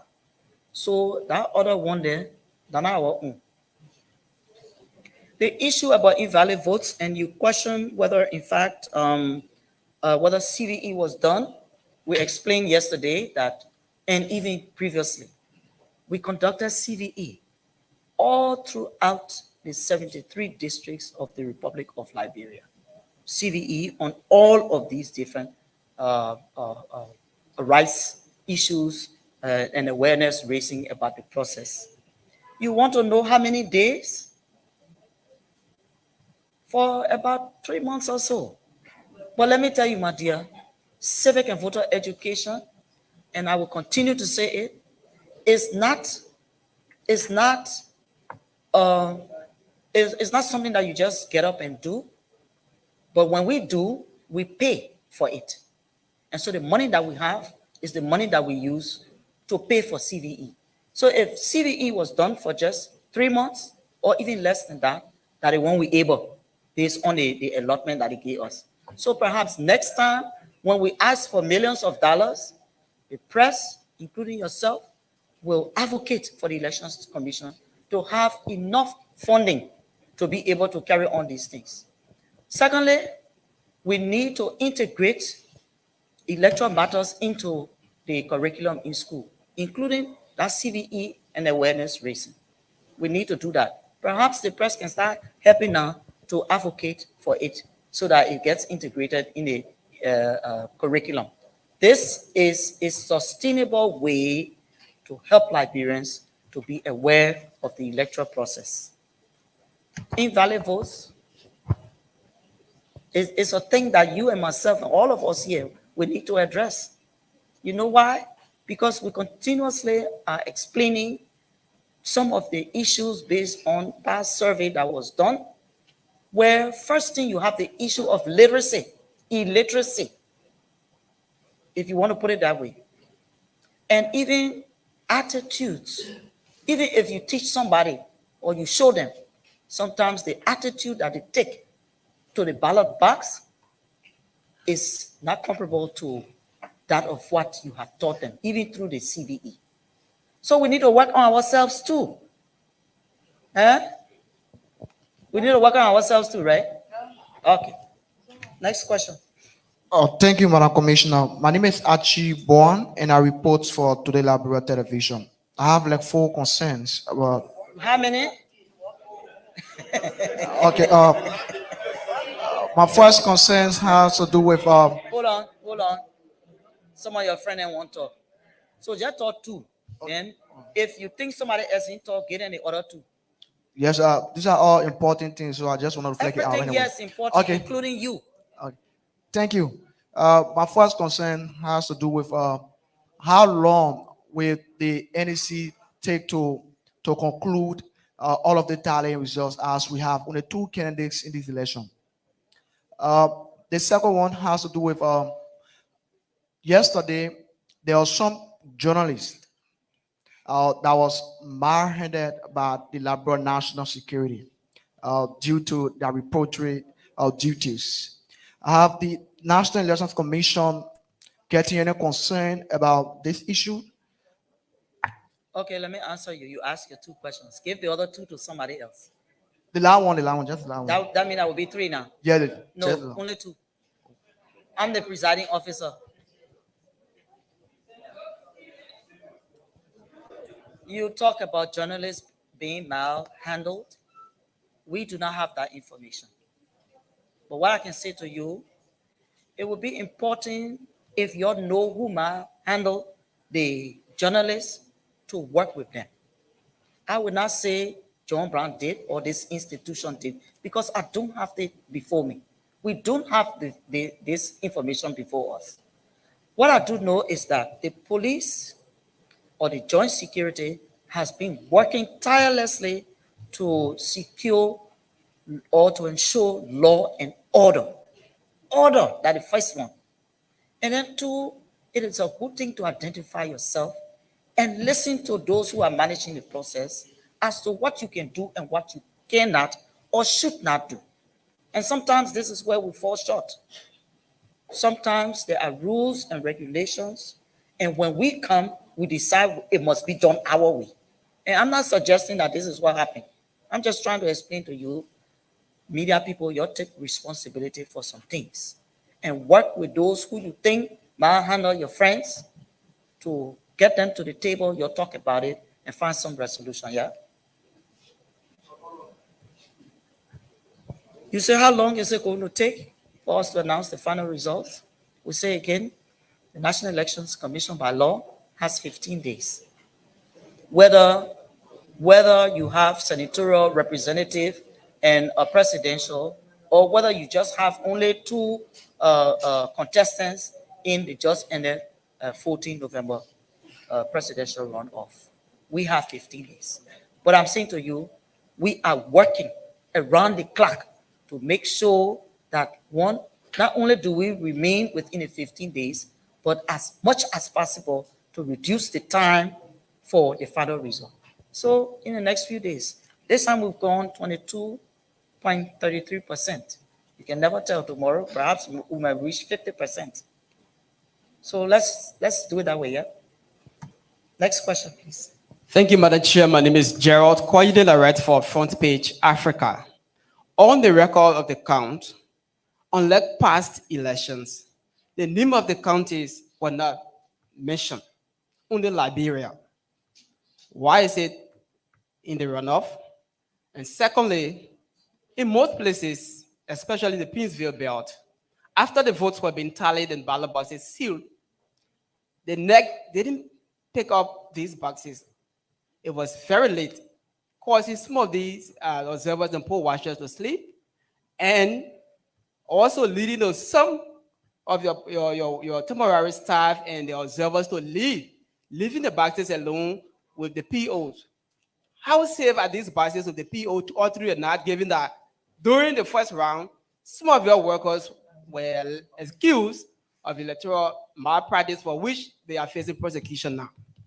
So let me ask you, the POs that you talk about sleeping with the ballot boxes, were they accused of anything? Or did you see any malpractice? How safe are these boxes with them, given that some of them were accused during the first round? When you say that, then you're probably saying to me and the rest of us that those ballot boxes were insecure and it's possible that something happened there. I would say no. They were secured. And the issue here is that logistics were deployed to retrieve the materials. If it didn't get there in time, it's unfortunate, but we do everything we can to make sure that our electoral materials reach the magistrate's office and onto the headquarters here. The most important thing in all of that is the tamper evident envelope, which has been, which left. As soon as the counting finished, the tamper evident envelope that contains the original copy of the record of the count on its way. So if the T's were there that you probably saw, then maybe you really have concern, and I will really be concerned. But once that T is sealed with the original copy of the record of the count, it's gone. It's not left there for somebody to play with. Yeah, my other question. So the first one that has to do with on the record of the counts, the name of the counties when you mentioned. The counts then bear the names of the counties. Why? I do not have it in front of me. Any of my colleagues can speak to that. Please go ahead.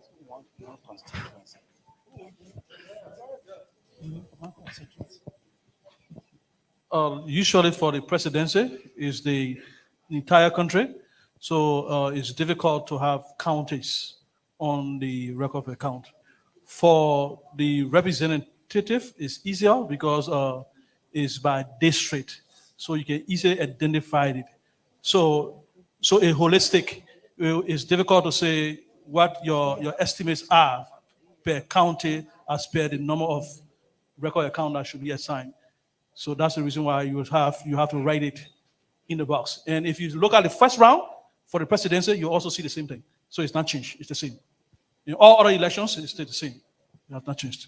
Thank you very much, Commissioner. We'll take the last 3 questions and we'll call it a day. So what we will do, just ask one questions one that are different from the ones then that you're being asked. Just ask one question and the next 2 can ask.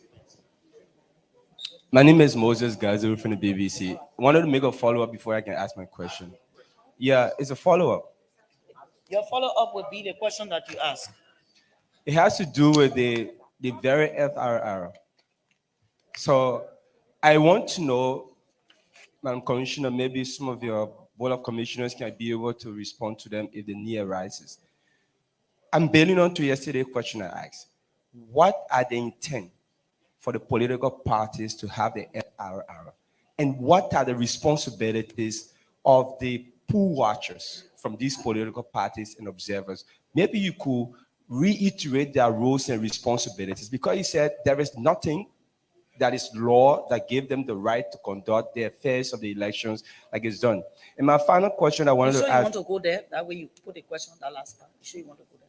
Probably All right, because, go ahead. yeah, Complete. the question that has to ask is, prior to you conducting elections yesterday, the night before the elections day, there were tensions about deployment. I know in District 8, there were tensions that a private vehicle was conveying elections materials that your political affairs officer had to go to rescue because citizens went haywire.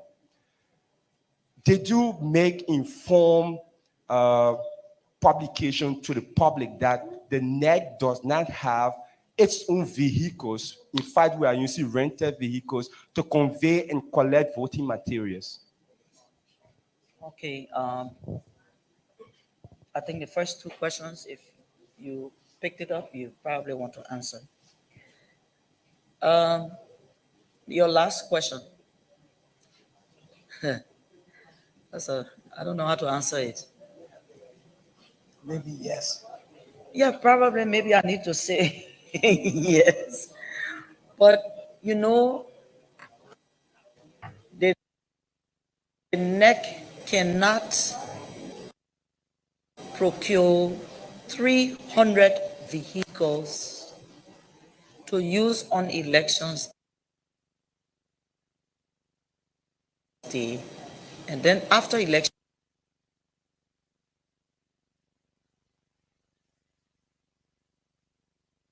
day, these 300 vehicles remain in the commission. Maybe some of them will put staff in there for deployment and retrieval. I was shocked to know that persons who were above 18 and probably had voted in a previous election claim not to know that the Elections Commission hires, our staff was there to help to enlighten some of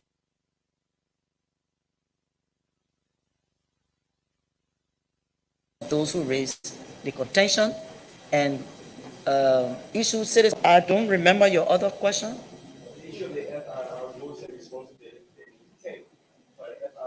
The FRR, the law says we must give the FRR, which we put on pen drives to the, okay, yes, you explain it. If there's no law, then there's something there in the practice, there's something there that tells us to provide that information.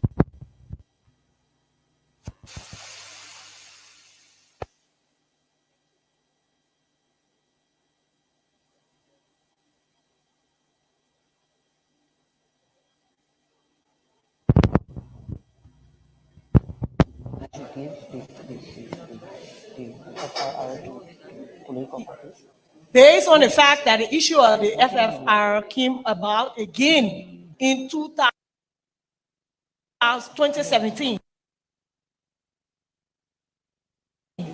And it was an issue that was raised by political parties, and it went before Chamber of Justice, the full bench of the Supreme Court. So in the spirit of due diligence to ensure that people are acquainted with that which has been cleared, where deduplication takes place, where you ensure that it is free of any kind of irregularity, you give it to the parties. So at that time, it is given prior to, if there are issues that you have to raise, you raise before them. But not going into the election process itself in terms of usurpation of the function of the NEC. It is given to you as a party to look at it and see that if anything is irregular, you can raise before time, not at the time where you are proceeding with the actual process. Okay, thank you. There's more information and better information than the one that I just gave you from the commissioner who actually works with this thing. So Commissioner Bassa will say something, and Commissioner Dukle will put it in a proper perspective. So I take back what I told you. So thank you for the question. Let me say to you that the issue of giving political party the final registration rule was a practice that we introduced in our procedure. Law was supposed to publish the final registration rule to the polling center 24 hours before election day. So when we gave you the final registration rule, we expect you to go and compare that final registration rule with the one we have already pasted up, and you will know whether people who are to vote in that polling place is the same number of persons that you have on your final registration rule that you have printed, that have been given by us. So that's the transparency and the credibility aspect of that whole final registration rule. But it's not for you to use it and say, when somebody come and say, bring your card, let me check it on my own. Once you compare the one we gave you with the one that is pasted on the wall, the consistency and the credibility aspect of it is there. So that's why we gave the final registration rule. But it's a practice that we decided to do, because we want you to know that if we say there are 510 persons in the polling place, what you have as a final registration rule for that polling place is 510, and it's the same one that we have pasted on the wall. Thank you. Commissioner Dukle, you want to say something? So I'm myself learning too. I need to go back to school on this. Again, my voice, please excuse me. You know, in the elections law, there is actually a place in the elections law that requires NEC to post the elections, the FRR. And you know where that is? At the magisterial area for public view. This is the place where we are told to publish the FRR. There isn't any other place in the law that you can say, not even the Supreme Court opinion in the information file in, Bill of Information. So I thought you would be talking about why didn't you put it at the magisterial office? Because that's the only place that the law says we should put it for public view. However, in 2017, as it was explained, we said, well, it would be better because there were a lot of concern about the FRR. So we said, well, let people see it. Let them, because it was our attempt to just help and tell people that this is what we have. Then the Supreme Court said, well, look, put it on the walls at every center. And when you have it, you can go and check it and see if we have the same names, the same number. But I know lawyers have told you the same, but no, there's in a law. Okay. Thank you very much, commissioners, for stepping in to provide clarity to the question. So we take the last one, please. Honorable Commissioners and the head of the Commissioner, my name is Manuel Gabriel. I report for Cool 91.9. My concern has to do with the temporary workers that were being hired by NEC, and our informers informed us that $5 United States was given to the temporary workers for feeding. But what we also established in our investigation is that the head of those individuals was cutting over the money in our simple Liberian English. They were giving them $500 Liberian, and they instructed them to sign for $925 Liberian. Is that in the law of the commissioners? It's my concern. If that information that you are giving us is not the instruction, the information you're providing now is not the instruction. The instruction there was, and still remains, that temporary staff on elections day are giving meal, and that ticket is $5 US, some 950 Liberian dollars, which of course can buy two meals. If you look at it, 450 here, which can buy 2 meals. Yeah, yes. But I will say to you, if this is happening, are you one of the temporary staff? Okay, But if this is happening, then perhaps those who bear the brunt, we need to encourage them to bring it to the concern of the institution and not to accept it, sign if this is actually true, and then they ask you to come talk on their behalf. You understand what I'm saying? We need to encourage them who bear the brunt of the problem, if there is a problem, to come forward. There's the field coordination section here. The magistrates are there, and you have us here. So if that is an issue, then temporary staff need to come forward and say who is doing this to them.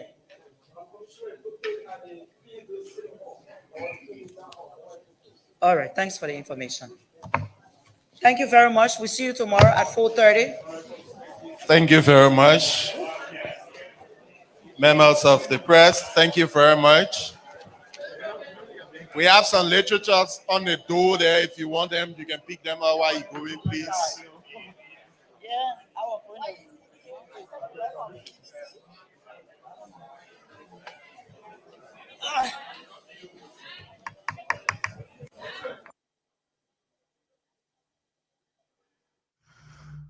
Okay, folks. You just listened to the press briefing there from the National Elections Commission, headed by its chairperson, Madam Deviata Brown Lasana, giving updates to Liberians concerning the November 14 polls that were conducted in the country on yesterday. Nelson Colette, kindly unmute your microphone so we can have this conversation. I think we need to invite the the interreligious council or some council, either the traditional chiefs and elders or something. Nelson, if you dare, kindly unmute your microphone, sir. Please do that for me, so that we can have this conversation. We can analyze and discuss what was said by the NEC chairperson, Madam Deviata Brown Lasana, and even responding to questions asked her by journalists. Your camera is flipped. Whoever it is that is. Nelson? Okay, Damo, are you there? Are you getting me? Yeah, I'm getting you loud and clear. But I'm only seeing the commissioners. You're not in front of the cameras. It seems like you're the only person there as of now. No, But I'm coming in front of the camera because yeah. we hear the entire team is here, so I'll just do a little bit of adjustment. But are we okay now? Are you hearing? Are you Yeah, getting loud me and now? clear. Yeah, Okay. that's good. Nice shirt you have, by the way. Your shirt is beautiful. Nice shirt. Thank you. And I think it was just we missed the timing. We missed the timing somehow, Diamond. Yesterday was similar thing for you, and before I knew it, I don't know how it happened. Today I got myself here. But before we get to the crux of the matter, I think we need to invite some mediation team, either the interreligious council or the traditional chiefs and elders. There seems to be something, if not in this life or a previous lifetime before, that you and Madam Director Bralasana, you're passing somewhere. Now pass somewhere in pass somewhere. Or either your colors fish in the previous life or this life. What's up with the two of you? Like, my friend. You know, My it's friend, interesting, I'm talking to you. You should look at me, my friend. But she just too straight. She see nothing like and trigger a lot of things. Interestingly, yesterday, Diamond, during the question and answer period, when I stood up to ask, and as soon as I said Nelson from Spoon, and then she smiled. She said, "Spoon. Did you guys bring the board today since you have Spoon?" I said, "Yeah, we brought a very big board because we are the original Spoon." And then she laughed, and then we just moved on like that. Yeah, but again, that's it. I think Diamond. That was the calm before the storm. You know. Yeah. Certainly. Yeah, but let's talk about what happened in the hall. Liberians did listen. The NEC released provisional, that's consolidated results, progressive tallied results, the consolidated, and county by county. So I want you to go over those numbers for us, Nelson. Well, the numbers are many, but I'll go over some of them, Diamond. Yeah, just the consolidated first. We can do the county Okay. breakdown, have the numbers for the counties, but just the consolidated. Okay. One key word from the press conference today is I'm old school. So bear with me if I'm taking some time because I'm old school. So that's Another why you one have is today. my father taught me. My father taught me to look at you. Certainly, certainly. So the consolidated we have here. Sorry, I'm still showing. You I want me think to I help think you? my I could go over the numbers if you finding it a bit, of a time to get there. But if you have, then you can go ahead. my character was okay. So I think we're here now. Okay. Okay, so for the consolidated, as released by the National Elections Commission today, okay, so the result today, Diamond, puts the Unity Party at 193,041 votes in total that the National Elections Commission uh, report as attributed to the Unity Party. So as per the consolidated we have here from all the different counties, the different percentages that the National Elections Commission has been able to tally and successfully run through their system from the 15 counties of the country. This is what we have here for the Unity Party. So right now, the Unity Party stands at 193,041 votes, while the CDC stands at 187,061 votes. Uh, so the total valid vote is at 386,000. 386,056, and and then you have the rest of the other votes coming from the different countries. Okay, so you have invalid votes that stands at 5,220. Are you there, Daniel? Sorry, my gadget is So I'm here. somehow. I'm here. I'm listening to you as you read those numbers. Yeah, so I'm trying to get it out. Yeah, so that's why it is right now, Diamond. So according to NEC, they've been able to tally or they've received reports from um, 100, 1,315 polling places across the country out of 5,800 90 polling places. So this is what they have here for the Unity Party. And then interestingly, there are counties where the Unity Party performed well, and there are equally counties where the CDC performed well too. So you take, for example, we have Bapolu County. For Bapolu County, they've been able to successfully tally results from 42 polling places out of 154 polling places. And the Unity Party stands at 5,610 votes, while the CDC stands at 4,507 votes. That's for Bapolu County. And you have other counties. Take, for example, Maryland County, where they've done 42 polling places out of 145 polling places. The Unity Party stands at 200, that's 2,630 votes, while the CDC stands at 9,475 votes. And then you have other counties like Gedeh County, for example, Bong County, and the rest of the other counties. So let's take Gedeh, for example, Diamond. Unity Party was able to get 1,920 votes from Gedeh County as per the results so far, while the CDC got 15,681 votes. So the results are still coming in. Now, one of the places where the Unity Party did extremely well, as per the results we have here today, Diamond, is Nimba County. So they've done 17%, 17.26% of the total votes from Nimba County.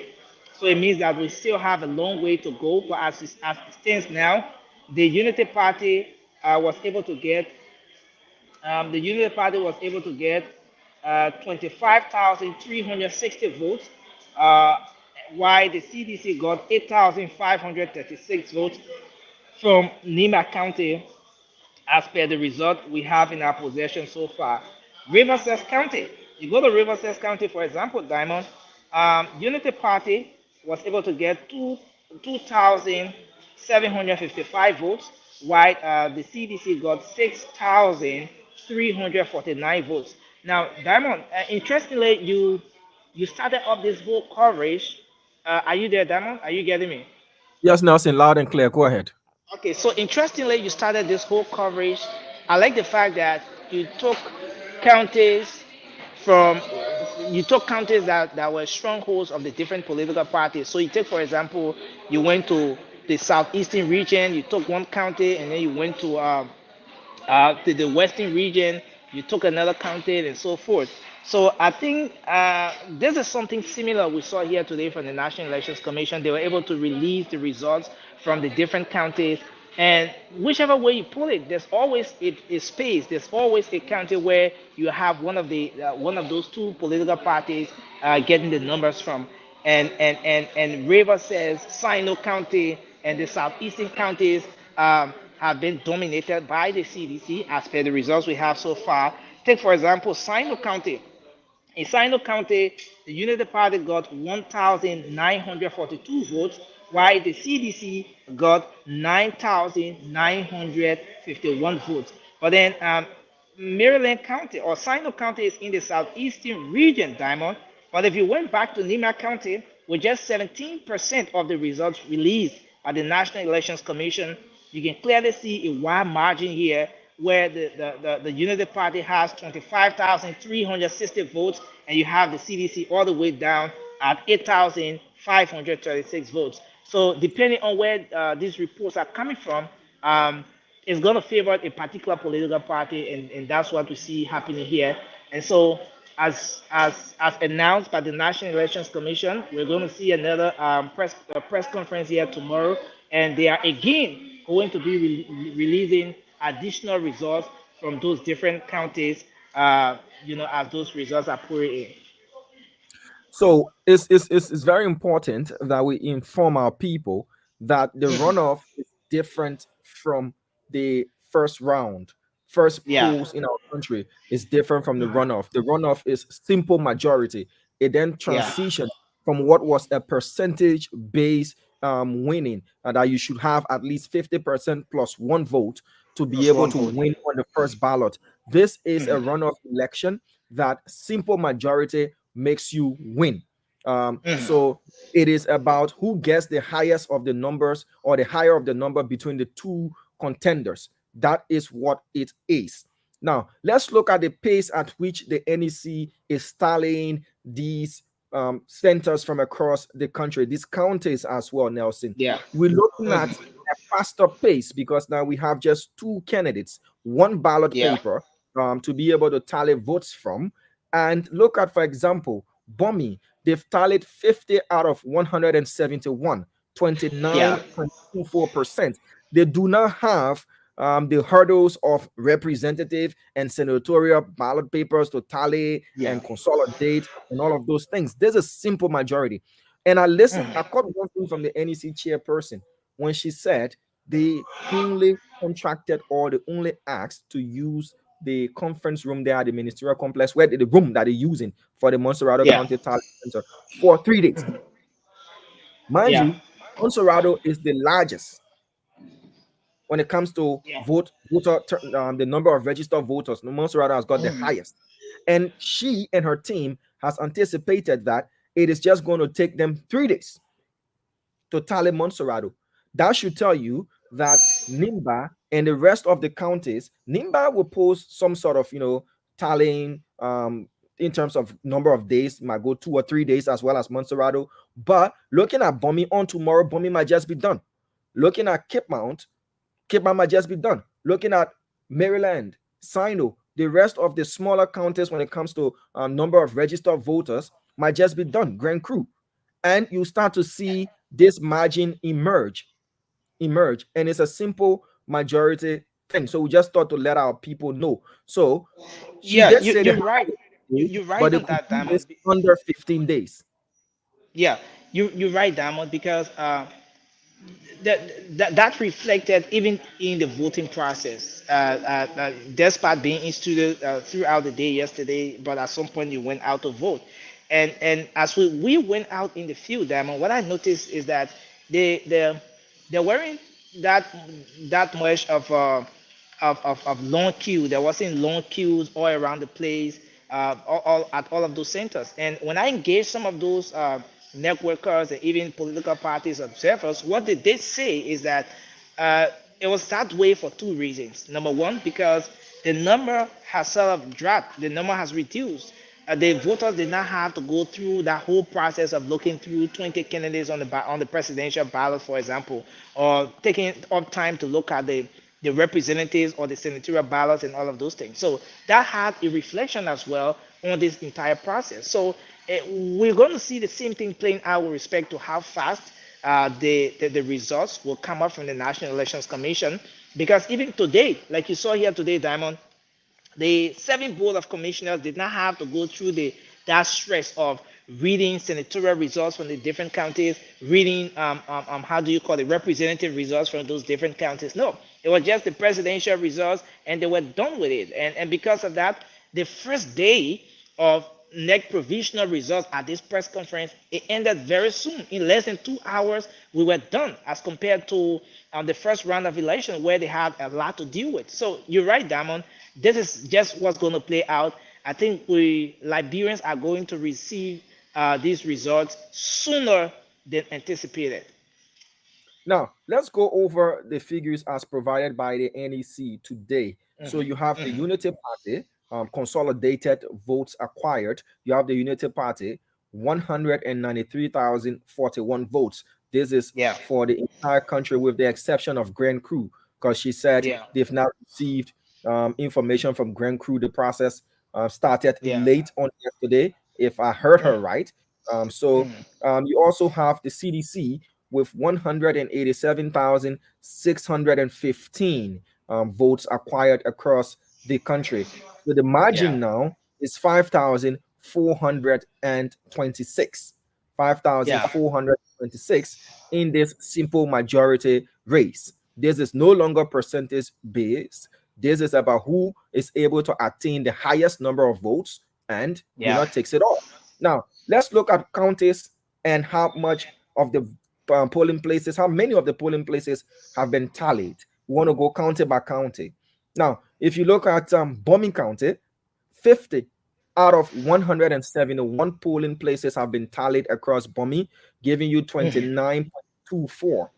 You go to Bong, an equally vote-rich county, you have 102 out of 555 places tallied, making it 18%, 18.38%. What happened? Yes, only less. Yeah, I have a very huge sound, but it's okay. It's okay. You sure you okay? You can keep spreading your name on the other side. That the second one there. Go take a look. No, we're okay. It's some technical issue the guy is trying to handle from the back end. He's apologizing as well for the disturbance. Yeah. Okay. So we are Bong County, right? Yeah. Yeah. No, you nigga. 51st. Is it no story as well? Is it no story as well? No story was worth dying for. Not even an electoral story. Nobody can go stand and say, "Oh, there goes Nelson. He was a very brilliant journalist." No. God forbid. So let's go back to Bong County. Yeah. Bong County, a number of polling places tallied so far, 102 of 555, representing 18.38%. Yeah. We come to Bassa County, 42 out of 134 polling places tallied so far, That's constituting almost half. That's almost I half. missed saying this word constituting, constituting 31.34% of the total number of polling places to be tallied. Then we come to Yeah. Grand Cape Mount County, 41 out of 213 polling places tallied, constituting 19.25% of the total number of polling places tallied in Grand Cape Mount County. Grand Bassa County, 14, just 14 out of 405, constituting Yeah.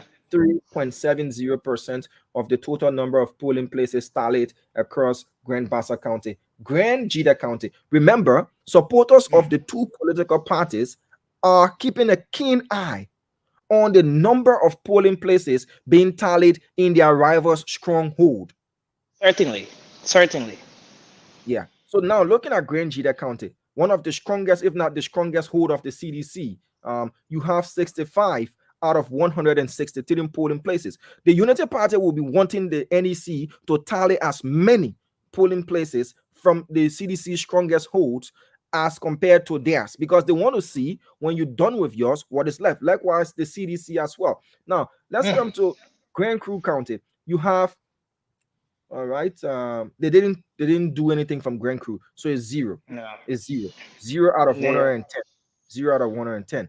Then Lofa, 68 out of 424 polling places tallied so far, representing 16.04% of the total number of polling places there in Lofa County. Then you drop down to Margibi, 82 out of 441 polling places tallied, representing 18.59.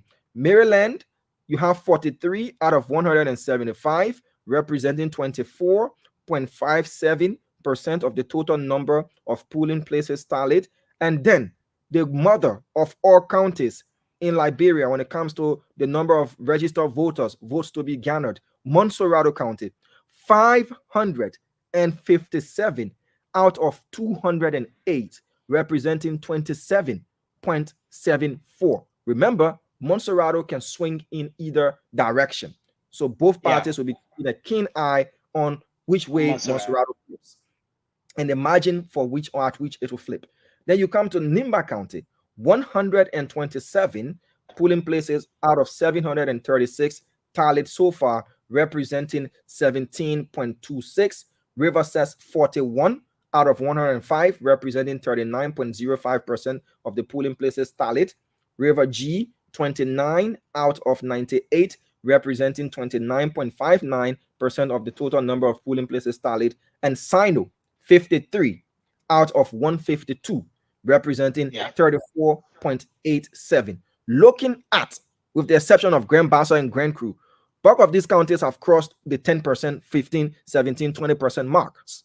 Yeah. If we are to anticipate looking at the pace or to analyze based upon the pace, tomorrow we might see majority of these counties reporting above 50%.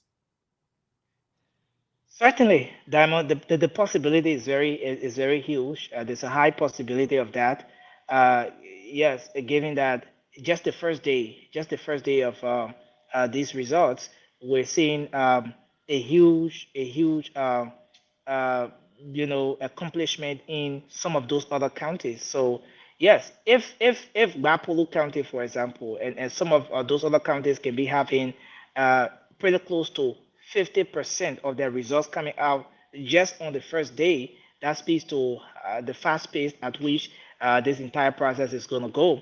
And like you said, right, Diamond, at this point, it's no longer about that constitutional threshold of 50% plus one vote. No, it's just a simple majority. And regardless of what the margins are, it basically depends on where these numbers are coming from. And so I think at this point, all of the political parties have their eyes on where the numbers are coming from. What are the numbers saying?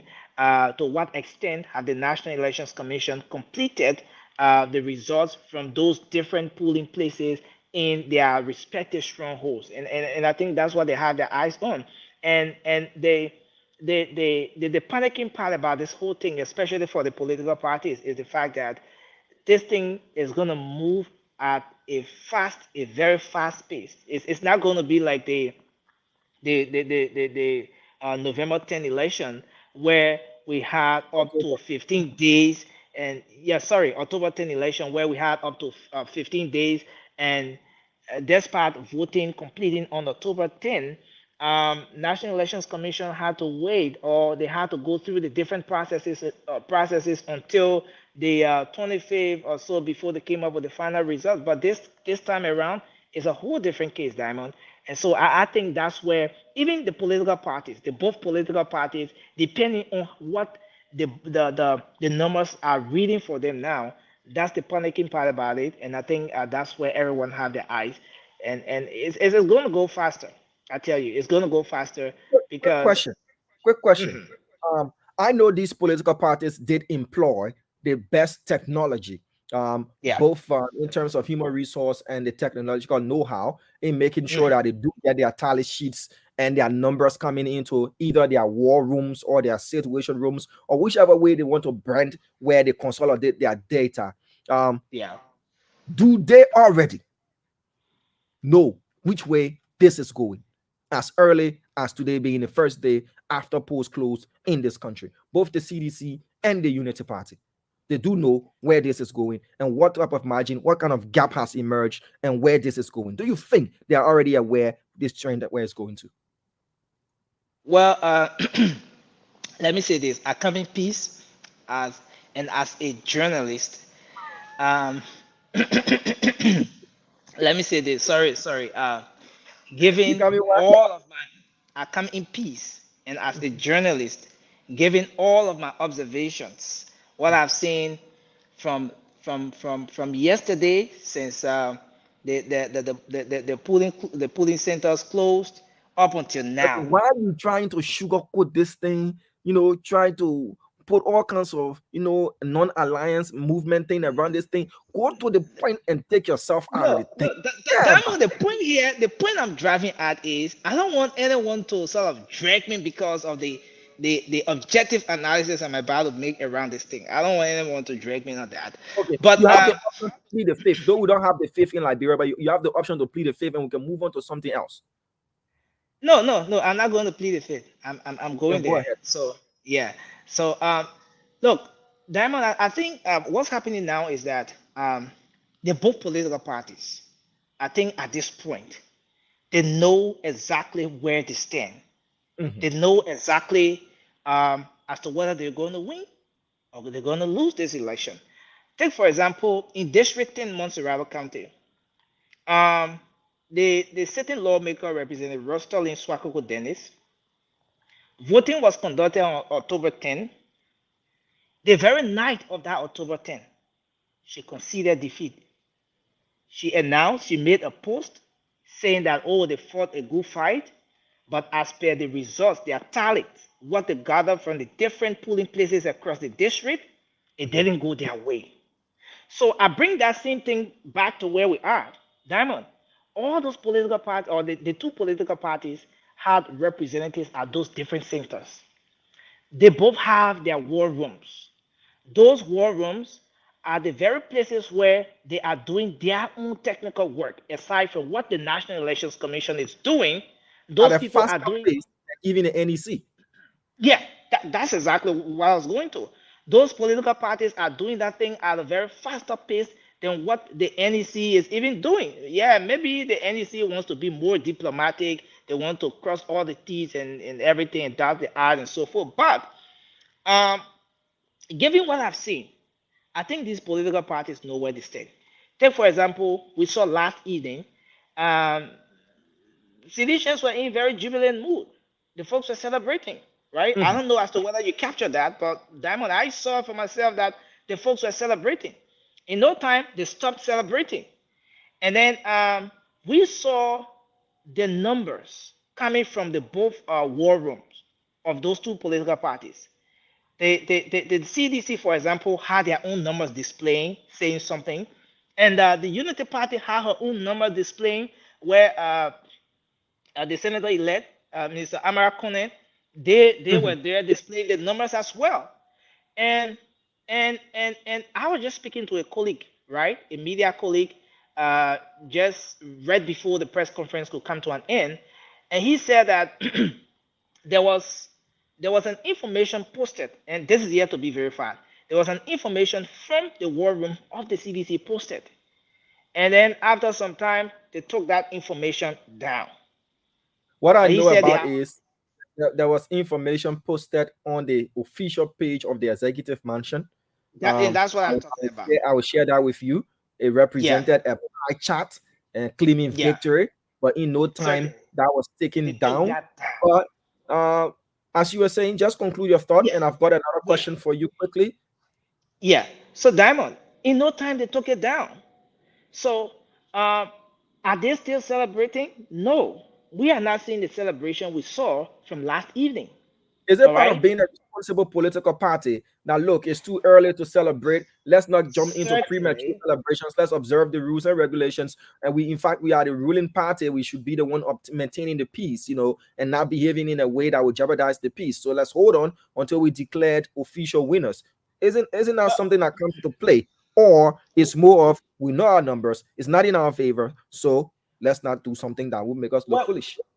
Well, Diamond, it could be one of the things that's coming into play here. It just could be one of the things that are coming into play here. But then, if you want to use that line of reasoning, then maybe we should go back to the track record, the very track record of the political institution. Well, I don't want to go deep into that. So, they had their numbers displaying. They had their numbers displaying. Let's move on And to then the Unity Party. The Unity Party, on the other hand, yeah, Diamond. Let me just learn on this. The Unity Party, on the other hand, had her numbers displaying. But in no time, we saw Representative Yeka Koluba celebrating. Are they still celebrating? Have they changed the numbers? Have they changed what they posted? Do they stand by their story that they presented to the Liberian people? Their story from their war room? Do they still stand by that story? So these are all things that we're giving some key, giving some key attention to, even as we, the media people, remain in this neutral space. But I think at this point, Nelson is doing everything possible to keep pleading his neutrality. We know you're neutral, Nelson. You don't need to keep pleading your neutrality. We know you are a neutral guy. We all are neutral as journalists, especially ethical journalists as we are. You see Nelson talking about neutrality and going off. But let's go to this issue of track record. You brought about track record, and let's look at the track record from 2019, 2020 senatorial elections. Whenever at the time the CPP carried candidate Abraham Darius Dillon, fielded Abraham Darius Dillon, and they were sure of what they had won, they never backed down. They never backed down. They kept and stuck to that, and they were eventually declared the winners. We also saw celebrations coming from the CDC claiming that Thomas Fala had won, only for him later to concede defeat. You brought about track record. Yes, I'm bringing that. Don't use my track record to bring your track record, but I know for a fact that what you're saying is something that happened. I know that for a fact. Let's look at what the Unity Party is presenting. Can you see the screen? If I put something on the screen, would you be able to see it? Or are you facing the rear camera, so you'll not be able to see it? You watching from another device? Yeah, certainly. I'll be able to see it. So this is what Senator-elect Amara Kone posted a couple of minutes ago, almost half an hour ago. It says, updates.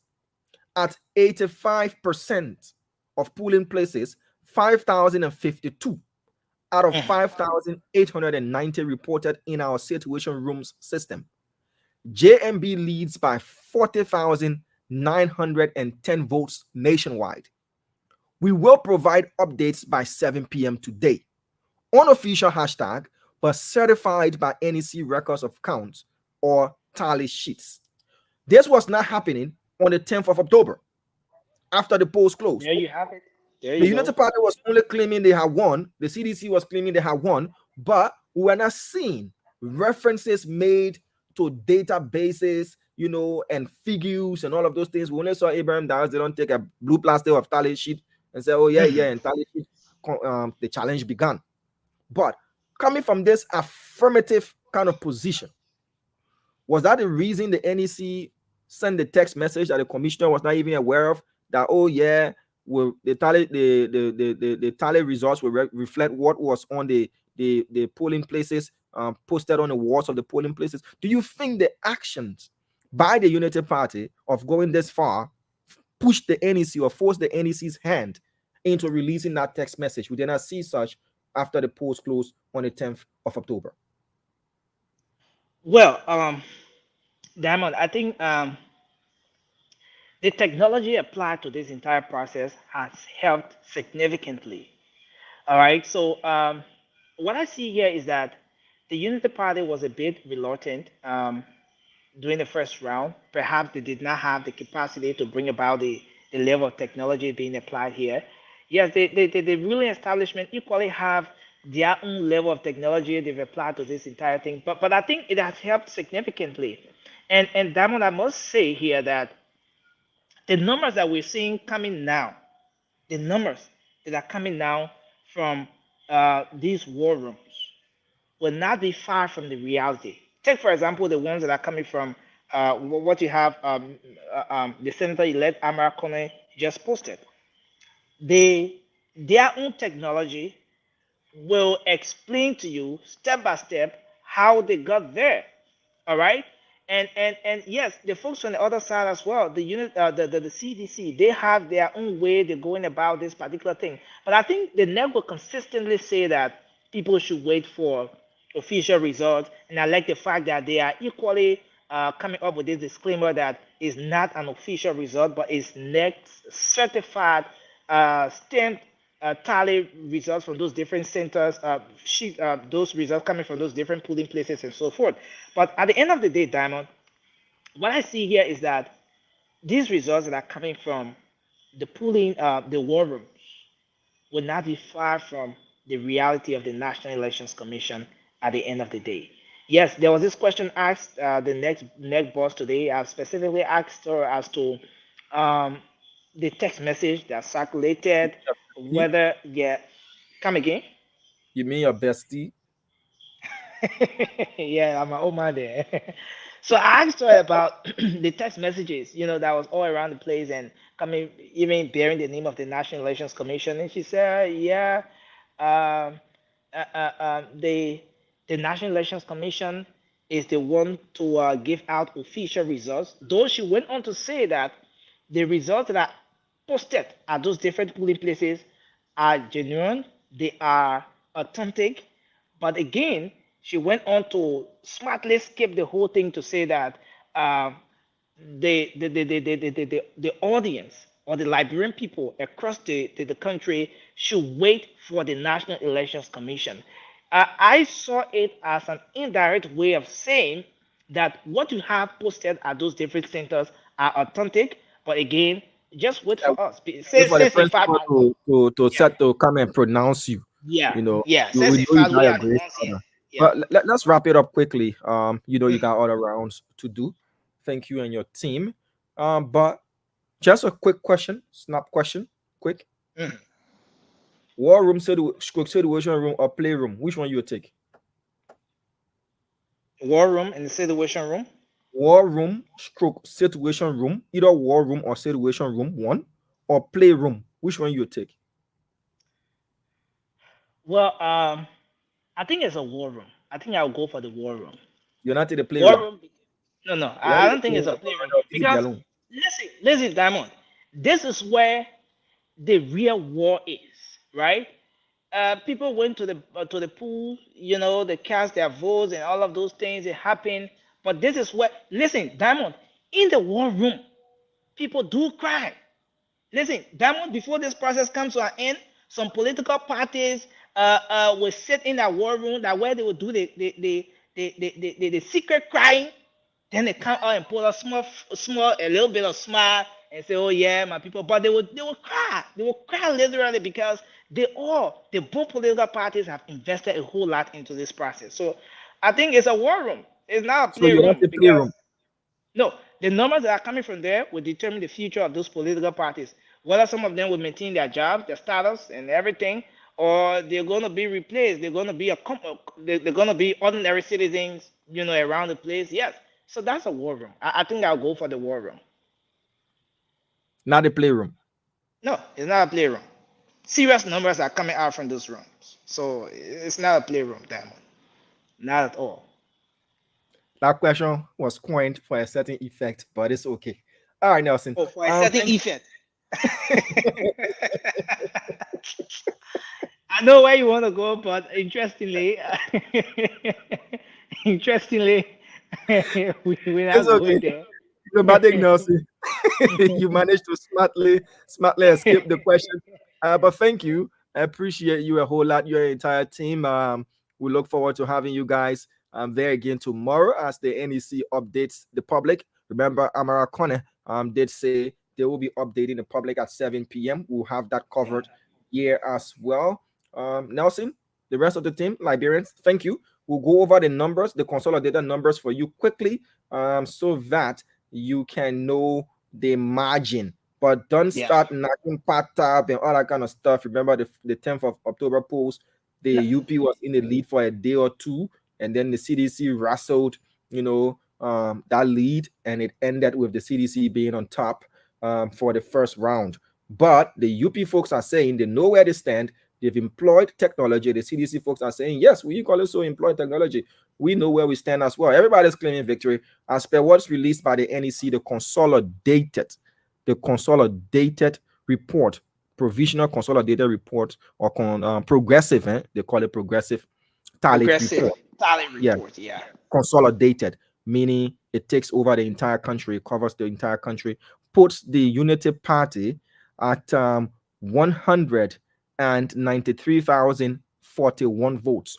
193,193,041 votes, constituting 50.71% of the total number of valid votes tallied so far across the country. The ruling CDC is trailing with 187,615 votes, constituting 49.29%, and the margin as of the first batch of results released is at 5,426. But Amara Kone is saying, as per 85% of their tally reports, puts them at 40,000 plus margin. And that is a very huge gap. Diamond, do you remember the margin from the October 10 election between the two top Not on political top of my parties? head, but I could pull the record, but not on top of my head. A little over 7,000. A little over 7,000 in a process that have a threshold, talking about the 50% plus one. But even 1,000 margin is very dangerous. It's very risky in a simple majority, and this is just where we are. That's where we are. You are the NEC headquarters. I'm here. Thank you. Let me let go of you quickly. You bang again, start looking left, looking right. Yeah. Yeah, man. I want to say thanks to you, Diamond. Thanks to you and the team there as well. And we look forward to a smooth process. And thanks for the coordination. My entire team here, Aaron Kuban, Chokon Flaman, Ernest Bena is behind camera as well. I want to say thanks to the team here as well. And yes, we look forward to bringing the Liberian people more updates tomorrow right here from the National Elections Commission headquarters again. Kudos to you and your team. Bid you farewell. This is how we draw down the curtains as well. Interestingly, someone said I'm on TV, so I shouldn't have looked the other way when I heard that sound. Who says Safety it doesn't comes have? first. Yeah, he gonna do that. BBC reporter, Bong will turn on the left and right and see what's happening. You have to be vigilant. Who tell you when you're on TV, even your eye issue, you can scratch it. No, there are certain movements you don't move frequently, then it becomes a distraction. But if it is something out of the ordinary, low light, low rare, you call your PP. Turn the camera away and then you go. But thank you, Madam. Thanks a whole lot. That's all the time we have to be here. Nelson Colette there reporting from the headquarters of the National Elections Commission. The Spoon Talk crew will be back at 8:30 p.m. and we'll be following up on the Unity Party's release of their results. According to Amara Kone, the coordinator, they do have in their possession tallied as of now 85% of the total number of votes across the country. Says they have. So there's the update, and it says update at 85% of polling places. That is 5,052 polling places out of 5,890 across the country reported in our situation rooms system. JNB leads by 40,910 votes nationwide. That's according to Senator-elect of Bapolu County, Amara Kone, who's also the coordinator there of the United Parties campaign. And he says, we will provide updates at 7 p.m. today. Unofficial, that's the hashtag, but certified by NEC record of counts or tally sheets. So he's saying in this post that he's not the official voice to declare who a winner is, but from where they get in their records, they are certified NEC tally sheets. We'll bring you that presentation live at 7 p.m. if and when they are doing a live presentation. Thank you. My name is Diamond Slanger. I've been coordinating here on behalf of the entire team putting together this coverage for you, not just those in Liberia, but all around the world interested in watching what we're doing in our country. Remember, this is our 4th general and presidential elections, and we've maintained 20 years of peace and stability in our country since the cessation of civil crisis here in Liberia. These elections has got a lot hanging on them. I'm telling you, it's got the political future of candidates. It's got the political future of Liberians. It's got the entire country sticking and looking at what is going to happen next. The country is calm. People are moving around. Vehicular traffic is flowing. Entertainment centers are entertaining. You know, people are doing their normal activities. And as contrast to what happened on the 10th, 11th of October, there isn't so much tense as we experienced on the 11th, on the 12th of October. People were still tense. You know, people were skeptical about going out. People were, oh, what's going to happen? What's not going to happen? And all of that thing. But at the end of the day, I do believe, and it's my personal conviction, that the two men vying to lead this country know fully well they want to lead a country that approves of their leadership. They want to lead a country that has given them the requisite legal authority to be president. Because if you do not have the mandate of the people, trust me, you cannot lead a peaceful nation. There will be uprisings, there will be protests, there will be commotion, people will rebel against you, and you don't want that. And at the end of the day, how do you want to be remembered in the books of history when they are inscribed, when they write your name down and say President X, Y, and Z? What legacy do you want to leave? That, oh, you're clinching onto power. They have to, when you want to take the cat from the chair, especially when the cat, the claws, when you hold the sofa, they won't leave it. You be holiday, won't go. You be holiday, won't go. That kind of stuff. You don't want to be, you don't want to be remembered as that. When you lose, be a respectful loser, very dignified loser.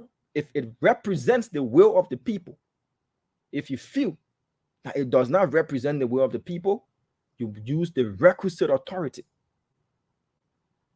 to file your qualms and your claims to have them properly addressed.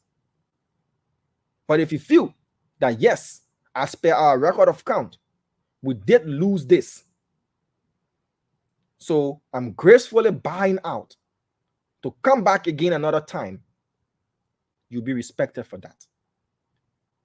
If you are the opposition as in Joseph Human Boyka and you lose, and all of your record of count shows that indeed you lost genuinely and legally, and you still feel like you want to challenge and you challenge the process and you lose again, the best thing to do is to bow out gracefully, because nobody wants to rule over a country that disapproves their leadership. It's either you become a dictator, which will eventually end up being an unsuccessful leader, or you become an unpopular leader in your own country. Nobody listens to you. You always look over your shoulders, and we don't want that. And again, I'm of the conviction that the two men in this race If either of them loses, they'll have to think about the 5 million plus Liberians whose ambitions, visions, goals, their lives, you put 5 million together, it's far much more than one individual. And you have to concede and move on. All right, folks, that's all the time we have. Bye-bye. Thank you for listening. Thank you for watching. Put something there quickly. Yep. Thank you again. So there's our wrap up. Remember, Spoon Talk is going to come your way. And once they do, we'll be live here and we'll be having our crew to bring you the United Party making a revelation that they've now at least tallied over 85% of the total number of votes they received or they garnered from across Liberia. All right.